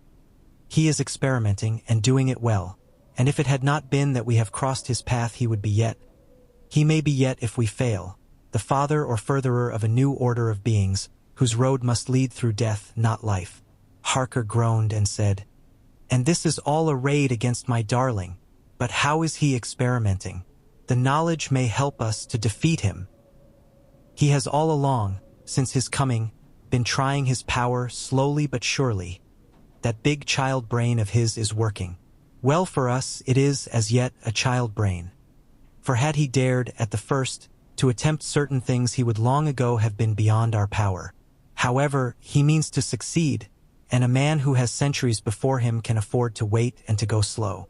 Festina lente may well be his motto. I fail to understand, said Harker wearily. Oh, do be more plain to me. Perhaps grief and trouble are dulling my brain. The professor laid his hand tenderly on his shoulder as he spoke. Ah, my child, I will be plain. Do you not see how, of late, this monster has been creeping into knowledge experimentally? How he has been making use of the zoophagus patient to effect his entry into friend John's home. For your vampire, though in all afterwards he can come when and how he will, must at the first make entry only when asked thereto by an inmate. But these are not his most important experiments. Do we not see how at the first all these so great boxes were moved by others? He knew not then but that must be so. But all the time that so great child brain of his was growing, and he began to consider whether he might not himself move the box. So he began to help. And then, when he found that this be all right, he tried to move them all alone. And so he progress, and he scatter these graves of him, and none but he know where they are hidden. He may have intend to bury them deep in the ground, so that he only use them in the night, or at such time as he can change his form, they do him equal well, and none may know these are his hiding place. But, my child, do not despair. This knowledge come to him just too late. Already all of his lairs but one be sterilized as for him, and before the sunset this shall be so. Then he have no place where he can move and hide. I delayed this morning that so we might be sure. Is there not more at stake for us than for him? Then why we not be even more careful than him? By my clock it is 1 hour and already. If all be well, friend Arthur and Quincy are on their way to us. Today is our day and we must go sure, if slow, and lose no chance. See, there are 5 of us when those absent ones return. Whilst he was speaking we were startled by a knock at the hall door, the double postman's knock of the telegraph boy. We all moved out to the hall with one impulse, and Van Helsing, holding up his hand to us to keep silence, stepped to the door and opened it. The boy handed in a dispatch. The professor closed the door again, and, after looking at the direction, opened it and read aloud. Look out for D. He has just now, 12:45, come from Carfax hurriedly and hastened towards the south. He seems to be going the round and may want to see you, Mina. There was a pause, broken by Jonathan Harker's voice. Now, God be thanked, we shall soon meet. Van Helsing turned to him quickly and said, God will act in his own way and time. Do not fear, and do not rejoice as yet. For what we wish for at the moment may be our undoings. I care for nothing now, he answered hotly, except to wipe out this brute from the face of creation. I would sell my soul to do it. Oh, hush, hush, my child, said Van Helsing. God does not purchase souls in this wise. And the devil, though he may purchase, does not keep faith. But God is merciful and just, and knows your pain and your devotion to that dear Madam Mina. Think you, how her pain would be doubled, did she but hear your wild words. Do not fear any of us. We are all devoted to this cause, and today shall see the end. The time is coming for action. Today this vampire is limit to the powers of man, and till sunset he may not change. It will take him time to arrive here. See, it is 20 minutes past 1, and there are yet some times before he can hither come, be he never so quick. What we must hope for is that my Lord Arthur and Quincy arrive first. About half an hour after we had received Mrs. Harker's telegram, there came a quiet, resolute knock at the hall door. It was just an ordinary knock, such as is given hourly by thousands of gentlemen. But it made the professor's heart and mine beat loudly. We looked at each other and together moved out into the hall. We each held ready to use our various armaments, the spiritual in the left hand, the mortal in the right. Van Helsing pulled back the latch, and, holding the door half open, stood back, having both hands ready for action.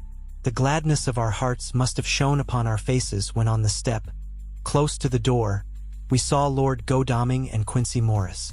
They came quickly in and closed the door behind them, the former saying, as they moved along the hall, "It is all right. We found both places. 6 boxes in each, and we destroyed them all." "Destroyed?" asked the professor. "For him." We were silent for a minute, and then Quincy said, "There's nothing to do but to wait here. If, however, he doesn't turn up by 5 o'clock, we must start off. For it won't do to leave Mrs. Harker alone after sunset." "He will be here before long now," said Van Helsing, who had been consulting his pocketbook. "Nota bene, in Madame's telegram he went south from Carfax. That means he went to cross the river, and he could only do so at slack of tide, which should be something before 1 o'clock. That he went south has a meaning for us. He is as yet only suspicious, and he went from Carfax first to the place where he would suspect interference least. You must have been at Bermondsey only a short time before him. That he is not here already shows that he went to Mile End next.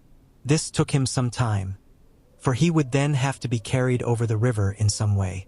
Believe me, my friends, we shall not have long to wait now. We should have ready some plan of attack so that we may throw away no chance. Hush, there is no time now. Have all your arms. Be ready." He held up a warning hand as he spoke, for we all could hear a key softly inserted in the lock of the hall door. I could not but admire, even at such a moment, the way in which a dominant spirit asserted itself. In all our hunting parties and adventures in different parts of the world, Quincy Morris had always been the one to arrange the plan of action, and Arthur and I had been accustomed to obey him implicitly. Now, the old habit seemed to be renewed instinctively. With a swift glance around the room, he at once laid out our plan of attack, and, without speaking a word, with a gesture, placed us each in position.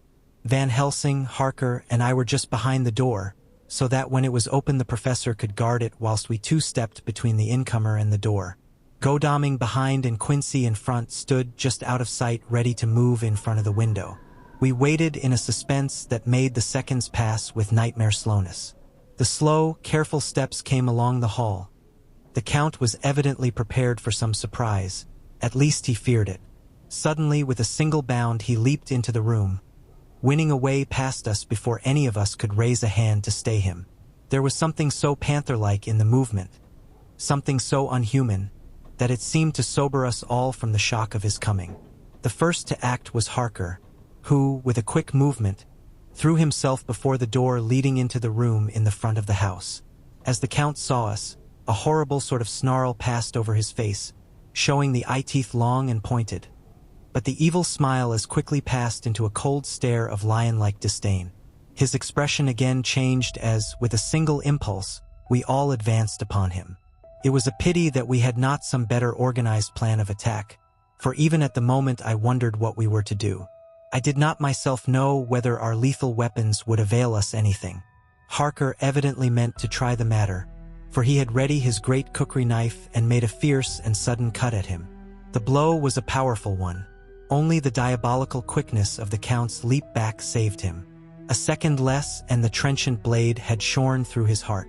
As it was, the point just cut the cloth of his coat, making a wide gap whence a bundle of banknotes and a stream of gold fell out. The expression of the Count's face was so hellish that for a moment I feared for Harker, though I saw him throw the terrible knife aloft again for another stroke. Instinctively, I moved forward with a protective impulse, holding the crucifix and wafer in my left hand. I felt a mighty power fly along my arm, and it was without surprise that I saw the monster cower back before a similar movement made spontaneously by each one of us. It would be impossible to describe the expression of hate and baffled malignity, of anger and hellish rage, which came over the Count's face. His waxen hue became greenish-yellow by the contrast of his burning eyes, and the red scar on the forehead showed on the pallid skin like a palpitating wound. The next instant, with a sinuous dive, he swept under Harker's arm, ere his blow could fall, and, grasping a handful of the money from the floor, dashed across the room, threw himself at the window. Amid the crash and glitter of the falling glass, he tumbled into the flagged area below. Through the sound of the shivering glass, I could hear the ting of the gold, as some of the sovereigns fell on the flagging. We ran over and saw him spring unhurt from the ground. He, rushing up the steps, crossed the flagged yard, and pushed open the stable door. There he turned and spoke to us. "You think to baffle me, you, with your pale faces all in a row, like sheep in a butcher's. You shall be sorry yet, each one of you. You think you have left me without a place to rest. But I have more. My revenge is just begun. I spread it over centuries, and time is on my side. Your girls that you all love are mine already, and through them you and others shall yet be mine. My creatures, to do my bidding and to be my jackals when I want to feed." Bah! With a contemptuous sneer, he passed quickly through the door, and we heard the rusty bolt creak as he fastened it behind him. A door beyond opened and shut. The first of us to speak was the professor, as, realizing the difficulty of following him through the stable, we moved toward the hall. "We have learnt something, much. Notwithstanding his brave words, he fears us. He fear time, he fear want, for if not, why he hurry so? His very tone betray him, or my ears deceive. Why take that money? You follow quick.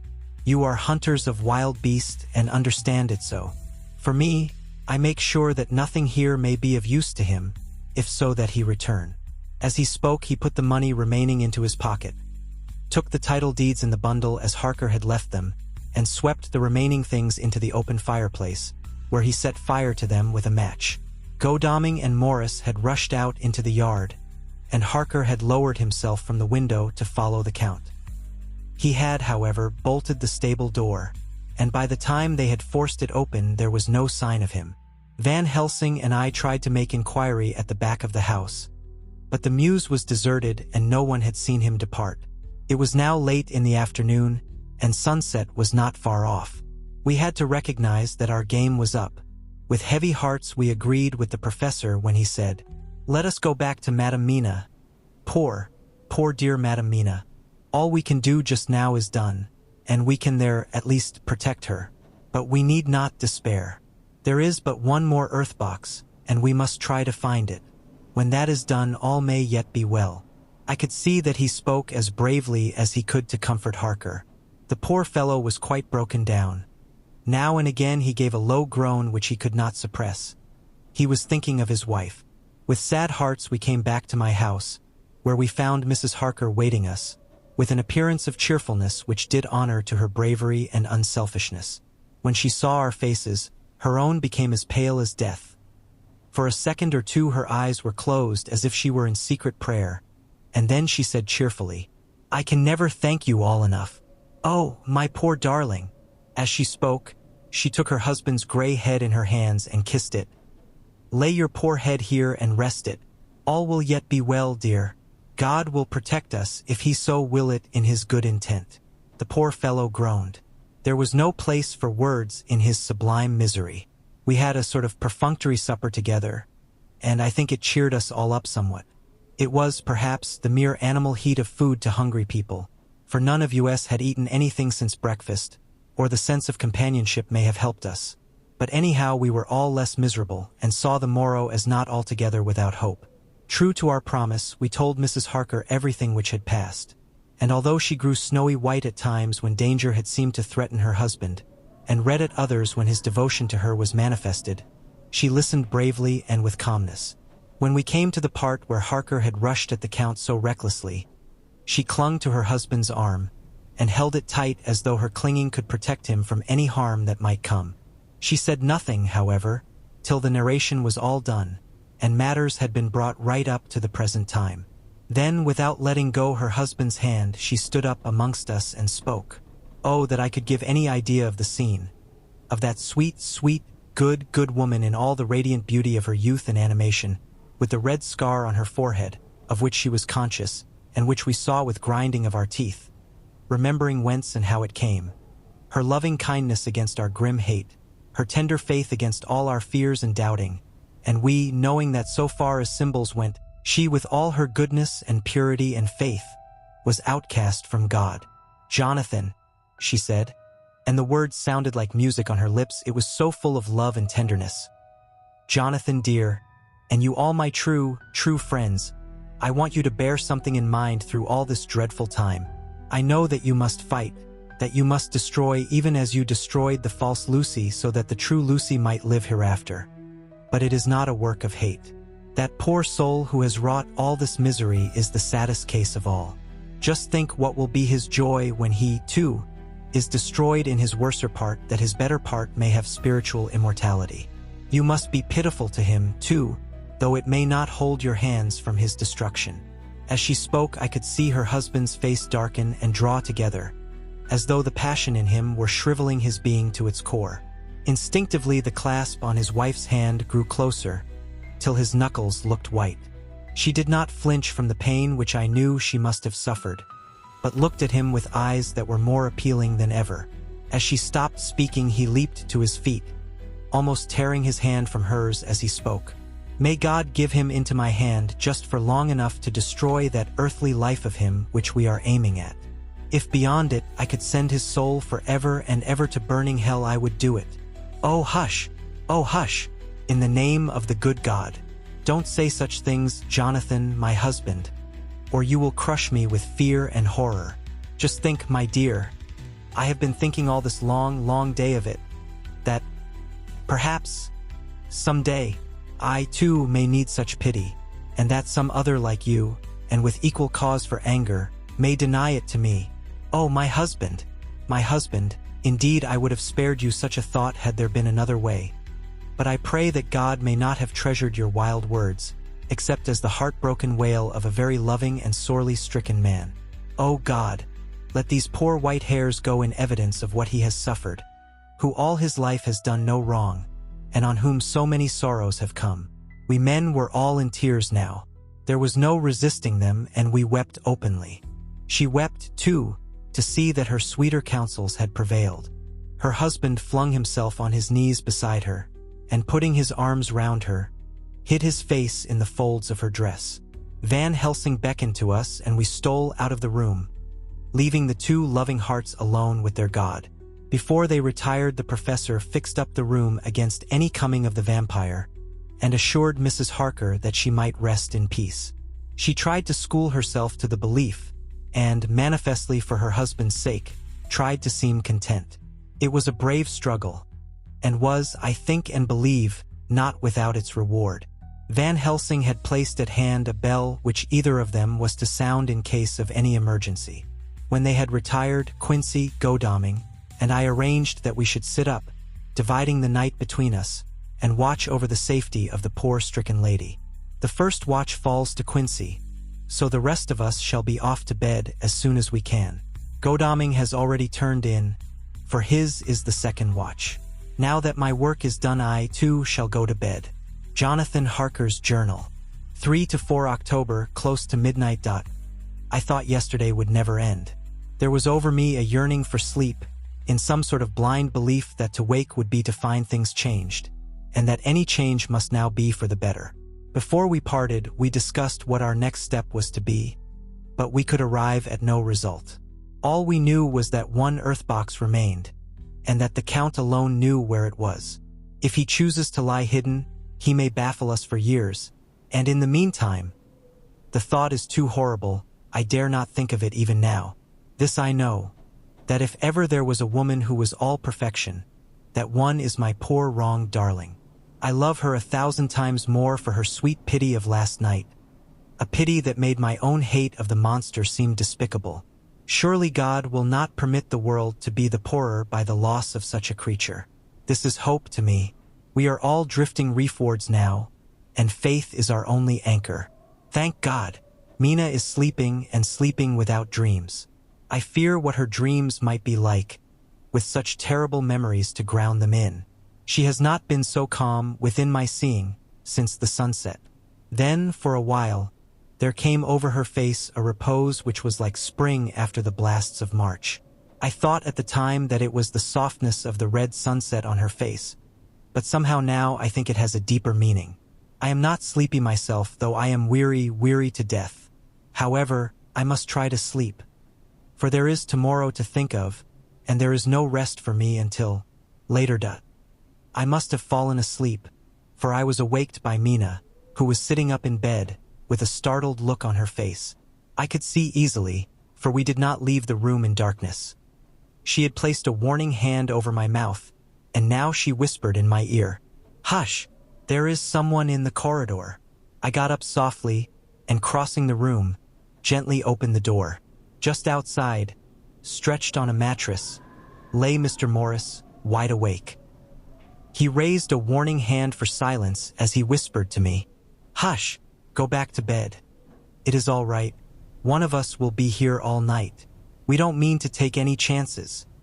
His look and gesture forbade discussion, so I came back and told Mina. She sighed, and positively a shadow of a smile stole over her poor, pale face as she put her arms round me and said softly, "Oh, thank God for good brave men." With a sigh, she sank back again to sleep. I write this now as I am not sleepy, though I must try again. October 4th, morning. Once again during the night I was wakened by Mina. This time we had all had a good sleep, for the gray of the coming dawn was making the windows into sharp oblongs, and the gas flame was like a speck rather than a disk of light. She said to me hurriedly, "Go call the professor. I want to see him at once." "Why?" I asked. "I have an idea. I suppose it must have come in the night and matured without my knowing it. He must hypnotize me before the dawn, and then I shall be able to speak. Go quick, dearest. The time is getting close." I went to the door. Dr. Seward was resting on the mattress, and, seeing me, he sprang to his feet. "Is anything wrong?" he asked in alarm. "No," I replied. "But Mina wants to see Dr. Van Helsing at once."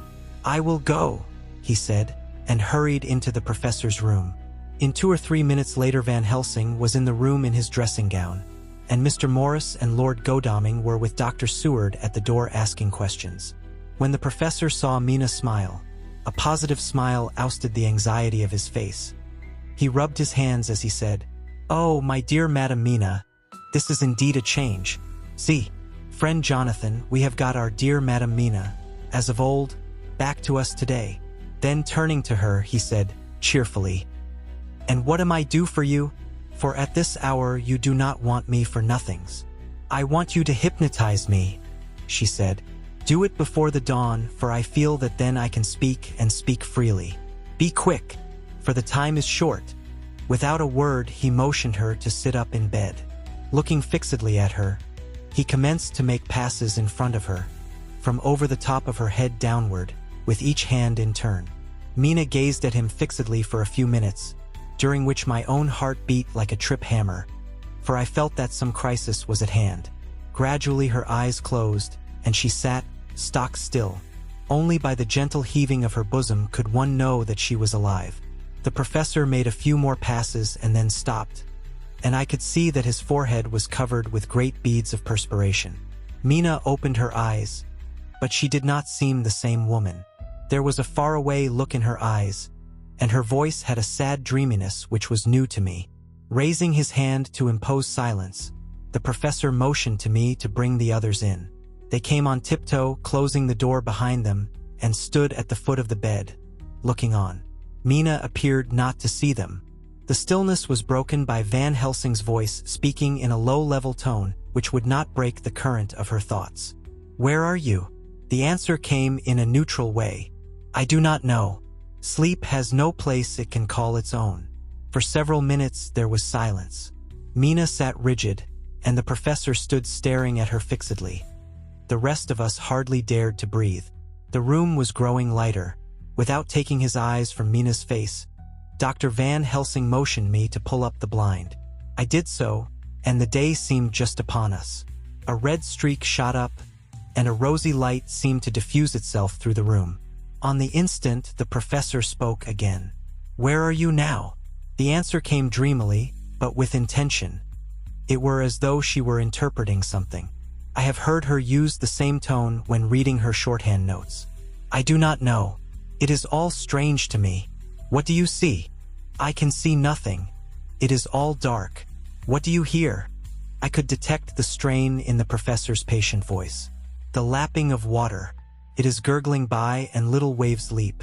I can hear them on the outside." "Then you are on a ship?" We all looked at each other, trying to glean something each from the other. We were afraid to think. The answer came quick. "Oh yes. What else do you hear? The sound of men stamping overhead as they run about. There is the creaking of a chain, and the loud tinkle as the check of the capstan falls into the rachet. What are you doing? I am still, oh so still. It is like death." The voice faded away into a deep breath as of one sleeping, and the open eyes closed again. By this time the sun had risen, and we were all in the full light of day. Dr. Van Helsing placed his hands on Mina's shoulders and laid her head down softly on her pillow. She lay like a sleeping child for a few moments, and then, with a long sigh, awoke and stared in wonder to see us all around her. "Have I been talking in my sleep?" was all she said. She seemed, however, to know the situation without telling, though she was eager to know what she had told. The professor repeated the conversation, and she said, "Then there is not a moment to lose. It may not be yet too late." Mr. Morris and Lord Godalming started for the door, but the professor's calm voice called them back. "Stay, my friends." That ship, wherever it was weighing anchor whilst she spoke. "There are many ships weighing anchor at the moment in your so great port of London. Which of them is it that you seek? God be thanked that we have once again a clue, though whither it may lead us we know not. We have been blind somewhat. Blind after the manner of men, since when we can look back we see what we might have seen looking forward if we had been able to see what we might have seen. Alas, but that sentence is a puddle. Is it not? We can know now what was in the Count's mind, when he seized that money, though Jonathan's so fierce knife put him in the danger that even he dread. He meant escape. Hear me. Escape. He saw that with but one earth-box left, and a pack of men following like dogs after a fox. This London was no place for him. He have take his last earth-box on board a ship, and he leave the land. He think to escape, but no, we follow him. Tally-ho, as friend Arthur would say when he put on his red frock. Our old fox is wily. Oh, so wily, and we must follow with wile. I too am wily, and I think his mind in a little while. In meantime we may rest and in peace, for there are waters between us which he do not want to pass, and which he could not if he would, unless the ship were to touch the land, and then only at full or slack tide. See, and the sun is just rose, and all day to sunset is to us. Let us take bath and dress, and have breakfast which we all need, and which we can eat comfortably since he be not in the same land with us." Mina looked at him appealingly as she asked, "But why need we seek him further, when he is gone away from us?" He took her hand and patted it as he replied, "Ask me nothings as yet. When we have breakfast, then I answer all questions." He would say no more, and we separated to dress. After breakfast Mina repeated her question.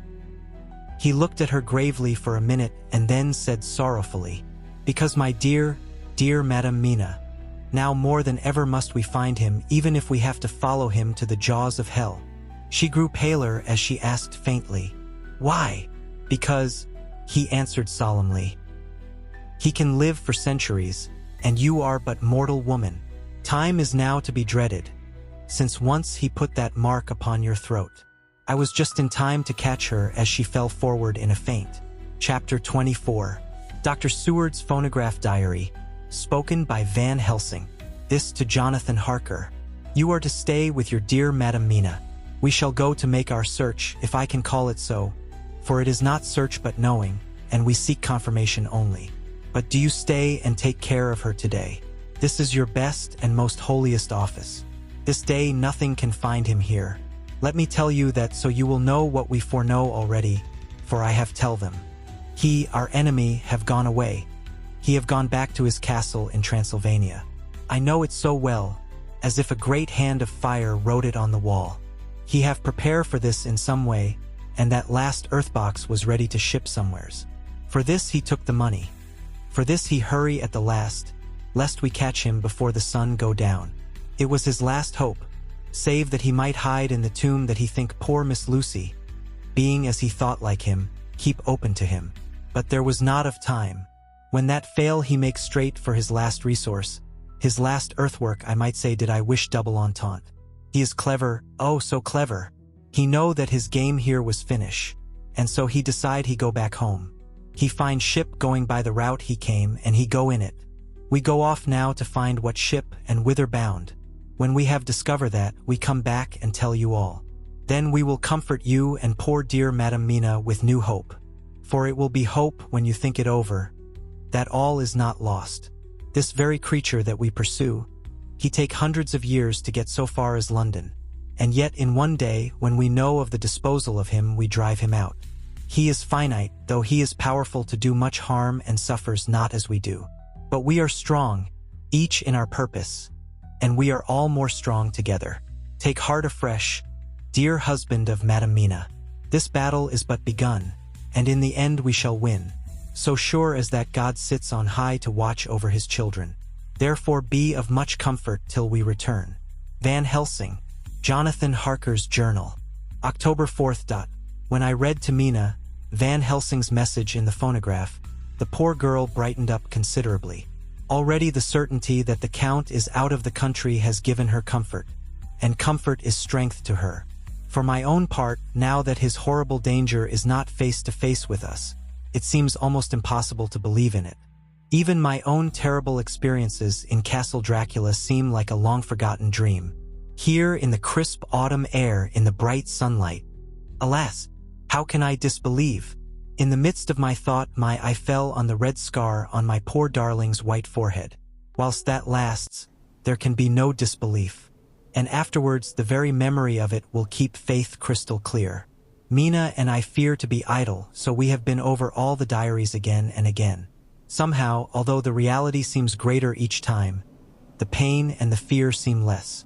There is something of a guiding purpose manifest throughout, which is comforting. Mina says that perhaps we are the instruments of ultimate good. It may be. I shall try to think as she does. We have never spoken to each other yet of the future. It is better to wait till we see the professor and the others after their investigations. The day is running by more quickly than I ever thought a day could run for me again. It is now 3 o'clock. Mina Harker's Journal. October 5th, 5 p.m. Our meeting for report. Present. Professor Van Helsing, Lord Godalming, Dr. Seward, Mr. Quincy Morris, Jonathan Harker, Mina Harker.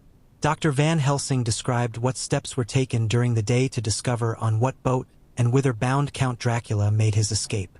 As I knew that he wanted to get back to Transylvania, I felt sure that he must go by the Danube mouth, or by somewhere in the Black Sea, since by that way he come. It was a dreary blank that was before us. Omni ignotum pro magnifico, and so with heavy hearts we start to find what ships leave for the Black Sea last night. He was in sailing ship, since Madam Mina tell of sails being set. These not so important as to go in your list of the shipping in the Times, and so we go, by suggestion of Lord Godalming, to your Lloyd's, where are note of all ships that sail, however so small. There we find that only one Black Sea-bound ship go out with the tide. She is the Tsarina Catherine, and she sail from Doolittle's wharf for Varna, and thence on to other parts and up the Danube. So, said I, this is the ship whereon is the Count. So off we go to Doolittle's wharf, and there we find a man in an office of wood so small that the man looked bigger than the office. From him we inquire of the goings of the Tsarina Catherine. He swear much, and he red face and loud a voice, but he good fellow all the same. And when Quincy give him something from his pocket which crackle as he roll it up, and put it in a so small bag which he have hid deep in his clothing, he still better fellow and humble servant to us. He come with us, and ask many men who are rough and hot. These be better fellows too when they have been no more thirsty. They say much of blood and bloom, and of others which I comprehend not, though I guess what they mean. But nevertheless they tell us all things which we want to know. They make known to us among them, how last afternoon at about 5 o'clock comes a man so hurry, a tall man, thin and pale, with high nose and teeth so white, and eyes that seem to be burning, that he be all in black, except that he have a hat of straw which suit not him or the time, that he scatter his money in making quick inquiry as to what ship sails for the Black Sea and for where. Some took him to the office and then to the ship, where he will not go aboard but halt at shore end of gangplank, and ask that the captain come to him. The captain come, when told that he will be pay well, and though he swear much at the first he agree to term. Then the thin man go and someone tell him where horse and cart can be hired. He go there and soon he come again, himself driving cart on which a great box. This he himself lift down, though it takes several to put it on truck for the ship. He give much talk to captain as to how and where his box is to be placed. But the captain like it not and swear at him in many tongues, and tell him that if he like he can come and see where it shall be. But he say no, that he come not yet, for that he have much to do. Whereupon the captain tell him that he had better be quick with blood, for that his ship will leave the place of blood before the turn of the tide with blood. Then the thin man smile and say that of course he must go when he think fit, but he will be surprised if he go quite so soon. The captain swear again, polyglot, and the thin man make him bow, and thank him, and say that he will so far intrude on his kindness as to come aboard before the sailing. Final the captain, more red than ever, and in more tongues tell him that he doesn't want no Frenchmen, with bloom upon them and also with blood, in his ship, with blood on her also. And so, after asking where there might be close at hand a ship where he might purchase ship forms, he departed. No one knew where he went or Bloomin well cared, as they said, for they had something else to think of, well with blood again. For it soon became apparent to all that the Tsarina Catherine would not sail as was expected. A thin mist began to creep up from the river, and it grew and grew, till soon a dense fog enveloped the ship and all around her. The captain swore polyglot, very polyglot, polyglot with bloom and blood, but he could do nothing. The water rose and rose, and he began to fear that he would lose the tide altogether. He was in no friendly mood, when just at full tide, the thin man came up the gangplank again and asked to see where his box had been stowed. Then the captain replied that he wished that he and his box, old and with much bloom and blood, were in hell. But the thin man did not be offend, and went down with the mate and saw where it was placed, and came up and stood a while on deck in fog. He must have come off by himself, for none notice him. Indeed they thought not of him. For soon the fog began to melt away, and all was clear again. My friends of the thirst and the language that was of bloom and blood laughed, as they told how the captain's swears exceeded even his usual polyglot, and was more than ever full of picturesque, when on questioning other mariners who were on movement up and down on the river that hour, he found that few of them had seen any of fog at all, except where it lay round the wharf. However, the ship went out on the ebb tide, and was doubtless by morning far down the river mouth. She was by then, when they told us, well out to sea. And so, my dear Madam Mina, it is that we have to rest for a time, for our enemy is on the sea, with the fog at his command, on his way to the Danube mouth. To sail a ship takes time, go she never so quick, and when we start we go on land more quick, and we meet him there. Our best hope is to come on him when in the box between sunrise and sunset, for then he can make no struggle, and we may deal with him as we should. There are days for us in which we can make ready our plan. We know all about where he go, for we have seen the owner of the ship, who have shown us invoices and all papers that can be. The box we seek is to be landed in Varna, and to be given to an agent, one Ristix, who will there present his credentials, and so our merchant friend will have done his part. When he asks if there be any wrong, for that so, he can telegraph and have inquiry made at Varna, we say no, for what is to be done is not for police or of the customs. It must be done by us alone and in our own way. When Dr. Van Helsing had done speaking, I asked him if he were certain that the Count had remained on board the ship. He replied, "We have the best proof of that, your own evidence, when in the hypnotic trance this morning." I asked him again if it were really necessary that they should pursue the Count, for I dread Jonathan leaving me, and I know that he would surely go if the others went. He answered in growing passion, at first quietly. As he went on, however, he grew more angry and more forceful, till in the end we could not but see wherein was at least some of that personal dominance which made him so long a master amongst men. Yes, it is necessary, for your sake in the first, and then for the sake of humanity. This monster has done much harm already, in the narrow scope where he find himself, and in the short time when as yet he was only as a body groping his so small measure in darkness and not knowing. All this have I told these others. You, my dear Madam Mina, will learn it in the phonograph of my friend John, or in that of your husband. I have told them how the measure of leaving his own barren land, barren of peoples, and coming to a new land where life of man teems till they are like the multitude of standing corn, was the work of centuries. Were another of the undead, like him, to try to do what he has done, perhaps not all the centuries of the world that have been, or that will be, could aid him. With this one, all the forces of nature that are occult and deep and strong must have worked together in some wondrous way. The very place, where he have been alive, undead for all these centuries, is full of strangeness of the geologic and chemical world. There are deep caverns and fissures that reach none know whither. There have been volcanoes, some of whose openings still send out waters of strange properties, and gases that kill or make to vivify. Doubtless, there is something magnetic or electric in some of these combinations of occult forces which work for physical life in strange way, and in himself were from the first some great qualities. In a hard and warlike time he was celebrate that he have more iron nerve, more subtle brain, more braver heart, than any man. In him some vital principle have in strange way found their utmost. And as his body keeps strong and grow and thrive, so his brain grow too. All this without that diabolic aid which is surely to him, for it have to yield to the powers that come from, and are symbolic of good. And now this is what he is to us. He have infect you. Oh, forgive me, my dear, that I must say such, but it is for good of you that I speak.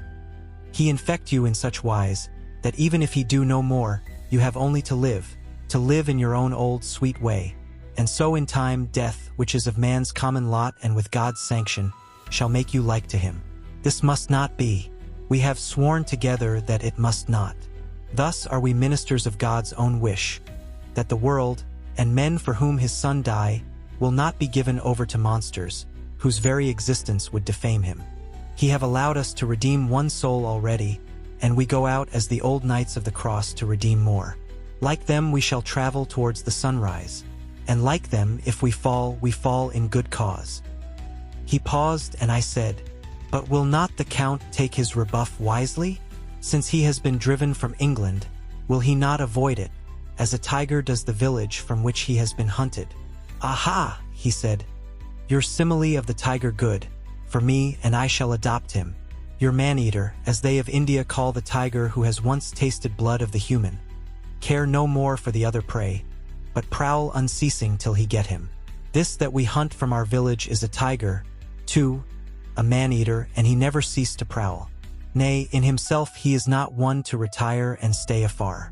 In his life, his living life, he go over the Turkey frontier and attack his enemy on his own ground. He be beaten back, but did he stay? No, he come again and again and again. Look at his persistence and endurance. With the child brain that was to him, he have long since conceived the idea of coming to a great city. What does he do? He find out the place of all the world most of promise for him. Then he deliberately set himself down to prepare for the task. He find in patience just how is his strength, and what are his powers. He study new tongues. He learn new social life, new environment of old ways, the politic, the law, the finance, the science, the habit of a new land and a new people who have come to be since he was. His glimpse that he have had, whet his appetite only and in keen his desire. Nay, it help him to grow as to his brain. For it all proved to him how right he was at the first in his surmises. He have done this alone, all alone, from a ruined tomb in a forgotten land. What more may he not do when the greater world of thought is open to him? He that can smile at death, as we know him, who can flourish in the midst of diseases that kill off whole peoples. Oh, if such an one was to come from God, and not the devil, what a force for good might he not be in this old world of ours. But we are pledged to set the world free. Our toil must be in silence, and our efforts all in secret. For in this enlightened age, when men believe not even what they see, the doubting of wise men would be his greatest strength. It would be at once his sheath and his armor, and his weapons to destroy us, his enemies, who are willing to peril even our own souls for the safety of one we love, for the good of mankind, and for the honor and glory of God. After a general discussion, it was determined that for tonight nothing be definitely settled, that we should all sleep on the facts, and try to think out the proper conclusions. Tomorrow, at breakfast, we are to meet again, and, after making our conclusions known to one another, we shall decide on some definite cause of action. I feel a wonderful peace and rest tonight. It is as if some haunting presence were removed from me. Perhaps my surmise was not finished, could not be. For I caught sight in the mirror of the red mark upon my forehead, and I knew that I was still unclean. Dr. Seward's diary. October 5th. We all rose early, and I think that sleep did much for each and all of us.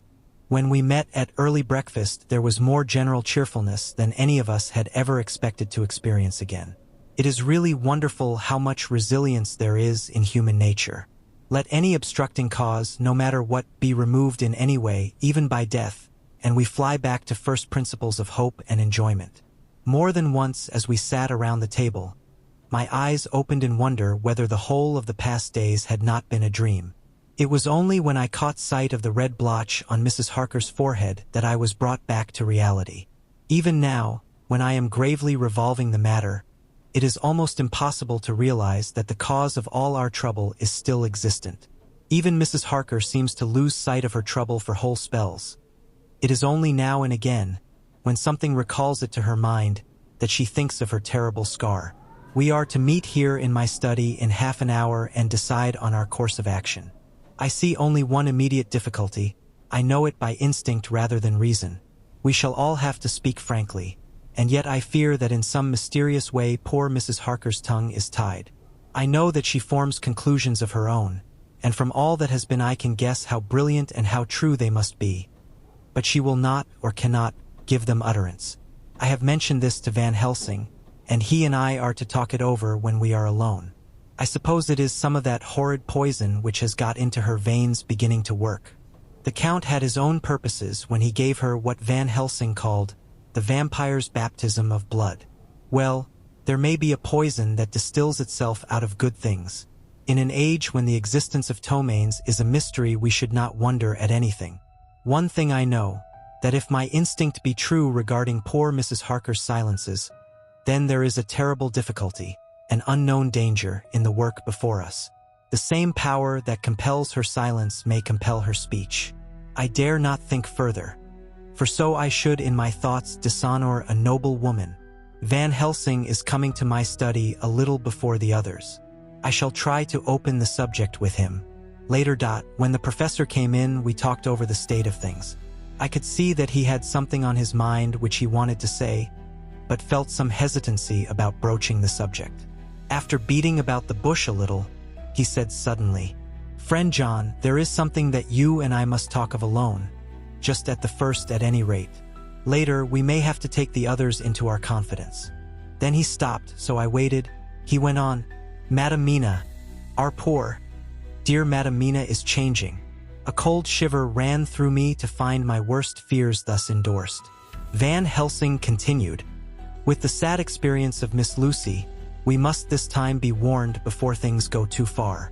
Our task is now in reality more difficult than ever, and this new trouble makes every hour of the direst importance.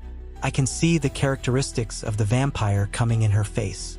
It is now but very, very slight, but it is to be seen if we have eyes to notice without to prejudge. Her teeth are some sharper, and at times her eyes are more hard. But these are not all.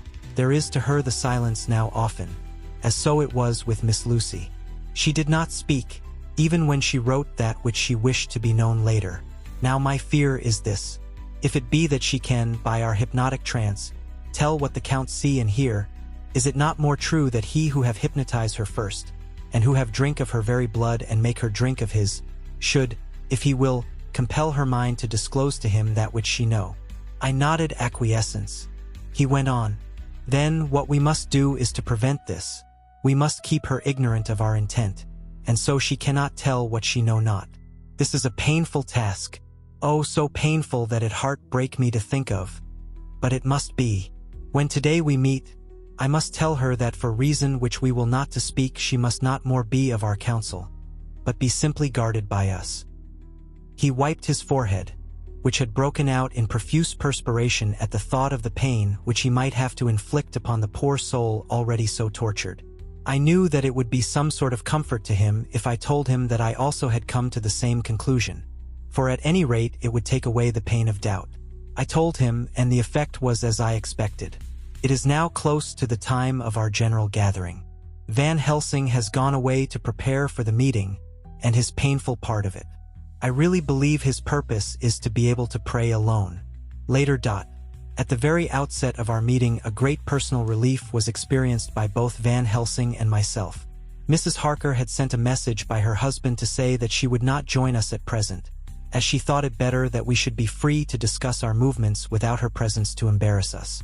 The professor and I looked at each other for an instant, and somehow we both seemed relieved. For my own part, I thought that if Mrs. Harker realized the danger herself, it was much pain as well as much danger averted. Under the circumstances, we agreed, by a questioning look and answer, with finger on lip, to preserve silence in our suspicions, until we should have been able to confer alone again. We went at once into our plan of campaign. Van Helsing roughly put the facts before us first. The Tsarina Catherine left the Thames yesterday morning. It will take her at the quickest speed she has ever made at least 3 weeks to reach Varna. But we can travel overland to the same place in 3 days. Now, if we allow for 2 days less for the ship's voyage, owing to such weather influences as we know that the Count can bring to bear, and if we allow a whole day and night for any delays which may occur to us, then we have a margin of nearly 2 weeks. Thus, in order to be quite safe, we must leave here on 17th at latest. Then we shall at any rate be in Varna a day before the ship arrives, and able to make such preparations as may be necessary. Of course we shall all go armed against evil things, spiritual as well as physical. Here Quincy Morris added, I understand that the Count comes from a wolf country, and it may be that he shall get there before us. I propose that we add Winchesters to our armament. I have a kind of belief in a Winchester when there is any trouble of that sort around. Do you remember, Art, when we had the pack after us at Tobolsk? What wouldn't we have given then for a repeater apiece? Good, said Van Helsing. Winchesters it shall be. Quincy's head is level at all times, but most so when there is to hunt. Metaphor be more dishonor to science than wolves be of danger to man. In the meantime we can do nothing here, and as I think that Varna is not familiar to any of us, why not go there more soon? It is as long to wait here as there. Tonight and tomorrow we can get ready, and then, if all be well, we 4 can set out on our journey. We 4? Said Harker interrogatively, looking from one to another of us. Of course, answered the professor quickly. You must remain to take care of your so sweet wife. Harker was silent for a while, and then said in a hollow voice, Let us talk of that part of it in the morning. I want to consult with Mina. I thought that now was the time for Van Helsing to warn him not to disclose our plans to her. But he took no notice. I looked at him significantly and coughed. For answer he put his finger on his lips and turned away. Jonathan Harker's Journal. October 5th, afternoon. For some time after our meeting this morning I could not think. The new phases of things leave my mind in a state of wonder which allows no room for active thought. Mina's determination not to take any part in the discussion set me thinking, and as I could not argue the matter with her, I could only guess. I am as far as ever from a solution now. The way the others received it, too, puzzled me. The last time we talked of the subject we agreed that there was to be no more concealment of anything amongst us. Mina is sleeping now, calmly and sweetly like a little child. Her lips are curved and her face beams with happiness. Thank God. There are such moments still for her. Later. How strange it all is. I sat watching Mina's happy sleep, and came as near to being happy myself as I suppose I shall ever be. As the evening drew on, and the earth took its shadows from the sun sinking lower, the silence of the room grew more and more solemn to me. All at once Mina opened her eyes, and looking at me tenderly, said, Jonathan, I want you to promise me something on your word of honor. A promise made to me, but made holily in God's hearing, and not to be broken though I should go down on my knees and implore you with bitter tears. Quick, you must make it to me at once. Mina, I said, a promise like that I cannot make at once. I may have no right to make it. But, dear one, she said, with such spiritual intensity that her eyes were like pole stars, it is I who wish it, and it is not for myself. You can ask Dr. Van Helsing if I am not right. If he disagrees, you may do as you will. Nay, more, if you all agree later, you are absolved from the promise." "I promise," I said, and for a moment she looked supremely happy, though to me all happiness for her was denied by the red scar on her forehead. She said, "Promise me that you will not tell me anything of the plans formed for the campaign against the Count. Not by word or inference or implication. Not at any time whilst this remains to me." And she solemnly pointed to the scar. I saw that she was in earnest, and said solemnly, "I promise." And as I said it, I felt that from that instant a door had been shut between us. Later, midnight. Mina has been bright and cheerful all the evening. So much so that all the rest seemed to take courage, as if infected somewhat with her gaiety. As a result, even I myself felt as if the pall of gloom which weighs us down were somewhat lifted. We all retired early. Mina is now sleeping like a little child. It is a wonderful thing that her faculty of sleep remains to her in the midst of her terrible trouble.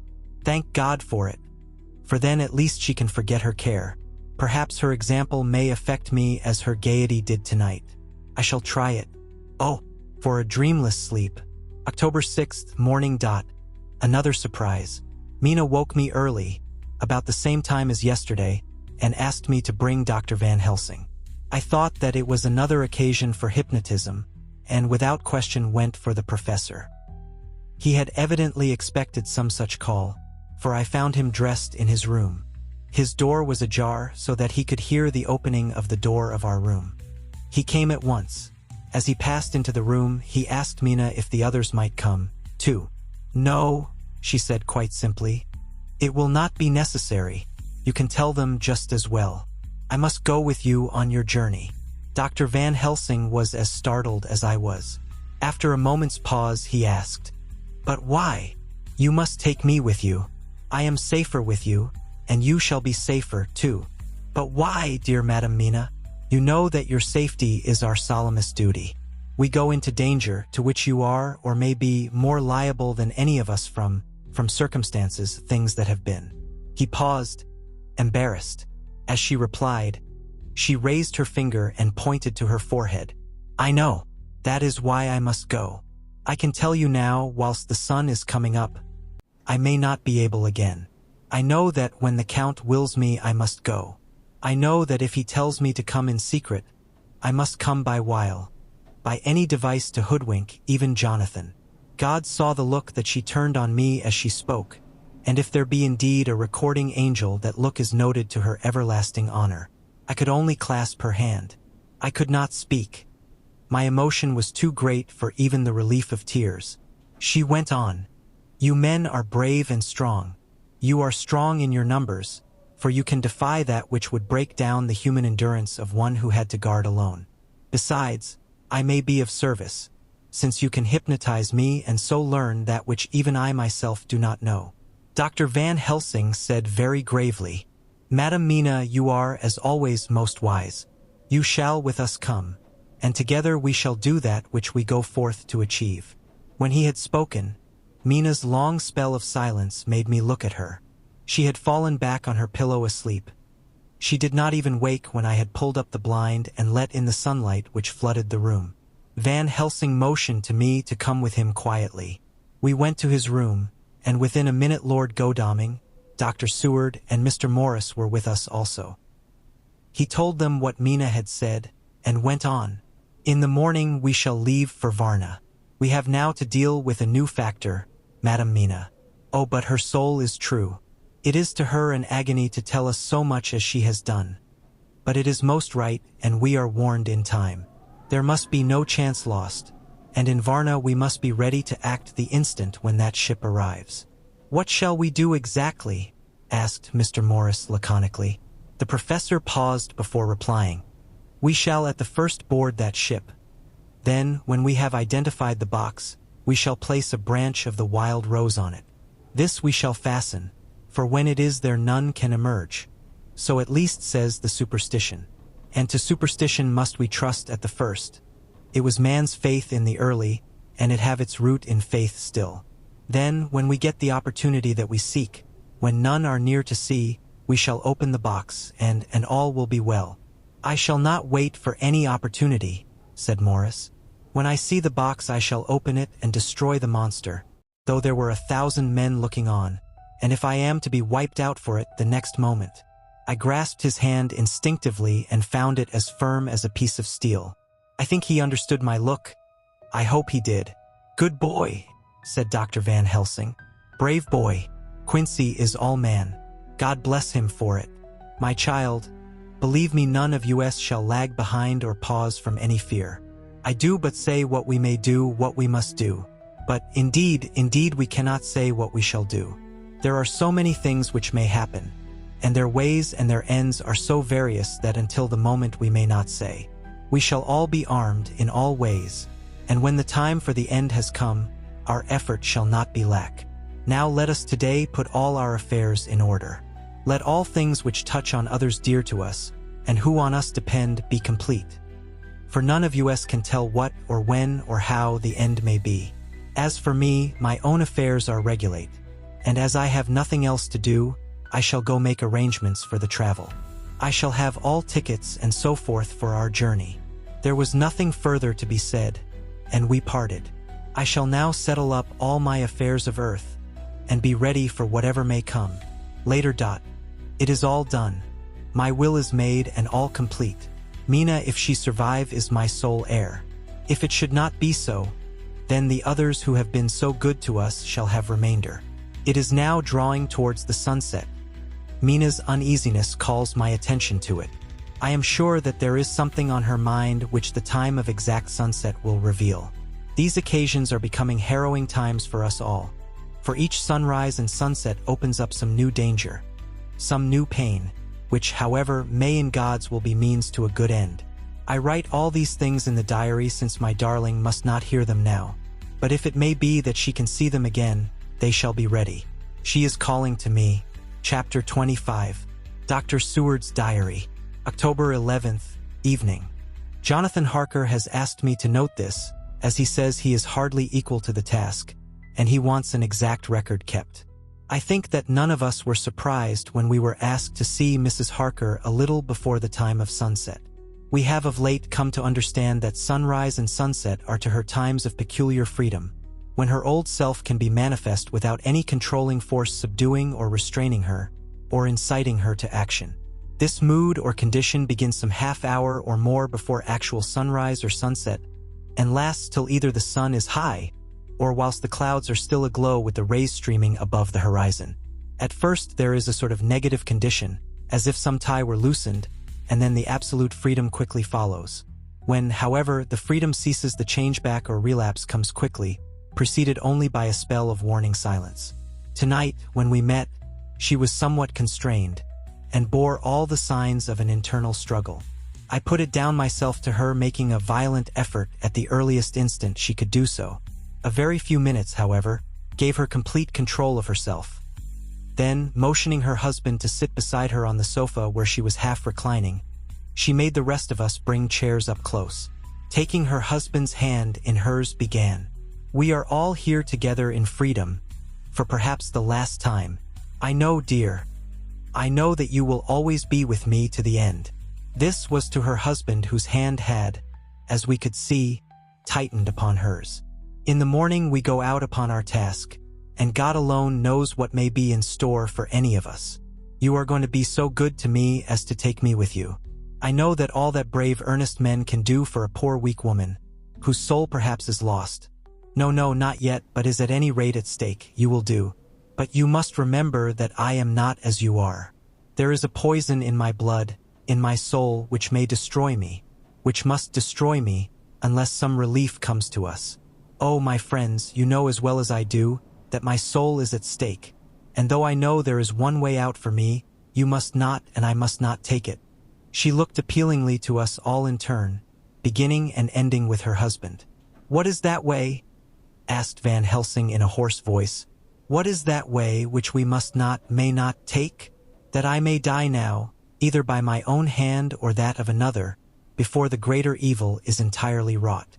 I know, and you know, that were I once dead you could and would set free my immortal spirit, even as you did my poor Lucy's.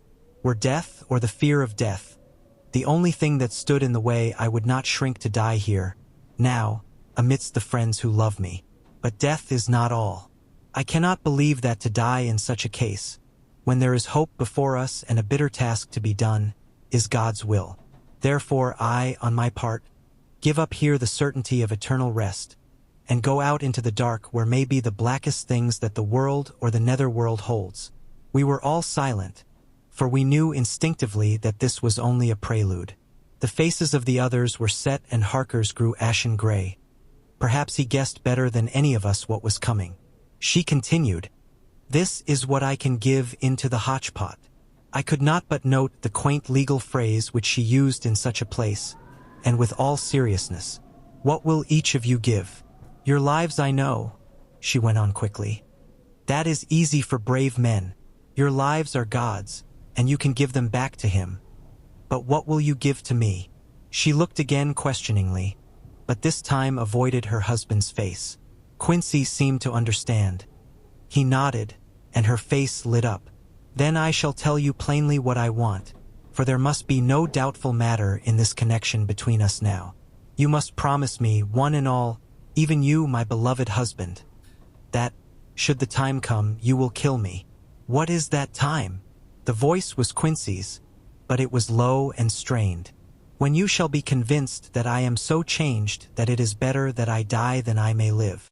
When I am thus dead in the flesh, then you will, without a moment's delay, drive a stake through me and cut off my head, or do whatever else may be wanting to give me rest." Quincy was the first to rise after the pause.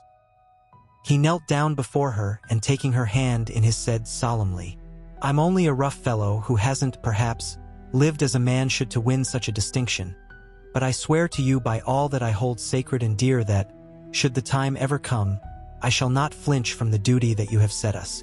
And I promise you, too, that I shall make all certain, for if I am only doubtful I shall take it that the time has come." "My true friend," was all she could say amid her fast-falling tears, as, bending over, she kissed his hand. "I swear the same, my dear Madam Mina," said Van Helsing. "And I," said Lord Godalming, each of them in turn kneeling to her to take the oath. "I followed, myself." Then her husband turned to her wan-eyed, and with a greenish pallor which subdued the snowy whiteness of his hair, and asked, "And must I, too, make such a promise, O my wife?" "You too, my dearest," she said, with infinite yearning of pity in her voice and eyes. "You must not shrink. You are nearest and dearest and all the world to me. Our souls are knit into one, for all life and all time.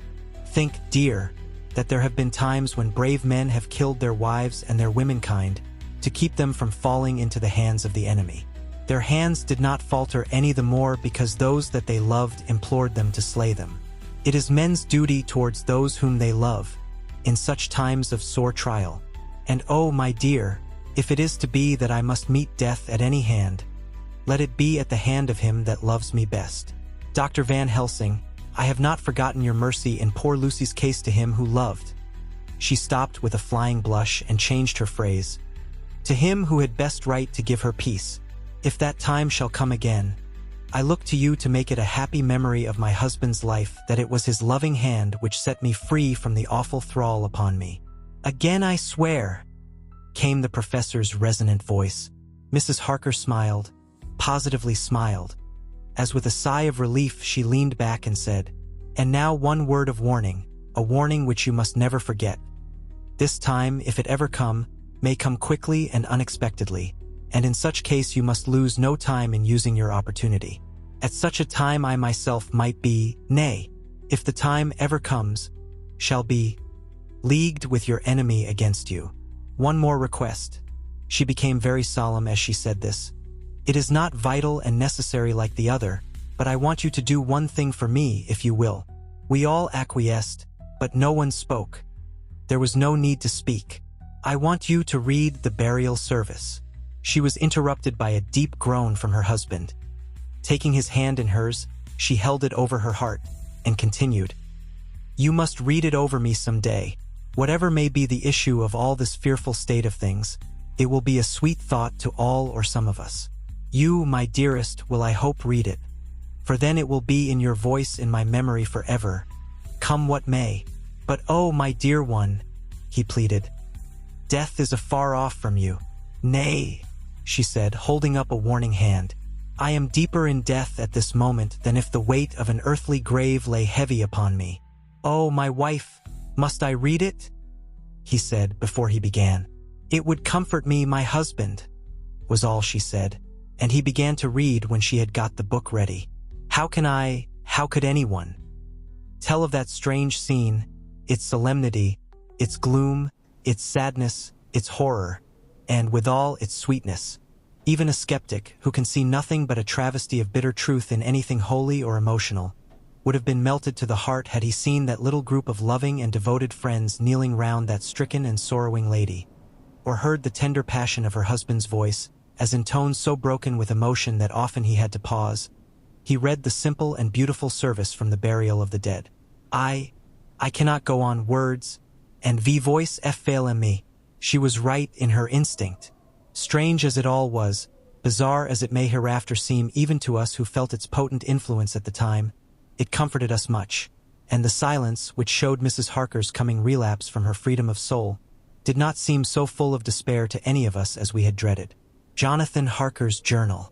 October 15th, Varna. We left Charing Cross on the morning of the 12th, got to Paris the same night, and took the places secured for us in the Orient Express. We traveled night and day, arriving here at about 5 o'clock. Lord Godalming went to the consulate to see if any telegram had arrived for him, whilst the rest of us came on to this hotel, the Odysseus. The journey may have had incidents. I was, however, too eager to get on to care for them.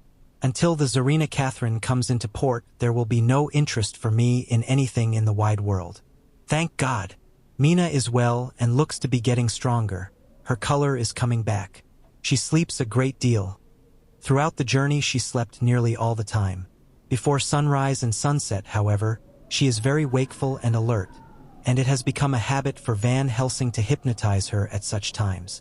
At first, some effort was needed, and he had to make many passes. But now she seems to yield at once, as if by habit, and scarcely any action is needed. He seems to have power at these particular moments to simply will, and her thoughts obey him.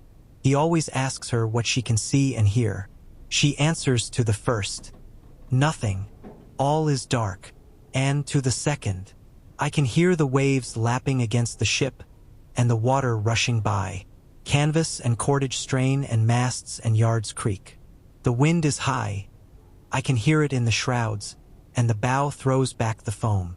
It is evident that the Tsarina Catherine is still at sea, hastening on her way to Varna. Lord Godalming has just returned.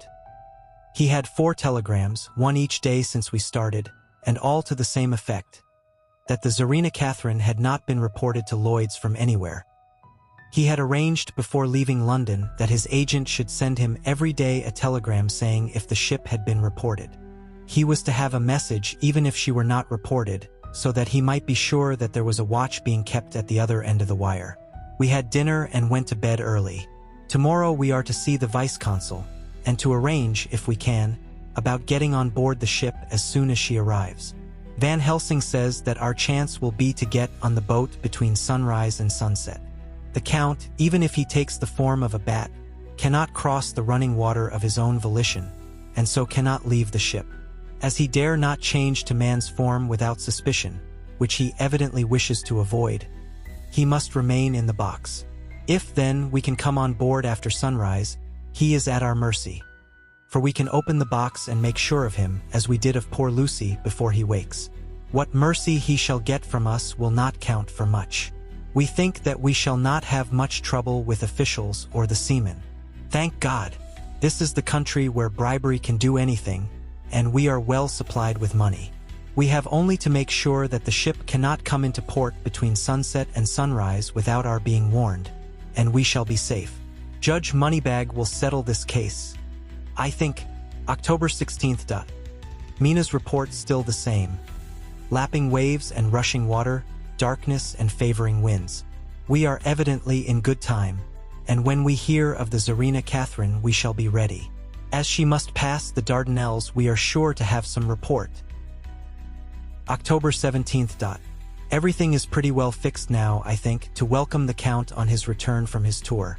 Godalming told the shippers that he fancied that the box sent aboard might contain something stolen from a friend of his, and got a half consent that he might open it at his own risk. The owner gave him a paper telling the captain to give him every facility in doing whatever he chose on board the ship, and also a similar authorization to his agent at Varna. We have seen the agent, who was much impressed with Godalming's kindly manner to him, and we are all satisfied that whatever he can do to aid our wishes will be done. We have already arranged what to do in case we get the box open. If the Count is there, Van Helsing and Seward will cut off his head at once and drive a stake through his heart. Morris and Godalming and I shall prevent interference, even if we have to use the arms which we shall have ready. The professor says that if we can so treat the Count's body, it will soon after fall into dust. In such case there would be no evidence against us, in case any suspicion of murder were aroused. But even if it were not, we should stand or fall by our act, and perhaps some day this very script may be evidence to come between some of us and a rope. For myself, I should take the chance only too thankfully if it were to come. We mean to leave no stone unturned to carry out our intent. We have arranged with certain officials that the instant the Tsarina Catherine is seen, we are to be informed by a special messenger. October 24th. A whole week of waiting. Daily telegrams to Godalming, but only the same story, not yet reported. Mina's morning and evening hypnotic answer is unvaried. Lapping waves, rushing water, and creaking masts. Telegram, October 24th. Rufus Smith, Lloyd's, London, to Lord Godalming, care of H.B. M. Vice Consul, Varna. Tsarina Catherine reported this morning from Dardanelles. Dr. Seward's diary. October 25th. How I miss my phonograph. To write diary with a pen is irksome to me, but Van Helsing says I must. We were all wild with excitement yesterday when Godalming got his telegram from Lloyd's. I know now what men feel in battle when the call to action is heard. Mrs. Harker, alone of our party, did not show any signs of emotion. After all, it is not strange that she did not, for we took special care not to let her know anything about it, and we all tried not to show any excitement when we were in her presence. In old days she would, I am sure, have noticed, no matter how we might have tried to conceal it. But in this way she is greatly changed during the past 3 weeks. The lethargy grows upon her, and though she seems strong and well, and is getting back some of her color, Van Helsing and I are not satisfied. We talk of her often. We have not, however, said a word to the others. It would break poor Harker's heart, certainly his nerve, if he knew that we had even a suspicion on the subject. Van Helsing examines, he tells me, her teeth very carefully, whilst she is in the hypnotic condition, for he says that so long as they do not begin to sharpen, there is no active danger of a change in her. If this change should come, it would be necessary to take steps. We both know what those steps would have to be, though we do not mention our thoughts to each other. We should neither of us shrink from the task, awful though it be to contemplate. Euthanasia is an excellent and a comforting word. I am grateful to whoever invented it. It is only about 24 hours sail from the Dardanelles to here, at the rate the Tsarina Catherine has come from London. She should therefore arrive sometime in the morning, but as she cannot possibly get in before then, we are all about to retire early. We shall get up at 1 o'clock so as to be ready. October 25th, noon. No news yet of the ship's arrival. Mrs. Harker's hypnotic report this morning was the same as usual, so it is possible that we may get news at any moment. We men are all in a fever of excitement, except Harker, who is calm. His hands are cold as ice, and an hour ago I found him wetting the edge of the great Gurkha knife which he now always carries with him. It will be a bad lookout for the Count if the edge of that kukri ever touches his throat, driven by that stern, ice-cold hand. Van Helsing and I were a little alarmed about Mrs. Harker today. About noon she got into a sort of lethargy which we did not like. Although we kept silence to the others, we were neither of us happy about it. She had been restless all the morning, so that we were at first glad to know that she was sleeping. When, however, her husband mentioned casually that she was sleeping so soundly that he could not wake her, we went to her room to see for ourselves. She was breathing naturally and looked so well and peaceful that we agreed that the sleep was better for her than anything else. Poor girl. She has so much to forget that it is no wonder that sleep, if it brings oblivion to her, does her good. Later. Our opinion was justified, for when after a refreshing sleep of some hours she woke up, she seemed brighter and better than she had been for days. At sunset she made the usual hypnotic report. Wherever he may be in the Black Sea, the Count is hurrying to his destination. To his doom, I trust. October 26. Another day and no tidings of the Tsarina Catherine. She ought to be here by now. That she is still journeying somewhere is apparent, for Mrs. Harker's hypnotic report at sunrise was still the same. It is possible that the vessel may be lying by, at times, for fog. Some of the steamers which came in last evening reported patches of fog both to north and south of the port. We must continue our watching, as the ship may now be signaled any moment. October 27th, noon. Most strange. No news yet of the ship we wait for. Mrs. Harker reported last night and this morning as usual, lapping waves and rushing water, though she added that the waves were very faint. The telegrams from London have been the same. No further report. Van Helsing is terribly anxious, and told me just now that he fears the Count is escaping us. He added significantly, I did not like that lethargy of Madame Mina's. Souls and memories can do strange things during trance. I was about to ask him more, but Harker just then came in, and he held up a warning hand. We must try tonight at sunset to make her speak more fully when in her hypnotic state. October 28th. Telegram. Rufus Smith, London, to Lord Godalming, care H. B. M. Vice Consul, Varna. Tsarina Catherine reported entering Galatz at 1 o'clock today. Dr. Seward's diary. October 28th. When the telegram came announcing the arrival in Galatz, I do not think it was such a shock to any of us as might have been expected. True, we did not know whence or how or when the bolt would come, but I think we all expected that something strange would happen. The delay of arrival at Varna made us individually satisfied that things would not be just as we had expected. We only waited to learn where the change would occur. None the less, however, was it a surprise. I suppose that nature works on such a hopeful basis that we believe against ourselves that things will be as they ought to be, not as we should know that they will be. Transcendentalism is a beacon to the angels, even if it be a will-o'-the-wisp to man. It was an odd experience, and we all took it differently. Van Helsing raised his hand over his head for a moment, as though in remonstrance with the Almighty. But he said not a word, and in a few seconds stood up with his face sternly set. Lord Godalming grew very pale, and sat breathing heavily. I was myself half stunned and looked in wonder at one after another. Quincy Morris tightened his belt with that quick movement which I knew so well. In our old wandering days it meant action. Mrs. Harker grew ghastly white, so that the scar on her forehead seemed to burn, but she folded her hands meekly and looked up in prayer. Harker smiled. Actually smiled, the dark, bitter smile of one who is without hope. But at the same time his action belied his words, for his hands instinctively sought the hilt of the great cookery knife and rested there. "When does the next train start for Galatz?" said Van Helsing to us generally. "At 6:30 tomorrow morning." We all started, for the answer came from Mrs. Harker. "How on earth do you know?" said Art. "You forget, or perhaps you do not know, though Jonathan does and so does Dr. Van Helsing, that I am the train fiend. At home in Exeter I always used to make up the timetables so as to be helpful to my husband. I found it so useful sometimes that I always make a study of the timetables now. I knew that if anything were to take us to Castle Dracula we should go by Galatz, or at any rate through Bucharest, so I learned the times very carefully. Unhappily there are not many to learn, as the only train tomorrow leaves, as I say." "Wonderful woman," murmured the professor.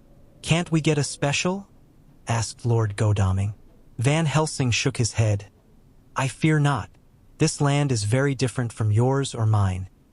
Even if we did have a special, it would probably not arrive as soon as our regular train. Moreover, we have something to prepare. We must think. Now let us organize. You, friend Arthur, go to the train and get the tickets and arrange that all be ready for us to go in the morning. Do you, friend Jonathan, go to the agent of the ship and get from him letters to the agent in Galats, with authority to make search the ship just as it was here. Morris Quincy, you see the vice-consul, and get his aid with his fellow in Galats and all he can do to make our way smooth, so that no times be lost when over the Danube. John will stay with Madam Mina and me, and we shall consult. For so if time be long you may be delayed, and it will not matter when the sun set, since I am here with Madame to make report.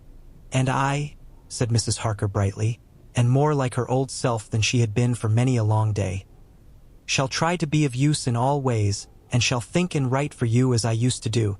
Something is shifting from me in some strange way, and I feel freer than I have been of late. The three younger men looked happier at the moment as they seemed to realize the significance of her words.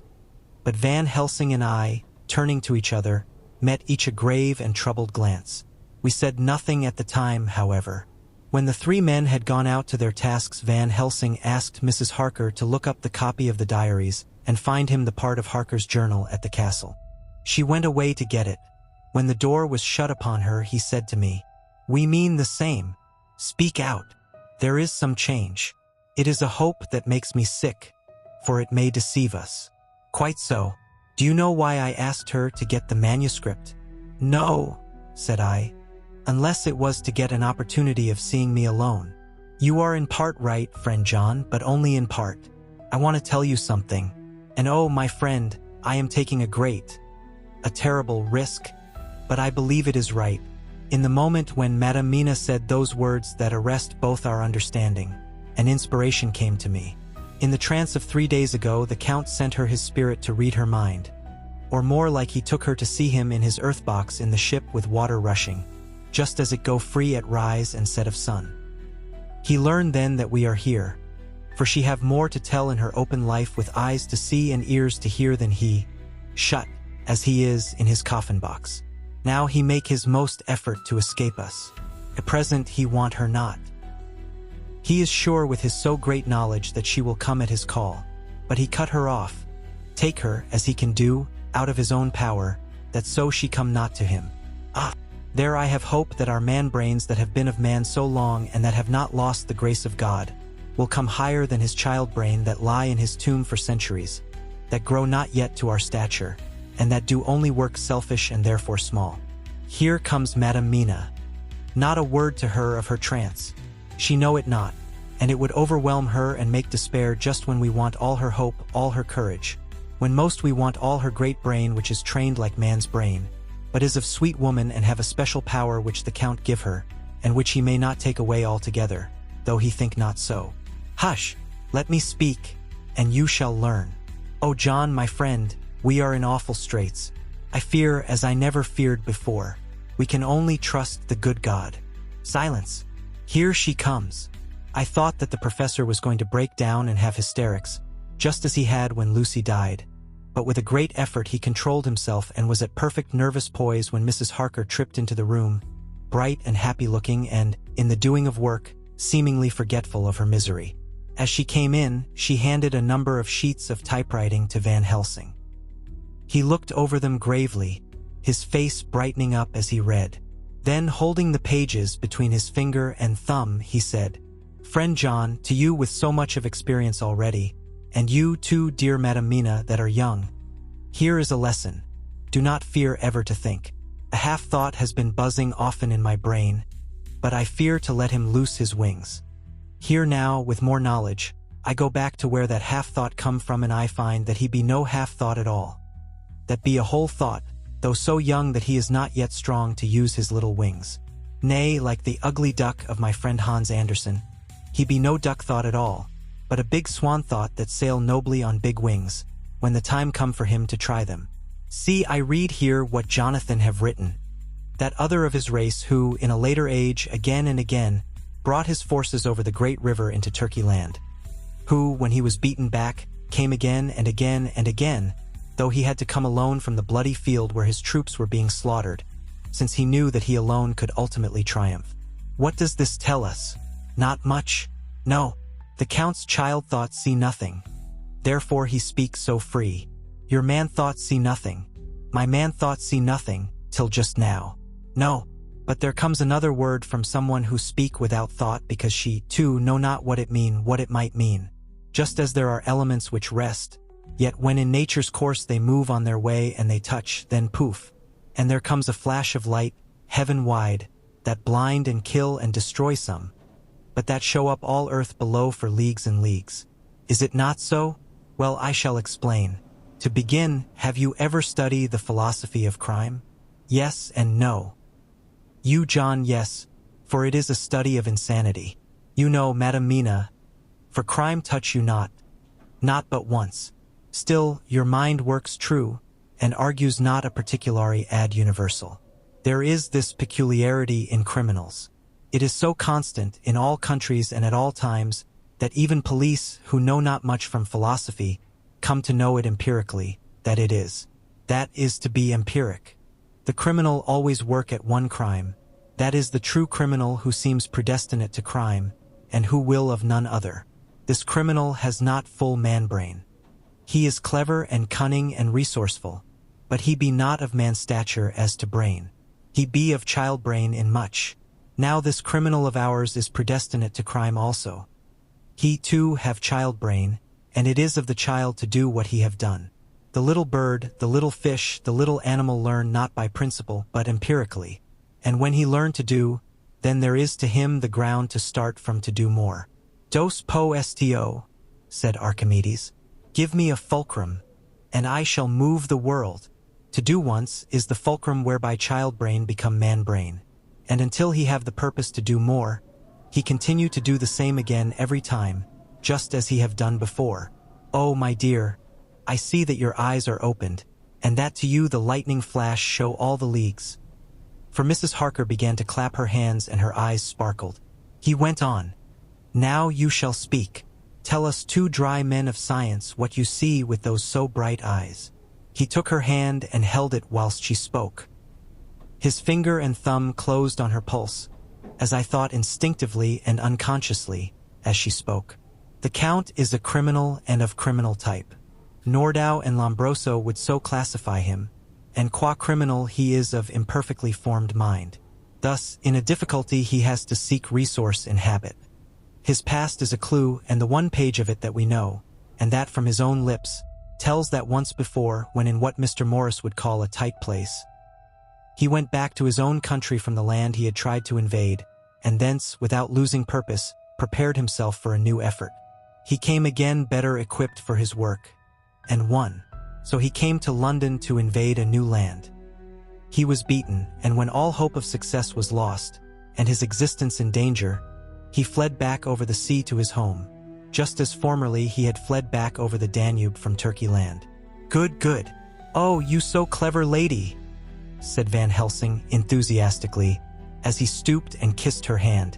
A moment later he said to me, as calmly as though we had been having a sick-room consultation, 72 only, and in all this excitement, I have hope.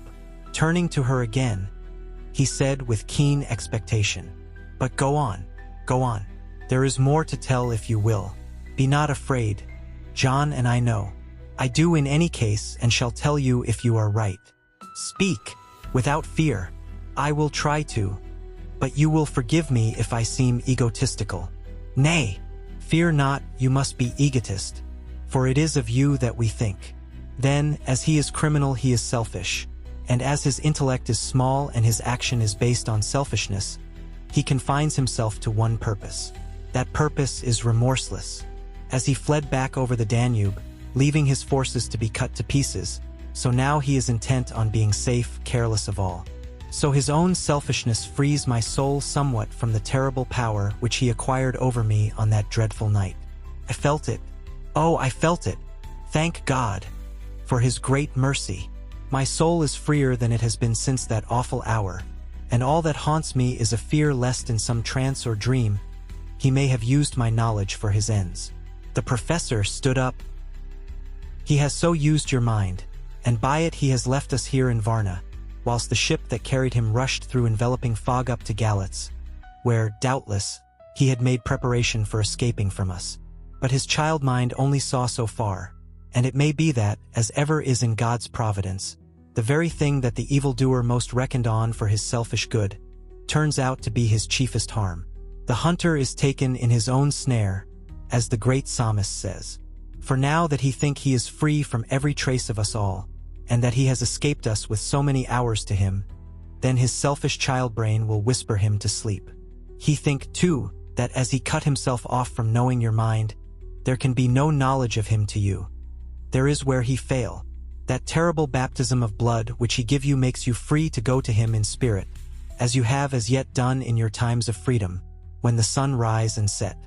At such times you go by my volition and not by his, and this power to good of you and others, as you have won from your suffering at his hands.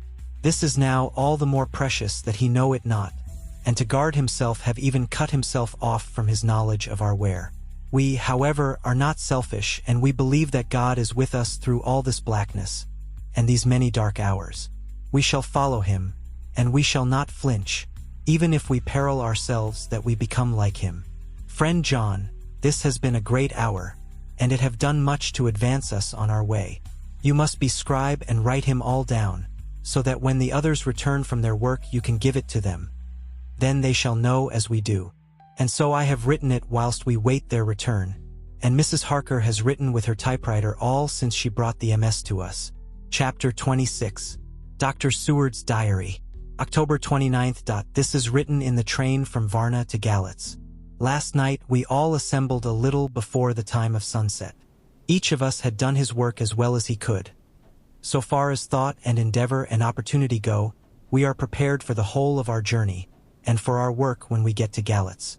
When the usual time came round, Mrs. Harker prepared herself for her hypnotic effort, and after a longer and more serious effort on the part of Van Helsing than has been usually necessary, she sank into the trance.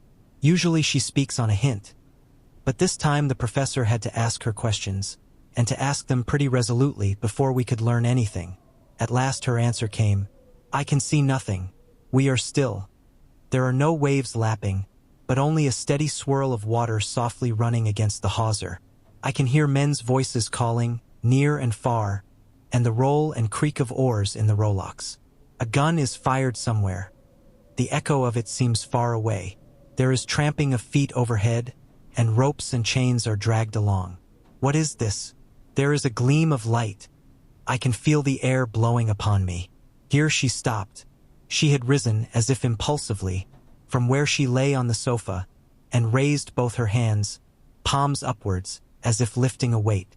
Van Helsing and I looked at each other with understanding. Quincy raised his eyebrows slightly and looked at her intently, whilst Harker's hand instinctively closed round the hilt of his kukri. There was a long pause. We all knew that the time when she could speak was passing, but we felt that it was useless to say anything. Suddenly she sat up, and, as she opened her eyes, said sweetly, "Would none of you like a cup of tea? You must all be so tired." We could only make her happy, and so acquiesced. She bustled off to get tea. When she had gone, Van Helsing said, "You see, my friends, he is close to land. He has left his earth chest, but he has yet to get on shore. In the night he may lie hidden somewhere. But if he be not carried on shore, or if the ship do not touch it, he cannot achieve the land. In such case he can, if it be in the night, change his form and can jump or fly on shore as he did at Whitby. But if the day come before he get on shore, then, unless he be carried, he cannot escape. And if he be carried, then the customs men may discover what the box contain. Thus, in fine, if he escape not on shore tonight or before dawn, there will be the whole day lost to him. We may then arrive in time, for if he escape not at night we shall come on him in daytime, boxed up and at our mercy. For he dare not be his true self, awake and visible, lest he be discovered." There was no more to be said, so we waited in patience until the dawn, at which time we might learn more from Mrs. Harker. Early this morning we listened, with breathless anxiety, for her response in her trance. The hypnotic stage was even longer in coming than before, and when it came the time remaining until full sunrise was so short that we began to despair. Van Helsing seemed to throw his whole soul into the effort. At last, in obedience to his will, she made reply, "All is dark. I hear lapping water, level with me, and some creaking as of wood on wood. She paused, and the red sun shot up. We must wait till tonight. And so it is that we are traveling towards Galatz in an agony of expectation. We are due to arrive between 2 and 3 in the morning. But already at Bucharest we are 3 hours late, so we cannot possibly get in till well after sunup. Thus we shall have 2 more hypnotic messages from Mrs. Harker. Either or both may possibly throw more light on what is happening. Later. Sunset has come and gone. Fortunately it came at a time when there was no distraction, for had it occurred whilst we were at a station, we might not have secured the necessary calm and isolation. Mrs. Harker yielded to the hypnotic influence even less readily than this morning. I am in fear that her power of reading the Count's sensations may die away, just when we want it most. It seems to me that her imagination is beginning to work. Whilst she has been in the trance hitherto, she has confined herself to the simplest of facts. If this goes on, it may ultimately mislead us. If I thought that the Count's power over her would die away equally with her power of knowledge, it would be a happy thought. But I am afraid that it may not be so. When she did speak, her words were enigmatical. Something is going out. I can feel it pass me like a cold wind. I can hear, far off, confused sounds, as of men talking in strange tongues, fierce falling water, and the howling of wolves. She stopped and a shudder ran through her, increasing in intensity for a few seconds, till, at the end, she shook as though in a palsy. She said no more, even in answer to the professor's imperative questioning. When she woke from the trance, she was cold and exhausted and languid, but her mind was all alert. She could not remember anything, but asked what she had said. When she was told, she pondered over it deeply for a long time and in silence. October 30th, 7 a.m. We are near Galatz now, and I may not have time to write later. Sunrise this morning was anxiously looked for by us all. Knowing of the increasing difficulty of procuring the hypnotic trance, Van Helsing began his passes earlier than usual. They produced no effect, however, until the regular time, when she yielded with a still greater difficulty, only a minute before the sun rose. The professor lost no time in his questioning. Her answer came with equal quickness. All is dark. I hear water swirling by, level with my ears, and the creaking of wood on wood. Cattle low far off. There is another sound, a queer one like. She stopped and grew white, and whiter still. Go on. Speak. I command you, said Van Helsing in an agonized voice. At the same time there was despair in his eyes, for the risen sun was reddening even Mrs. Harker's pale face. She opened her eyes, and we all started as she said, sweetly and seemingly with the utmost unconcern, "Oh, Professor, why ask me to do what you know I can't? I don't remember anything." Then, seeing the look of amazement on our faces, she said, turning from one to the other with a troubled look, "What have I said? What have I done? I know nothing, only that I was lying here, half asleep, and heard you say, 'Go on, speak. I command you.' It seems so funny to hear you order me about, as if I were a bad child." "Oh, Madam Mina," he said sadly, "it is proof, if proof be needed, of how I love and honor you, when a word for your good, spoken more earnest than ever, can seem so strange because it is to order her whom I am proud to obey. The whistles are sounding. We are nearing Galatz. We are on fire with anxiety and eagerness." Mina Harker's journal. October 30th. Mr. Morris took me to the hotel where our rooms had been ordered by telegraph, he being the one who could best be spared, since he does not speak any foreign language. The forces were distributed much as they had been at Varna, except that Lord Godalming went to the vice-consul, as his rank might serve as an immediate guarantee of some sort to the official, we being in extreme hurry. Jonathan and the 2 doctors went to the shipping agent to learn particulars of the arrival of the Tsarina Catherine. Later. Lord Godalming has returned. The consul is away and the vice-consul sick, so the routine work has been attended to by a clerk. He was very obliging and offered to do anything in his power. Jonathan Harker's journal. October 30th.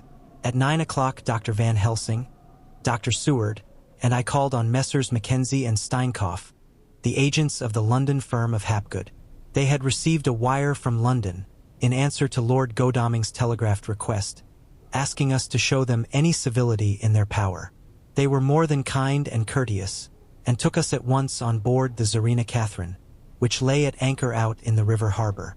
There we saw the captain, Donaldson by name, who told us of his voyage. He said that in all his life he had never had so favorable a run.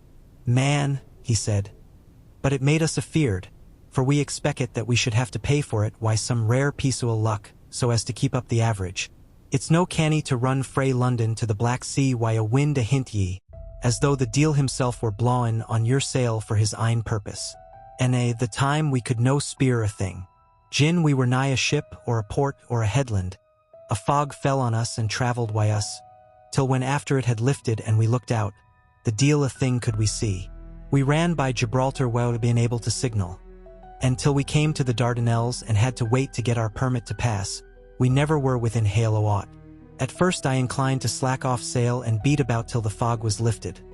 But whiles, I thought that if the deil was minded to get us into the Black Sea quick, he was like to do it whether we would or no.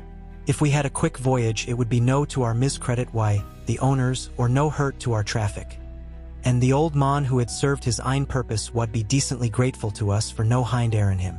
This mixture of simplicity and cunning, of superstition and commercial reasoning, aroused Van Helsing, who said, "Mine friend, that devil is more clever than he is thought by some, and he know when he meet his match." The skipper was not displeased with the compliment, and went on. When we got past the Bosphorus the men began to grumble. Some of them, the Romanians, came and asked me to heave overboard a big box which had been put on board by a queer-looking old man just before we had started frae London. I had seen them speer at the fellow, and put out their TWA fingers when they saw him, to guard against the evil eye. Man, but the superstition of foreigners is perfectly ridiculous. I sent them aboot their business pretty quick.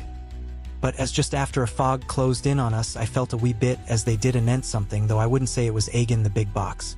Well, on we went, and as the fog didn't let up for 5 days, I yost let the wind carry us. For if the deil wanted to get somewheres, well, he would fetch it up a reet. And if he didn't, well, we'd keep a sharp lookout anyhow.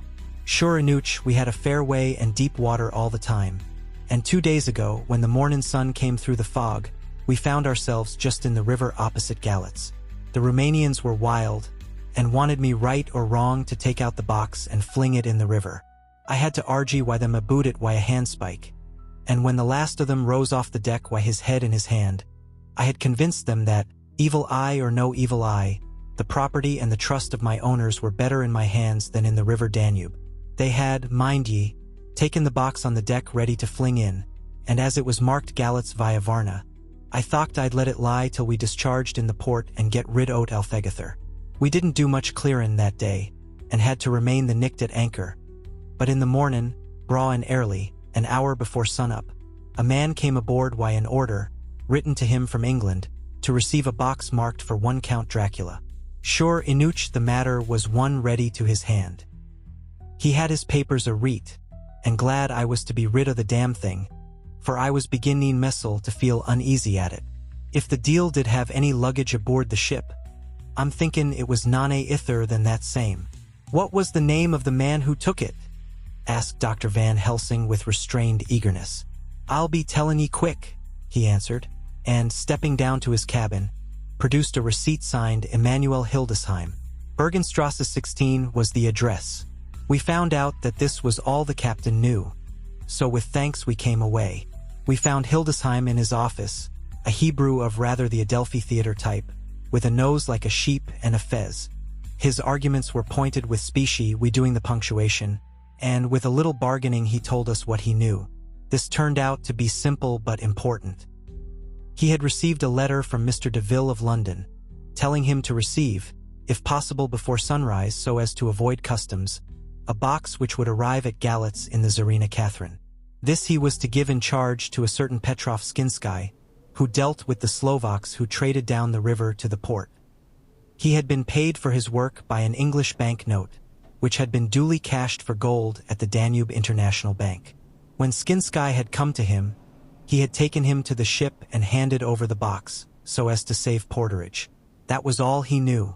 We then sought for Skinsky, but were unable to find him. One of his neighbors, who did not seem to bear him any affection, said that he had gone away 2 days before, no one knew whither. This was corroborated by his landlord, who had received by messenger the key of the house together with the rent due, in English money. This had been between 10 and 11 o'clock last night. We were at a standstill again. Whilst we were talking, one came running and breathlessly gasped out that the body of Skinsky had been found inside the wall of the churchyard of St. Peter, and that the throat had been torn open as if by some wild animal. Those we had been speaking with ran off to see the horror, the women crying out, "This is the work of a Slovak." We hurried away lest we should have been in some way drawn into the affair, and so detained. As we came home, we could arrive at no definite conclusion. We were all convinced that the box was on its way by water to somewhere, but where that might be we would have to discover. With heavy hearts we came home to the hotel to Mina. When we met together, the first thing was to consult as to taking Mina again into our confidence. Things are getting desperate, and it is at least a chance, though a hazardous one. As a preliminary step, I was released from my promise to her. Mina Harker's journal. October 30th, evening. They were so tired and worn out and dispirited that there was nothing to be done till they had some rest. So I asked them all to lie down for half an hour whilst I should enter everything up to the moment. I feel so grateful to the man who invented the traveler's typewriter, and to Mr. Morris for getting this one for me. I should have felt quite astray doing the work if I had to write with a pen. It is all done. Poor dear, dear Jonathan, what he must have suffered, what must he be suffering now? He lies on the sofa hardly seeming to breathe, and his whole body appears in collapse. His brows are knit. His face is drawn with pain. Poor fellow, maybe he is thinking, and I can see his face all wrinkled up with the concentration of his thoughts. Oh, if I could only help at all. I shall do what I can. I have asked Dr. Van Helsing, and he has got me all the papers that I have not yet seen. Whilst they are resting, I shall go over all carefully, and perhaps I may arrive at some conclusion. I shall try to follow the professor's example, and think without prejudice on the facts before me. I do believe that under God's providence I have made a discovery. I shall get the maps and look over them. I am more than ever sure that I am right. My new conclusion is ready, so I shall get our party together and read it. They can judge it. It is well to be accurate, and every minute is precious. Mina Harker's memorandum. Entered in her journal. Ground of inquiry. Count Dracula's problem is to get back to his own place. He must be brought back by someone. This is evident. For had he power to move himself as he wished, he could go either as man or wolf or bat, or in some other way. He evidently fears discovery or interference, in the state of helplessness in which he must be, confined as he is between dawn and sunset in his wooden box. B. How is he to be taken? Here a process of exclusions may help us. By road, by rail, by water? 1. By road. There are endless difficulties, especially in leaving the city. X. There are people, and people are curious and investigate. A hint, a surmise, a doubt as to what might be in the box, would destroy him. Why, there are, or there may be, customs and octroi officers to pass. Z. His pursuers might follow. This is his highest fear, and in order to prevent his being betrayed he has repelled, so far as he can, even his victim, me. 2. By rail. There is no one in charge of the box. It would have to take its chance of being delayed, and delay would be fatal with enemies on the track. True, he might escape at night, but what would he be if left in a strange place with no refuge that he could fly to? This is not what he intends, and he does not mean to risk it. 3. By water. Here is the safest way in one respect, but with most danger in another. On the water he is powerless except at night. Even then he can only summon fog and storm and snow and his wolves. But were he wrecked, the living water would engulf him, helpless, and he would indeed be lost. He could have the vessel drive to land, but if it were unfriendly land wherein he was not free to move, his position would still be desperate. We know from the record that he was on the water, so what we have to do is to ascertain what water. The first thing is to realize exactly what he has done as yet. We may, then, get a light on what his later task is to be. Firstly, we must differentiate between what he did in London as part of his general plan of action, when he was pressed for moments and had to arrange as best he could. Secondly, we must see, as well as we can surmise it from the facts we know of, what he has done here. As to the first, he evidently intended to arrive at Galatz, and sent invoice to Varna to deceive us lest we should ascertain his means of exit from England. His immediate and sole purpose then was to escape. The proof of this is the letter of instructions sent to Emanuel Hildesheim to clear and take away the box before sunrise. There is also the instruction to Petrov Skinsky. These we must only guess at, but there must have been some letter or message, since Skinsky came to Hildesheim, that, so far, his plans were successful we know. The Tsarina Catherine made a phenomenally quick journey, so much so that Captain Donelson's suspicions were aroused. But his superstition united with his canniness played the Count's game for him, and he ran with his favoring wind through fogs and all till he brought up blindfold at Galatz. That the Count's arrangements were well made has been proved. Hildesheim cleared the box, took it off and gave it to Skinsky. Skinsky took it, and here we lose the trail. We only know that the box is somewhere on the water, moving along. The customs and the octroi, if there be any, have been avoided. Now we come to what the Count must have done after his arrival, on land at Galatz. The box was given to Skinsky before sunrise. At sunrise the Count could appear in his own form. Here we ask why Skinsky was chosen at all to aid in the work. In my husband's diary, Skinsky is mentioned as dealing with the Slovaks who trade down the river to the port, and the man's remark that the murder was the work of a Slovak showed the general feeling against his class. The Count wanted isolation. My surmise is this, that in London the Count decided to get back to his castle by water, as the most safe and secret way. He was brought from the castle by Skani, and probably they delivered their cargo to Slovaks who took the boxes to Varna, for there they were shipped for London. Thus the Count had knowledge of the persons who could arrange this service. When the box was on land, before sunrise or after sunset, he came out from his box, met Skinsky and instructed him what to do as to arranging the carriage of the box up some river. When this was done, and he knew that all was in train, he blotted out his traces, as he thought, by murdering his agent. I have examined the map and find that the river most suitable for the Slovaks to have ascended is either the Pruth or the Sereth. I read in the typescript that in my trance I heard cows low and water swirling level with my ears and the creaking of wood. The Count in his box, then, was on a river in an open boat, propelled probably either by oars or poles, for the banks are near and it is working against stream. There would be no such sound if floating downstream. Of course it may not be either the Sereth or the Pruth, but we may possibly investigate further. Now of these two, the Pruth is the more easily navigated, but the Sereth is, at Fundu, joined by the Bistritza which runs up round the Borgo Pass. The loop it makes is manifestly as close to Dracula's castle as can be got by water. Mina Harker's journal continued. When I had done reading, Jonathan took me in his arms and kissed me. The others kept shaking me by both hands, and Dr. Van Helsing said, "Our dear Madam Mina is once more our teacher. Her eyes have been where we were blinded. Now we are on the track once again, and this time we may succeed. Our enemy is at his most helpless, and if we can come on him by day on the water, our task will be over. He has a start, but he is powerless to hasten, as he may not leave his box lest those who carry him may suspect. For them to suspect would be to prompt them to throw him in the stream where he perish.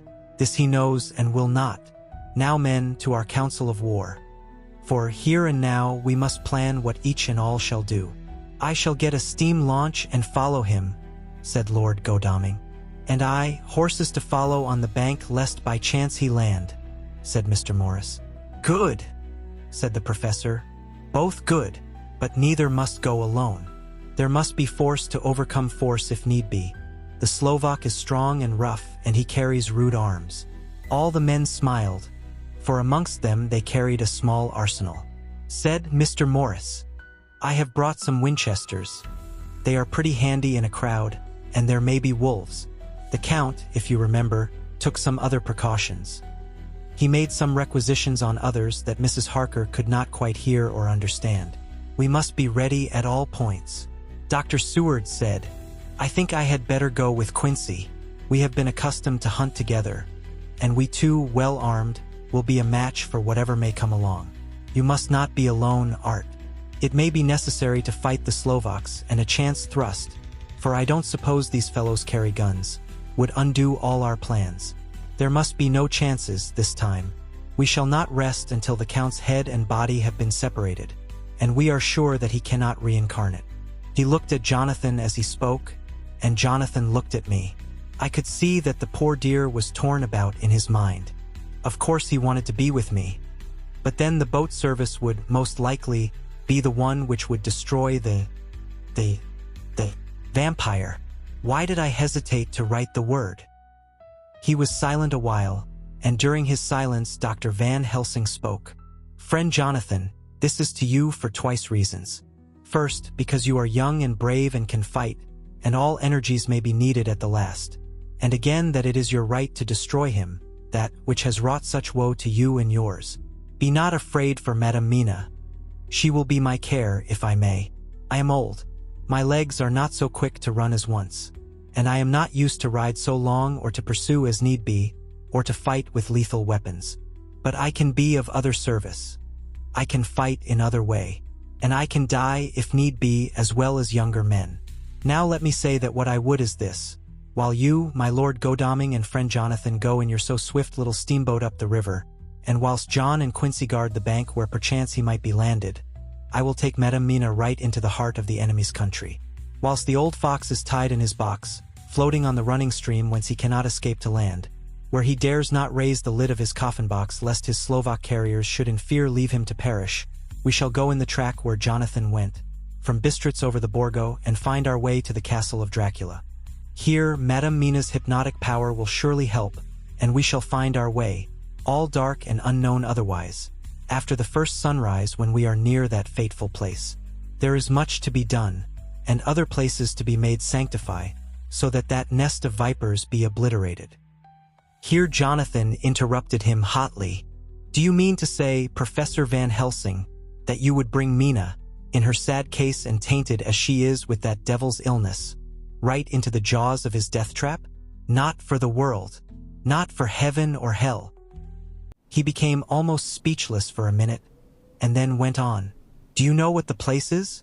Have you seen that awful den of hellish infamy, with the very moonlight alive with grisly shapes, and every speck of dust that whirls in the wind a devouring monster in embryo? Have you felt the vampire's lips upon your throat? Here he turned to me, and as his eyes lit on my forehead he threw up his arms with a cry. Oh my God, what have we done to have this terror upon us? And he sank down on the sofa in a collapse of misery. The professor's voice, as he spoke in clear, sweet tones, which seemed to vibrate in the air, calmed us all. Oh, my friend, it is because I would save Madame Mina from that awful place that I would go. God forbid that I should take her into that place. There is work, wild work, to be done there, that her eyes may not see.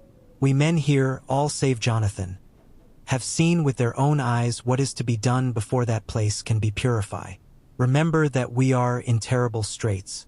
If the Count escape us this time, and he is strong and subtle and cunning, he may choose to sleep him for a century, and then in time our dear 1 inch, he took my hand, would come to him to keep him company, and would be as those others that you, Jonathan, saw.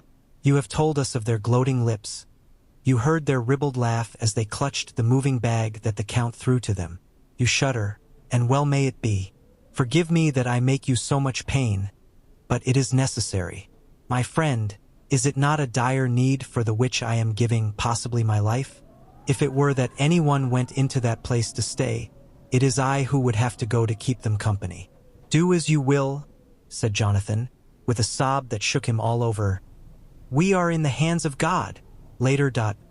Oh, it did me good to see the way that these brave men worked. How can women help loving men when they are so earnest, and so true and so brave? And, too, it made me think of the wonderful power of money. What can it not do when it is properly applied? And what might it do when basely used? I felt so thankful that Lord Godalming is rich, and that both he and Mr. Morris, who also has plenty of money, are willing to spend it so freely. For if they did not, our little expedition could not start, either so promptly or so well equipped, as it will within another hour. It is not 3 hours since it was arranged what part each of us was to do, and now Lord Godalming and Jonathan have a lovely steam launch, with steam up ready to start at a moment's notice. Dr. Seward and Mr. Morris have half a dozen good horses, well appointed. We have all the maps and appliances of various kinds that can be had. Professor Van Helsing and I are to leave by the 11:40 train tonight for Veresti, where we are to get a carriage to drive to the Borgo Pass. We are bringing a good deal of ready money, as we are to buy a carriage and horses. We shall drive ourselves, for we have no one whom we can trust in the matter. The professor knows something of a great many languages, so we shall get on all right. We have all got arms, even for me a large-bore revolver. Jonathan would not be happy unless I was armed like the rest. Alas, I cannot carry one arm that the rest do. The scar on my forehead forbids that. Dear Dr. Van Helsing comforts me by telling me that I am fully armed as there may be wolves. The weather is getting colder every hour, and there are snow flurries which come and go as warnings. Later. It took all my courage to say goodbye to my darling. We may never meet again. Courage, Mina. The professor is looking at you keenly. His look is a warning. There must be no tears now, unless it may be that God will let them fall in gladness. Jonathan Harker's Journal. October 30th. Night. I am writing this in the light from the furnace door of the steam launch. Lord Godalming is firing up. He is an experienced hand at the work, as he has had for years a launch of his own on the Thames, and another on the Norfolk Broads. Regarding our plans, we finally decided that Mina's guess was correct, and that if any waterway was chosen for the Count's escape back to his castle, the Sereth and then the Bistritza at its junction would be the one. We took it that somewhere about the 47th degree north latitude would be the place chosen for the crossing the country between the river and the Carpathians. We have no fear in running at good speed up the river at night. There is plenty of water, and the banks are wide enough apart to make steaming, even in the dark, easy enough. Lord Godalming tells me to sleep for a while, as it is enough for the present for one to be on watch. But I cannot sleep. How can I, with the terrible danger hanging over my darling, and her going out into that awful place? My only comfort is that we are in the hands of God. Only for that faith it would be easier to die than to live, and so be quit of all the trouble. Mr. Morris and Dr. Seward were off on their long ride before we started. They are to keep up the right bank, far enough off to get on higher lands where they can see a good stretch of river and avoid the following of its curves. They have, for the first stages, 2 men to ride and lead their spare horses, for in all, so as not to excite curiosity. When they dismiss the men, which shall be shortly, they shall themselves look after the horses. It may be necessary for us to join forces. If so, they can mount our whole party. One of the saddles has a movable horn, and can be easily adapted for Mina, if required. It is a wild adventure we are on.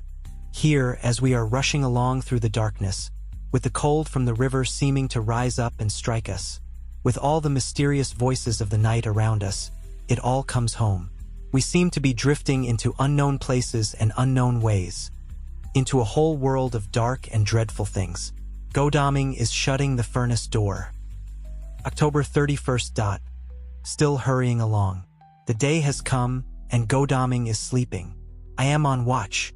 The morning is bitterly cold. The furnace heat is grateful, though we have heavy fur coats. As yet we have passed only a few open boats, but none of them had on board any box or package of anything like the size of the one we seek. The men were scared every time we turned our electric lamp on them, and fell on their knees and prayed. November 1st evening. No news all day. We have found nothing of the kind we seek. We have now passed into the Bistritza, and if we are wrong in our surmise, our chance is gone. We have overhauled every boat, big and little. Early this morning, one crew took us for a government boat, and treated us accordingly. We saw in this a way of smoothing matters, so at Fundu, where the Bistritza runs into the Sereth, we got a Romanian flag which we now fly conspicuously. With every boat which we have overhauled since then, this trick has succeeded. We have had every deference shown to us, and not once any objection to whatever we chose to ask or do. Some of the Slovaks tell us that a big boat passed them, going at more than usual speed as she had a double crew on board. This was before they came to Fundu, so they could not tell us whether the boat turned into the Bystritza or continued on up the Sereth. At Fundu we could not hear of any such boat, so she must have passed there in the night. I am feeling very sleepy. The cold is perhaps beginning to tell upon me, and nature must have rest some time. Godalming insists that he shall keep the first watch. God bless him for all his goodness to poor dear Mina and me. November 2nd, morning. It is broad daylight. That good fellow would not wake me. He says it would have been a sin to, for I slept peacefully and was forgetting my trouble. It seems brutally selfish to me to have slept so long, and let him watch all night. But he was quite right.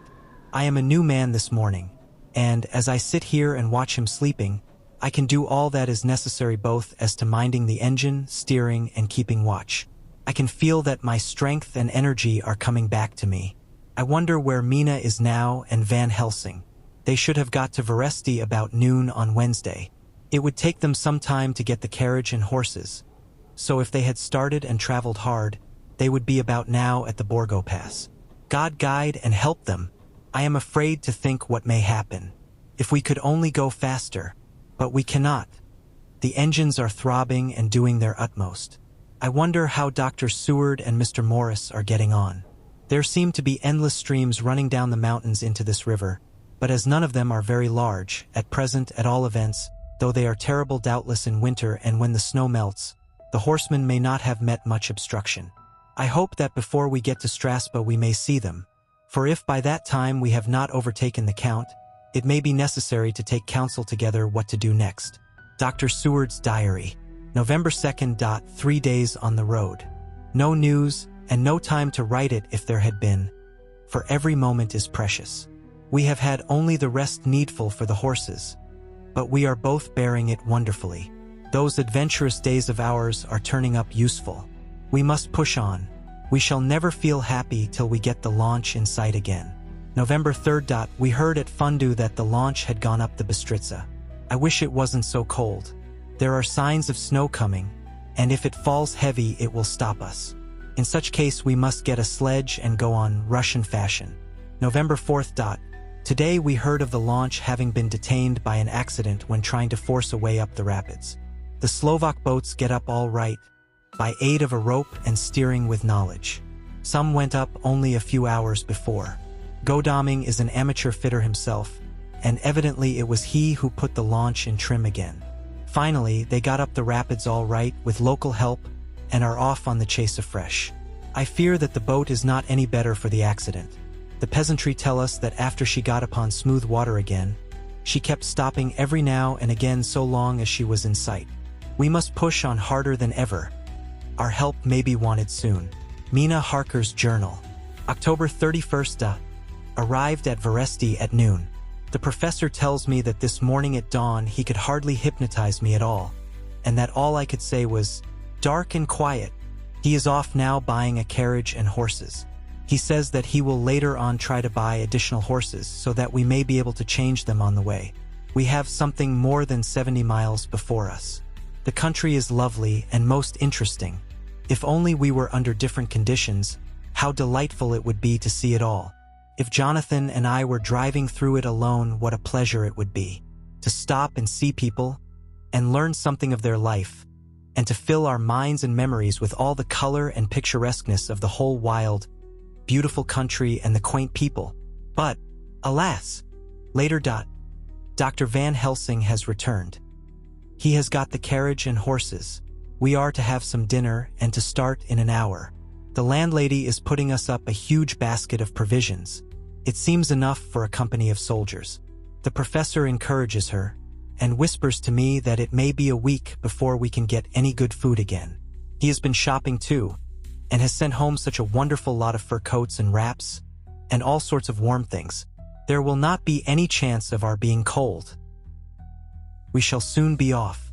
I am afraid to think what may happen to us. We are truly in the hands of God. He alone knows what may be, and I pray him, with all the strength of my sad and humble soul, that he will watch over my beloved husband. That whatever may happen, Jonathan may know that I loved him and honored him more than I can say, and that my latest and truest thought will be always for him. Chapter 27. Mina Harker's Journal. November 1st. All day long we have traveled, and at a good speed. The horses seem to know that they are being kindly treated, for they go willingly their full stage at best speed. We have now had so many changes and find the same thing so constantly that we are encouraged to think that the journey will be an easy one. Dr. Van Helsing is laconic. He tells the farmers that he is hurrying to Bistritz and pays them well to make the exchange of horses. We get hot soup or coffee or tea, and off we go. It is a lovely country, full of beauties of all imaginable kinds, and the people are brave and strong and simple and seem full of nice qualities. They are very, very superstitious. In the first house where we stopped, when the woman who served us saw the scar on my forehead, she crossed herself and put out 2 fingers towards me to keep off the evil eye. I believe they went to the trouble of putting an extra amount of garlic into our food, and I can't abide garlic. Ever since then I have taken care not to take off my hat or veil, and so have escaped their suspicions. We are traveling fast, and as we have no driver with us to carry tales, we go ahead of scandal. But I dare say that fear of the evil I will follow hard behind us all the way. The professor seems tireless. All day he would not take any rest, though he made me sleep for a long spell. At sunset time he hypnotized me, and he says that I answered as usual darkness, lapping water and creaking wood. So our enemy is still on the river.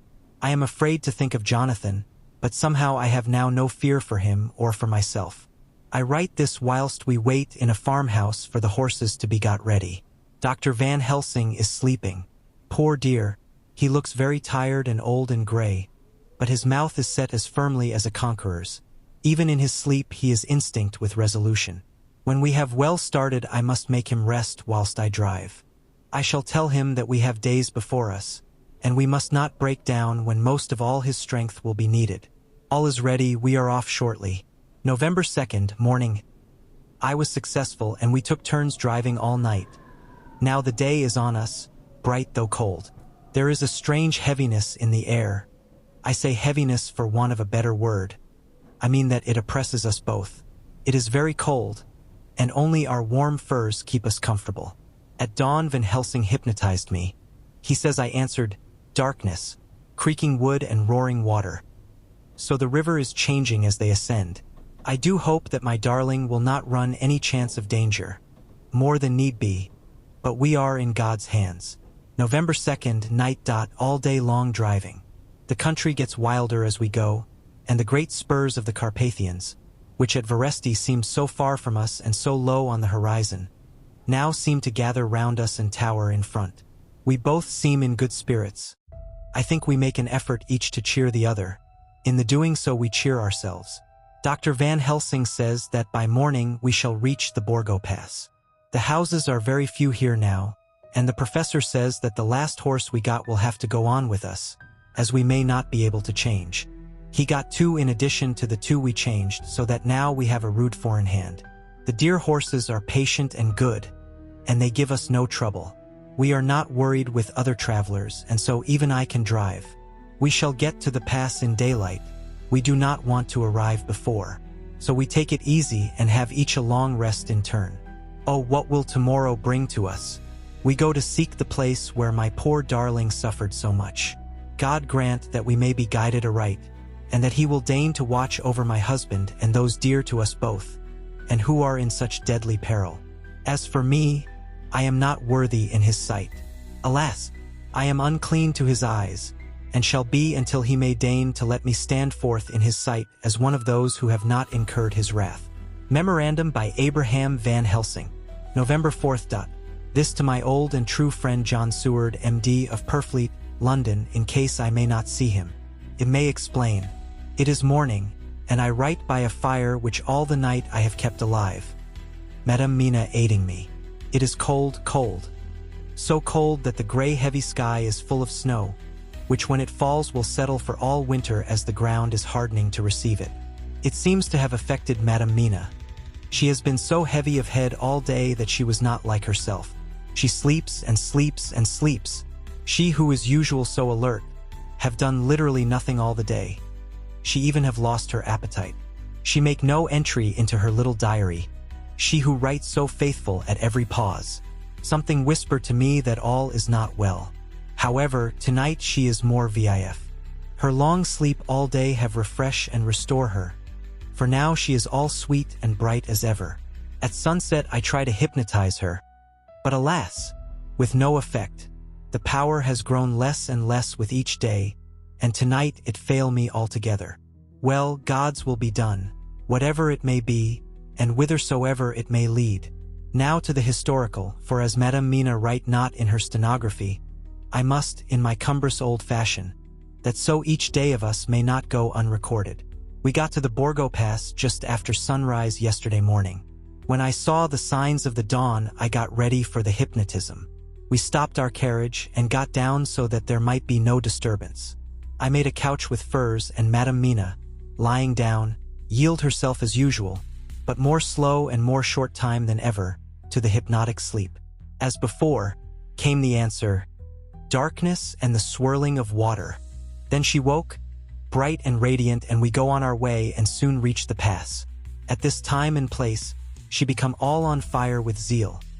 Some new guiding power be in her manifested, for she point to a road and say, "This is the way." "How know you it?" ask. "Of course I know it," she answer, and with a pause add, "Have not my Jonathan traveled it and wrote of his travel?" At first I think somewhat strange, but soon I see that there be only one such by-road. It is used but little and very different from the coach road from the Bukovina to Bistritz, which is more wide and hard, and more of use. So we came down this road. When we meet other ways, not always were we sure that they were roads at all, for they be neglect and light snow have fallen. The horses know and they only. I give rein to them and they go on so patient. By and by we find all the things which Jonathan have note in that wonderful diary of him. Then we go on for long, long hours and hours. At the first I tell Madame Mina to sleep. She try and she succeed. She sleep all the time. Till at the last, I feel myself to suspicious grow, and attempt to wake her. But she sleep on, and I may not wake her though I try. I do not wish to try too hard lest I harm her. For I know that she have suffer much, and sleep at times be all in all to her. I think I drowse myself, for all of sudden I feel guilt, as though I have done something. I find myself bolt up, with the reins in my hand, and the good horses go along jog, jog, just as ever. I look down and find Madame Mina still sleep. It is now not far off sunset time, and over the snow the light of the sun flow in big yellow flood, so that we throw great long shadow on where the mountain rise so steep. For we are going up, and all is so wild and rocky, as though it were the end of the world. Then I arouse Madame Mina. This time she wake with not much trouble, and then I try to put her to hypnotic sleep. But she sleep not, being as though I were not. Still I try and try, till all at once I find her and myself in dark. So I look round, and find that the sun have gone down. Madame Mina laugh, and I turn and look at her. She is now quite awake, and looks so well as I never saw her since that night at Carfax when we first entered the Count's house. I am amazed and not at ease then. But she is so bright and tender and thoughtful for me that I forget all fear. I light a fire, for we have brought supply of wood with us, and she prepare food while I undo the horses and set them, tethered in shelter, to feed. Then when I return to the fire she have my supper ready. I go to help her, but she smile and tell me that she have eat already, that she was so hungry that she would not wait. I like it not, and I have grave doubts, but I fear to affright her, and so I am silent of it. She help me and I eat alone, and then we wrap in fur and lie beside the fire, and I tell her to sleep while I watch. But presently I forget all of watching, and when I sudden remember that I watch, I find her lying quiet, but awake, and looking at me with so bright eyes. Once, twice more the same occur, and I get much sleep till before morning. When I wake I try to hypnotize her, but alas, though she shut her eyes obedient, she may not sleep. The sun rise up and up and up, and then sleep come to her too late, but so heavy that she will not wake. I have to lift her up, and place her sleeping in the carriage when I have harnessed the horses and made all ready. Madam still sleep, and she look in her sleep more healthy and more redder than before, and I like it not, and I am afraid. I am afraid of all things, even to think, but I must go on my way. The stake we play for is life and death, or more than these, and we must not flinch. November 5th, morning. Let me be accurate in everything, for though you and I have seen some strange things together, you may at the first think that I, Van Helsing, am mad, that the many horrors and the so long strain on nerves has at the last turned my brain. All yesterday we travel, ever getting closer to the mountains, and moving into a more and more wild and desert land. There are great, frowning precipices and much falling water, and nature seemed to have held sometime her carnival. Madame Mina still sleep, and though I did have hunger and appeased it, I could not waken her, even for food. I began to fear that the fatal spell of the place was upon her, tainted as she is with that vampire baptism. Well, said I to myself, if it be that she sleep all the day, it shall also be that I do not sleep at night. As we travel on the rough road, for a road of an ancient and imperfect kind there was, I held down my head and slept. Again I waked with a sense of guilt and of time past, and found Madame Mina still sleeping, and the sun low down. But all was indeed changed. The frowning mountains seemed further away, and we were near the top of a steep rising hill, on summit of which was such a castle as Jonathan tell of in his diary. At once I exulted and feared, for now, for good or ill, the end was near. I woke Madame Mina, and again tried to hypnotize her. But alas, unavailing till too late. Then, ere the great dark came upon us, for even after down sun the heavens reflected the gone sun on the snow, and all was for a time in a great twilight, I took out the horses and fed them in what shelter I could. Then I make a fire, and near it I make Madame Mina, now awake and more charming than ever, sit comfortable amid her rugs. I got ready food, but she would not eat, simply saying that she had not hunger. I did not press her, knowing her unavailingness, but I myself eat, for I must needs now be strong for all. Then, with the fear on me of what might be, I drew a ring so big for her comfort, round where Madame Mina sat, and over the ring I passed some of the wafer, and I broke it fine so that all was well guarded. She sat still all the time, so still as one dead, and she grew whiter and ever whiter till the snow was not more pale, and no word she said. But when I drew near, she clung to me, and I could know that the poor soul shook her from head to feet with a tremor that was pain to feel. I said to her presently, when she had grown more quiet, "Will you not come over to the fire?" For I wished to make a test of what she could. She rose obedient, but when she had made a step she stopped, and stood as one stricken. "Why not go on?" I asked. She shook her head, and, coming back, sat down in her place. Then, looking at me with open eyes, as of one waked from sleep, she said simply, "I cannot," and remained silent. I rejoiced, for I knew that what she could not, none of those that we dreaded could. Though there might be danger to her body, yet her soul was safe.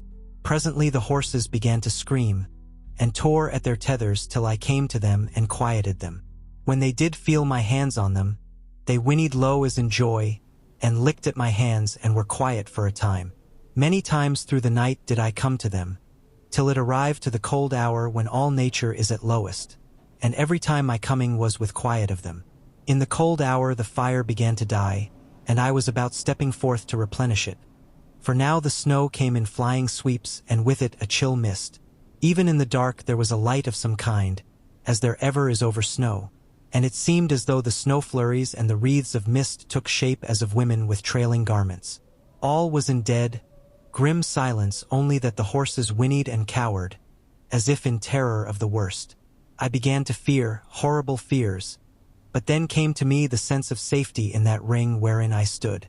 I began, too, to think that my imaginings were of the night, and the gloom, and the unrest that I have gone through, and all the terrible anxiety. It was as though my memories of all Jonathan's horrid experience were befalling me. For the snowflakes and the mist began to wheel and circle round, till I could get as though a shadowy glimpse of those women that would have kissed him. And then the horses cowered lower and lower, and moaned in terror as men do in pain. Even the madness of fright was not to them, so that they could break away. I feared for my dear Madame Mina when these weird figures drew near and circled round. I looked at her, but she sat calm and smiled at me. When I would have stepped to the fire to replenish it, she caught me and held me back, and whispered, like a voice that one hears in a dream, so low it was, "No, no, do not go without. Here you are safe." I turned to her, and looking in her eyes said, "But you? It is for you that I fear." Whereat she laughed, a laugh low and unreal, and said, "Fear for me? Why fear for me? None safer in all the world from them than I am." And as I wondered at the meaning of her words, a puff of wind made the flame leap up, and I see the red scar on her forehead. Then, alas, I knew, did I not, I would soon have learned, for the wheeling figures of mist and snow came closer, but keeping ever without the holy circle. Then they began to materialize till, if God have not taken away my reason, for I saw it through my eyes, there were before me in actual flesh the same 3 women that Jonathan saw in the room, when they would have kissed his throat. I knew the swaying round forms, the bright hard eyes, the white teeth, the ruddy color, the voluptuous lips. They smiled ever at poor dear Madam Mina. And as their laugh came through the silence of the night, they twined their arms and pointed to her, and said in those so sweet tingling tones that Jonathan said were of the intolerable sweetness of the water glasses, "Come, sister, come to us. Come, come." In fear I turned to my poor Madam Mina, and my heart with gladness leapt like flame. For oh, the terror in her sweet eyes, the repulsion, the horror, told a story to my heart that was all of hope. God be thanked she was not yet of them. I seized some of the firewood which was by me, and holding out some of the wafer, advanced on them towards the fire. They drew back before me, and laughed their low horrid laugh. I fed the fire and feared them not, for I knew that we were safe within our protections. They could not approach me whilst so armed, nor Madam Mina whilst she remained within the ring, which she could not leave no more than they could enter. The horses had ceased to moan, and lay still on the ground. The snow fell on them softly, and they grew whiter. I knew that there was for the poor beasts no more of terror. And so we remained till the red of the dawn to fall through the snow gloom. I was desolate and afraid, and full of woe and terror. But when that beautiful sun began to climb the horizon, life was to me again. At the first coming of the dawn, the horrid figures melted in the whirling mist and snow. The wreaths of transparent gloom moved away towards the castle, and were lost. Instinctively, with the dawn coming, I turned to Madam Mina, intending to hypnotize her. But she lay in a deep and sudden sleep, from which I could not wake her. I tried to hypnotize through her sleep, but she made no response, none at all, and the day broke. I fear yet to stir. I have made my fire and have seen the horses. They are all dead. Today I have much to do here, and I keep waiting till the sun is up high. For there may be places where I must go, where that sunlight, though snow and mist obscure it, will be to me a safety. I will strengthen me with breakfast, and then I will to my terrible work. Madam Mina still sleeps, and, God be thanked, she is calm in her sleep. Jonathan Harker's Journal. November 4th, evening. The accident to the launch has been a terrible thing for us.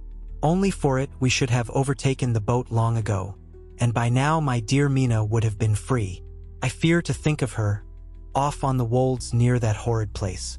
We have got horses and we follow on the track. I note this whilst Godalming is getting ready. We have our arms. The Skaney must look out if they mean fight. Oh, if only Morris and Seward were with us. We must only hope. If I write no more goodbye, Mina, God bless and keep you. Dr. Seward's Diary. November 5th. With the dawn we saw the body of Skaney before us dashing away from the river with their lighter wagon. They surrounded it in a cluster, and hurried along as though beset. The snow is falling lightly, and there is a strange excitement in the air. It may be our own feelings, but the depression is strange. Far off I hear the howling of wolves. The snow brings them down from the mountains, and there are dangers to all of us, and from all sides. The horses are nearly ready, and we are soon off. We ride to death of someone. God alone knows who or where or what or when or how it may be. Dr. Van Helsing's Memorandum. November 5th, afternoon. I am at least sane. Thank God for that mercy at all events, though the proving it has been dreadful. When I left Madam Mina sleeping within the holy circle, I took my way to the castle. The blacksmith hammer which I took in the carriage from Veresti was useful. Though the doors were all open, I broke them off the rusty hinges, lest some ill intent or ill chance should close them, so that being entered I might not get out. Jonathan's bitter experience served me here. By memory of his diary, I found my way to the old chapel, for I knew that here my work lay. The air was oppressive. It seemed as if there was some sulphurous fume, which at times made me dizzy. Either there was a roaring in my ears, or I heard afar off the howl of wolves. Then I bethought me of my dear Madame Mina, and I was in terrible plight. The dilemma had me between his horns. Her, I had not dared to take into this place, but left safe from the vampire in that holy circle. And yet even there would be the wolf. I resolved me that my work lay here, and that as to the wolves we must submit, if it were God's will. At any rate, it was only death and freedom beyond. So did I choose for her. Had it but been for myself, the choice had been easy. The maw of the wolf were better to rest in than the grave of the vampire. So I make my choice to go on with my work. I knew that there were at least 3 graves to find. Graves that are in habit. So I search, and I find one of them.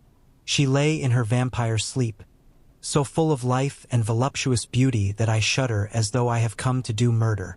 Ah, I doubt not that in old time, when such things were, many a man who set forth to do such a task as mine, found at the last his heart fail him, and then his nerve. So he delay,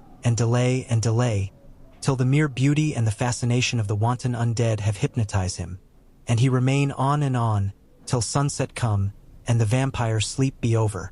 Then the beautiful eyes of the fair woman open and look love, and the voluptuous mouth present to a kiss, and man is weak.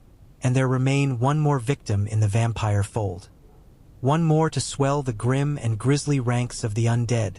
There is some fascination, surely, when I am moved by the mere presence of such an one, even lying as she lay in a tomb fretted with age and heavy with the dust of centuries, though there be that horrid odor such as the lairs of the Count have had. Yes, I was moved, I, Van Helsing, with all my purpose and with my motive for hate. I was moved to a yearning for delay which seemed to paralyze my faculties and to clog my very soul. It may have been that the need of natural sleep and the strange oppression of the air were beginning to overcome me. Certain it was that I was lapsing into sleep, the open-eyed sleep of one who yields to a sweet fascination, when there came through the snow-stilled air a long, low wail, so full of woe and pity that it woke me like the sound of a clarion. For it was the voice of my dear Madame Mina that I heard. Then I braced myself again to my horrid task, and found by wrenching away tomb-tops one other of the sisters, the other dark one. I dared not pause to look on her as I had on her sister, lest once more I should begin to be in thrall. But I go on searching until, presently, I find in a high great tomb as if made to one much beloved that other fair sister which, like Jonathan, I had seen to gather herself out of the atoms of the mist. She was so fair to look on, so radiantly beautiful, so exquisitely voluptuous, that the very instinct of man in me, which calls some of my sex to love and to protect one of hers, made my head whirl with new emotion. But God be thanked, that soul wail of my dear Madame Mina had not died out of my ears, and, before the spell could be wrought further upon me, I had nerved myself to my wild work. By this time I had searched all the tombs in the chapel, so far as I could tell, and as there had been only 3 of these undead phantoms around us in the night, I took it that there were no more of active undead existent. There was one great tomb more lordly than all the rest. Huge it was and nobly proportioned. On it was but one word: Dracula. This then was the undead home of the king vampire, to whom so many more were due. Its emptiness spoke eloquent to make certain what I knew. Before I began to restore these women to their dead selves through my awful work, I laid in Dracula's tomb some of the wafer, and so banished him from it, undead, forever. Then began my terrible task, and I dreaded it. Had it been but one, it had been easy, comparative. But 3, to begin twice more after I had been through a deed of horror. For if it was terrible with the sweet Miss Lucy, what would it not be with these strange ones who had survived through centuries, and who had been strengthened by the passing of the years, who would, if they could, have fought for their foul lives. Oh, my friend John, but it was butcher work. Had I not been nerved by thoughts of other dead, and of the living over whom hung such a pall of fear, I could not have gone on. I tremble and tremble even yet, though till all was over, God be thanked, my nerve did stand. Had I not seen the repose in the first place, and the gladness that stole over it just ere the final dissolution came, as realization that the soul had been won, I could not have gone further with my butchery. I could not have endured the horrid screeching as the stake drove home, the plunging of writhing form and lips of bloody foam. I should have fled in terror and left my work undone. But it is over, and the poor souls, I can pity them now and weep, as I think of them placid each in her full sleep of death for a short moment ere fading.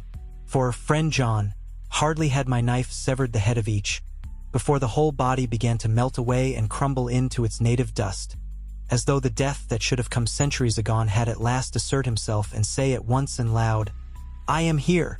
Before I left the castle I so fixed its entrances that never more can the Count enter there undead. When I stepped into the circle where Madam Mina slept, she woke from her sleep, and seeing me cried out in pain that I had endured too much.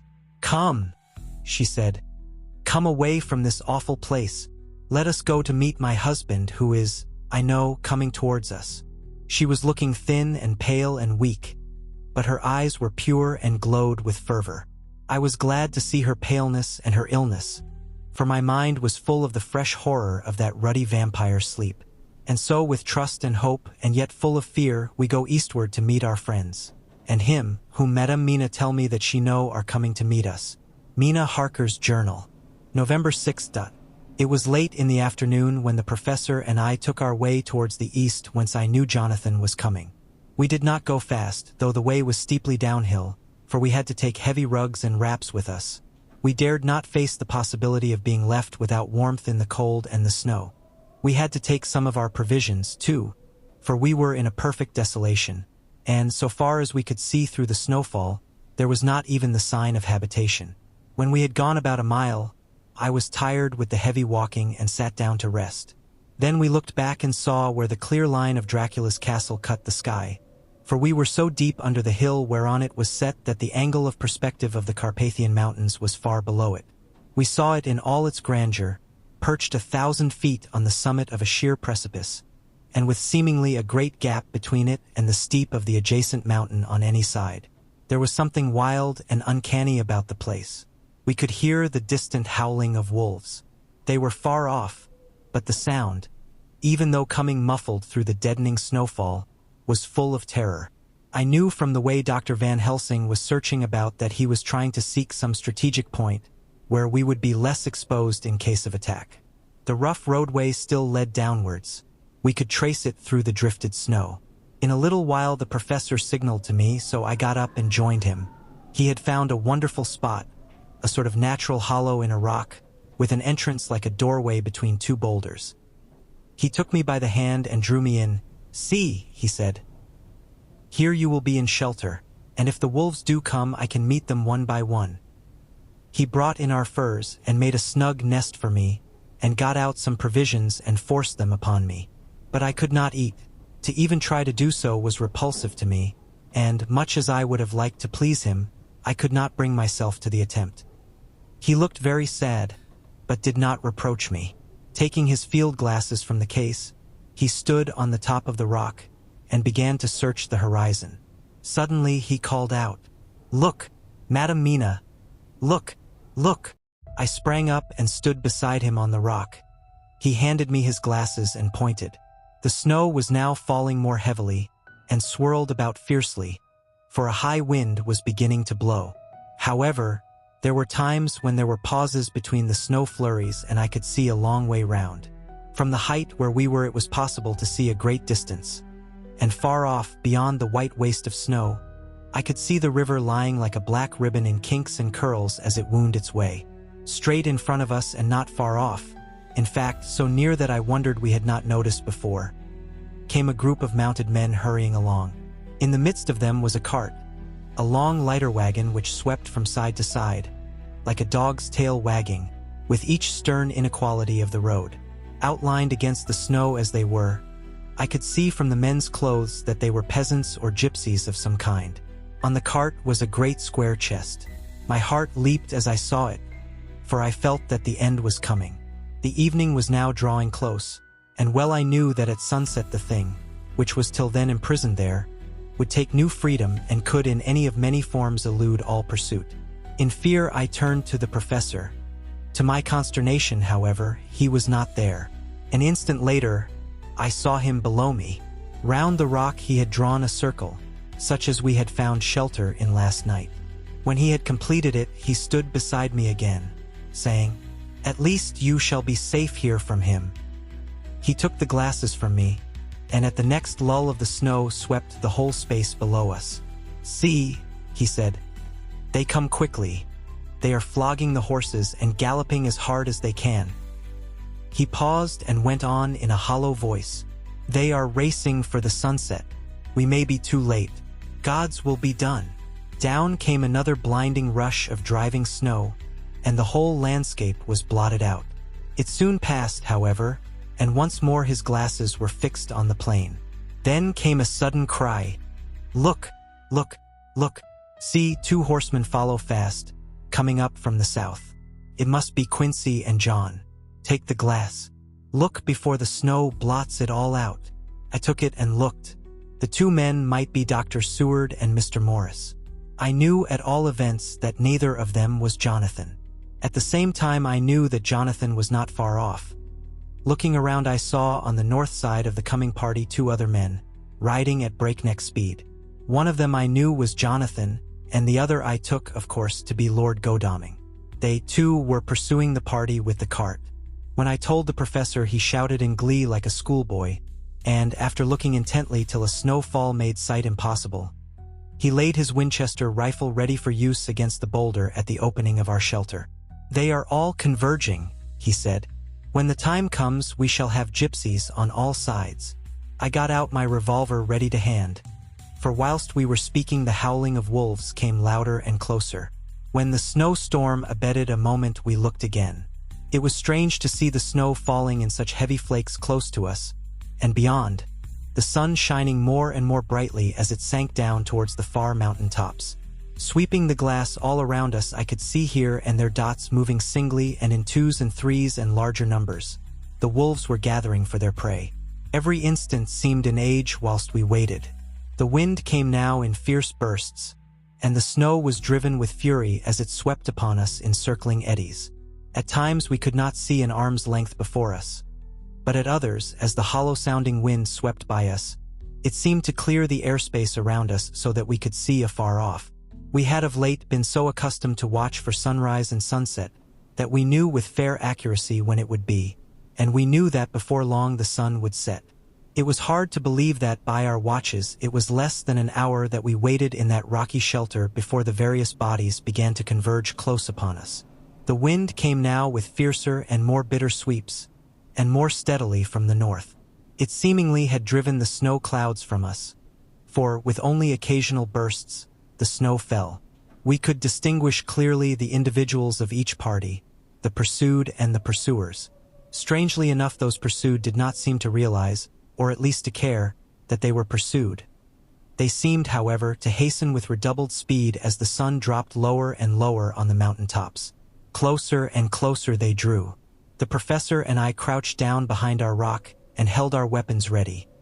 I could see that he was determined that they should not pass. One and all were quite unaware of our presence. All at once 2 voices shouted out to "Halt!" One was my Jonathan's, raised in a high key of passion. The other Mr. Morris' strong, resolute tone of quiet command. The gypsies may not have known the language, but there was no mistaking the tone, in whatever tongue the words were spoken.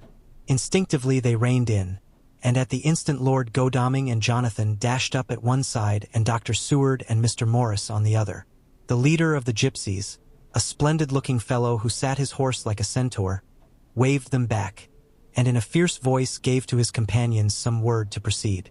They lashed the horses which sprang forward, but the 4 men raised their Winchester rifles, and in an unmistakable way commanded them to stop.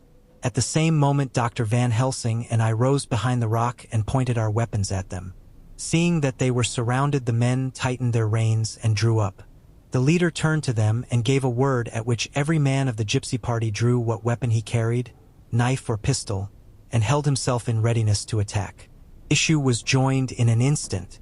The leader, with a quick movement of his rein, threw his horse out in front and pointing first to the sun, now close down on the hilltops, and then to the castle, said something which I did not understand. For answer, all 4 men of our party threw themselves from their horses and dashed towards the cart. I should have felt terrible fear at seeing Jonathan in such danger, but that the ardor of battle must have been upon me as well as the rest of them. I felt no fear, but only a wild, surging desire to do something. Seeing the quick movement of our parties, the leader of the gypsies gave a command. His men instantly formed round the cart in a sort of undisciplined endeavor, each one shouldering and pushing the other in his eagerness to carry out the order. In the midst of this, I could see that Jonathan on one side of the ring of men, and Quincy on the other, were forcing a way to the cart. It was evident that they were bent on finishing their task before the sun should set. Nothing seemed to stop or even to hinder them.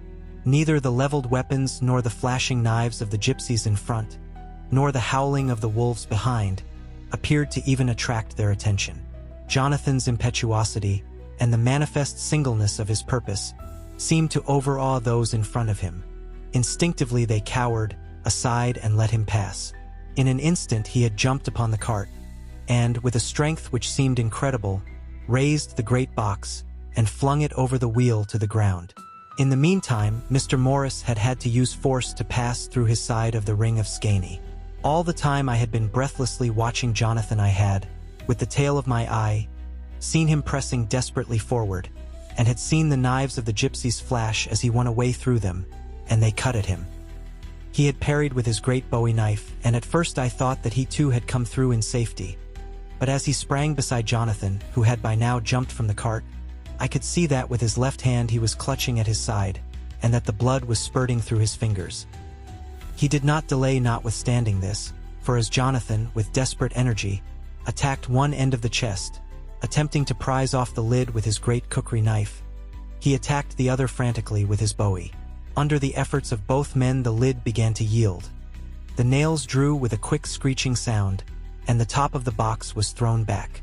By this time the gypsies, seeing themselves covered by the Winchesters, and at the mercy of Lord Godalming and Dr. Seward, had given in and made no resistance. The sun was almost down on the mountain tops, and the shadows of the whole group fell long upon the snow. I saw the Count lying within the box upon the earth, some of which the rude falling from the cart had scattered over him. He was deathly pale, just like a waxen image, and the red eyes glared with the horrible vindictive look which I knew too well. As I looked, the eyes saw the sinking sun, and the look of hate in them turned to triumph. But, on the instant, came the sweep and flash of Jonathan's great knife.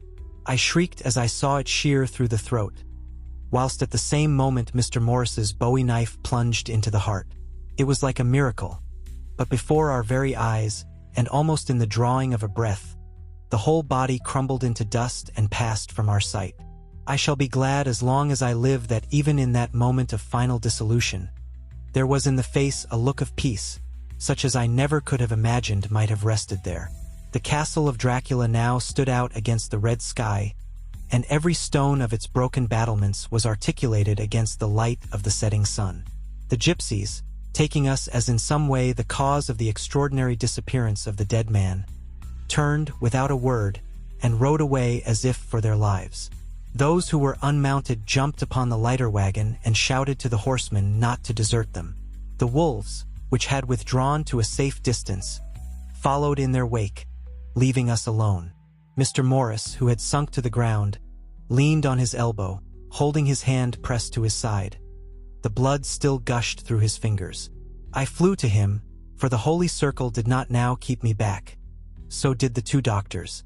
Jonathan knelt behind him, and the wounded man laid back his head on his shoulder.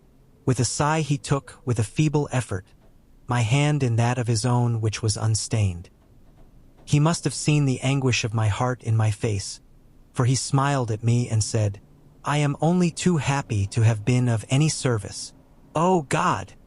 he cried suddenly, struggling up to a sitting posture and pointing to me. "It was worth for this to die. Look, look!" The sun was now right down upon the mountain top, and the red gleams fell upon my face, so that it was bathed in rosy light. With one impulse, the men sank on their knees, and a deep and earnest amen broke from all as their eyes followed the pointing of his finger. The dying man spoke. "Now God be thanked that all has not been in vain. See, the snow is not more stainless than her forehead. The curse has passed away, and, to our bitter grief, with a smile and in silence, he died, a gallant gentleman." Note: 7 years ago we all went through the flames, and the happiness of some of us since then is, we think, well worth the pain we endured. It is an added joy to Mina and to me that our boy's birthday is the same day as that on which Quincy Morris died. His mother holds, I know, the secret belief that some of our brave friend's spirit has passed into him. His bundle of names links all our little band of men together, but we call him Quincy. In the summer of this year we made a journey to Transylvania and went over the old ground which was, and is, to us so full of vivid and terrible memories. It was almost impossible to believe that the things which we had seen with our own eyes and heard with our own ears were living truths. Every trace of all that had been was blotted out. The castle stood as before, reared high above a waste of desolation. When we got home we were talking of the old time, which we could all look back on without despair, for Godalming and Seward are both happily married. I took the papers from the safe where they had been ever since our return so long ago. We were struck with the fact that in all the mass of material of which the record is composed, there is hardly one authentic document. Nothing but a mass of typewriting except the later notebooks of Mina and Seward and myself, and Van Helsing's memorandum. We could hardly ask anyone, even did we wish to accept these as proofs of so wild a story.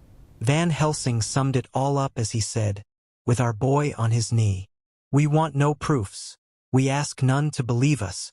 This boy will some day know what a brave and gallant woman his mother is.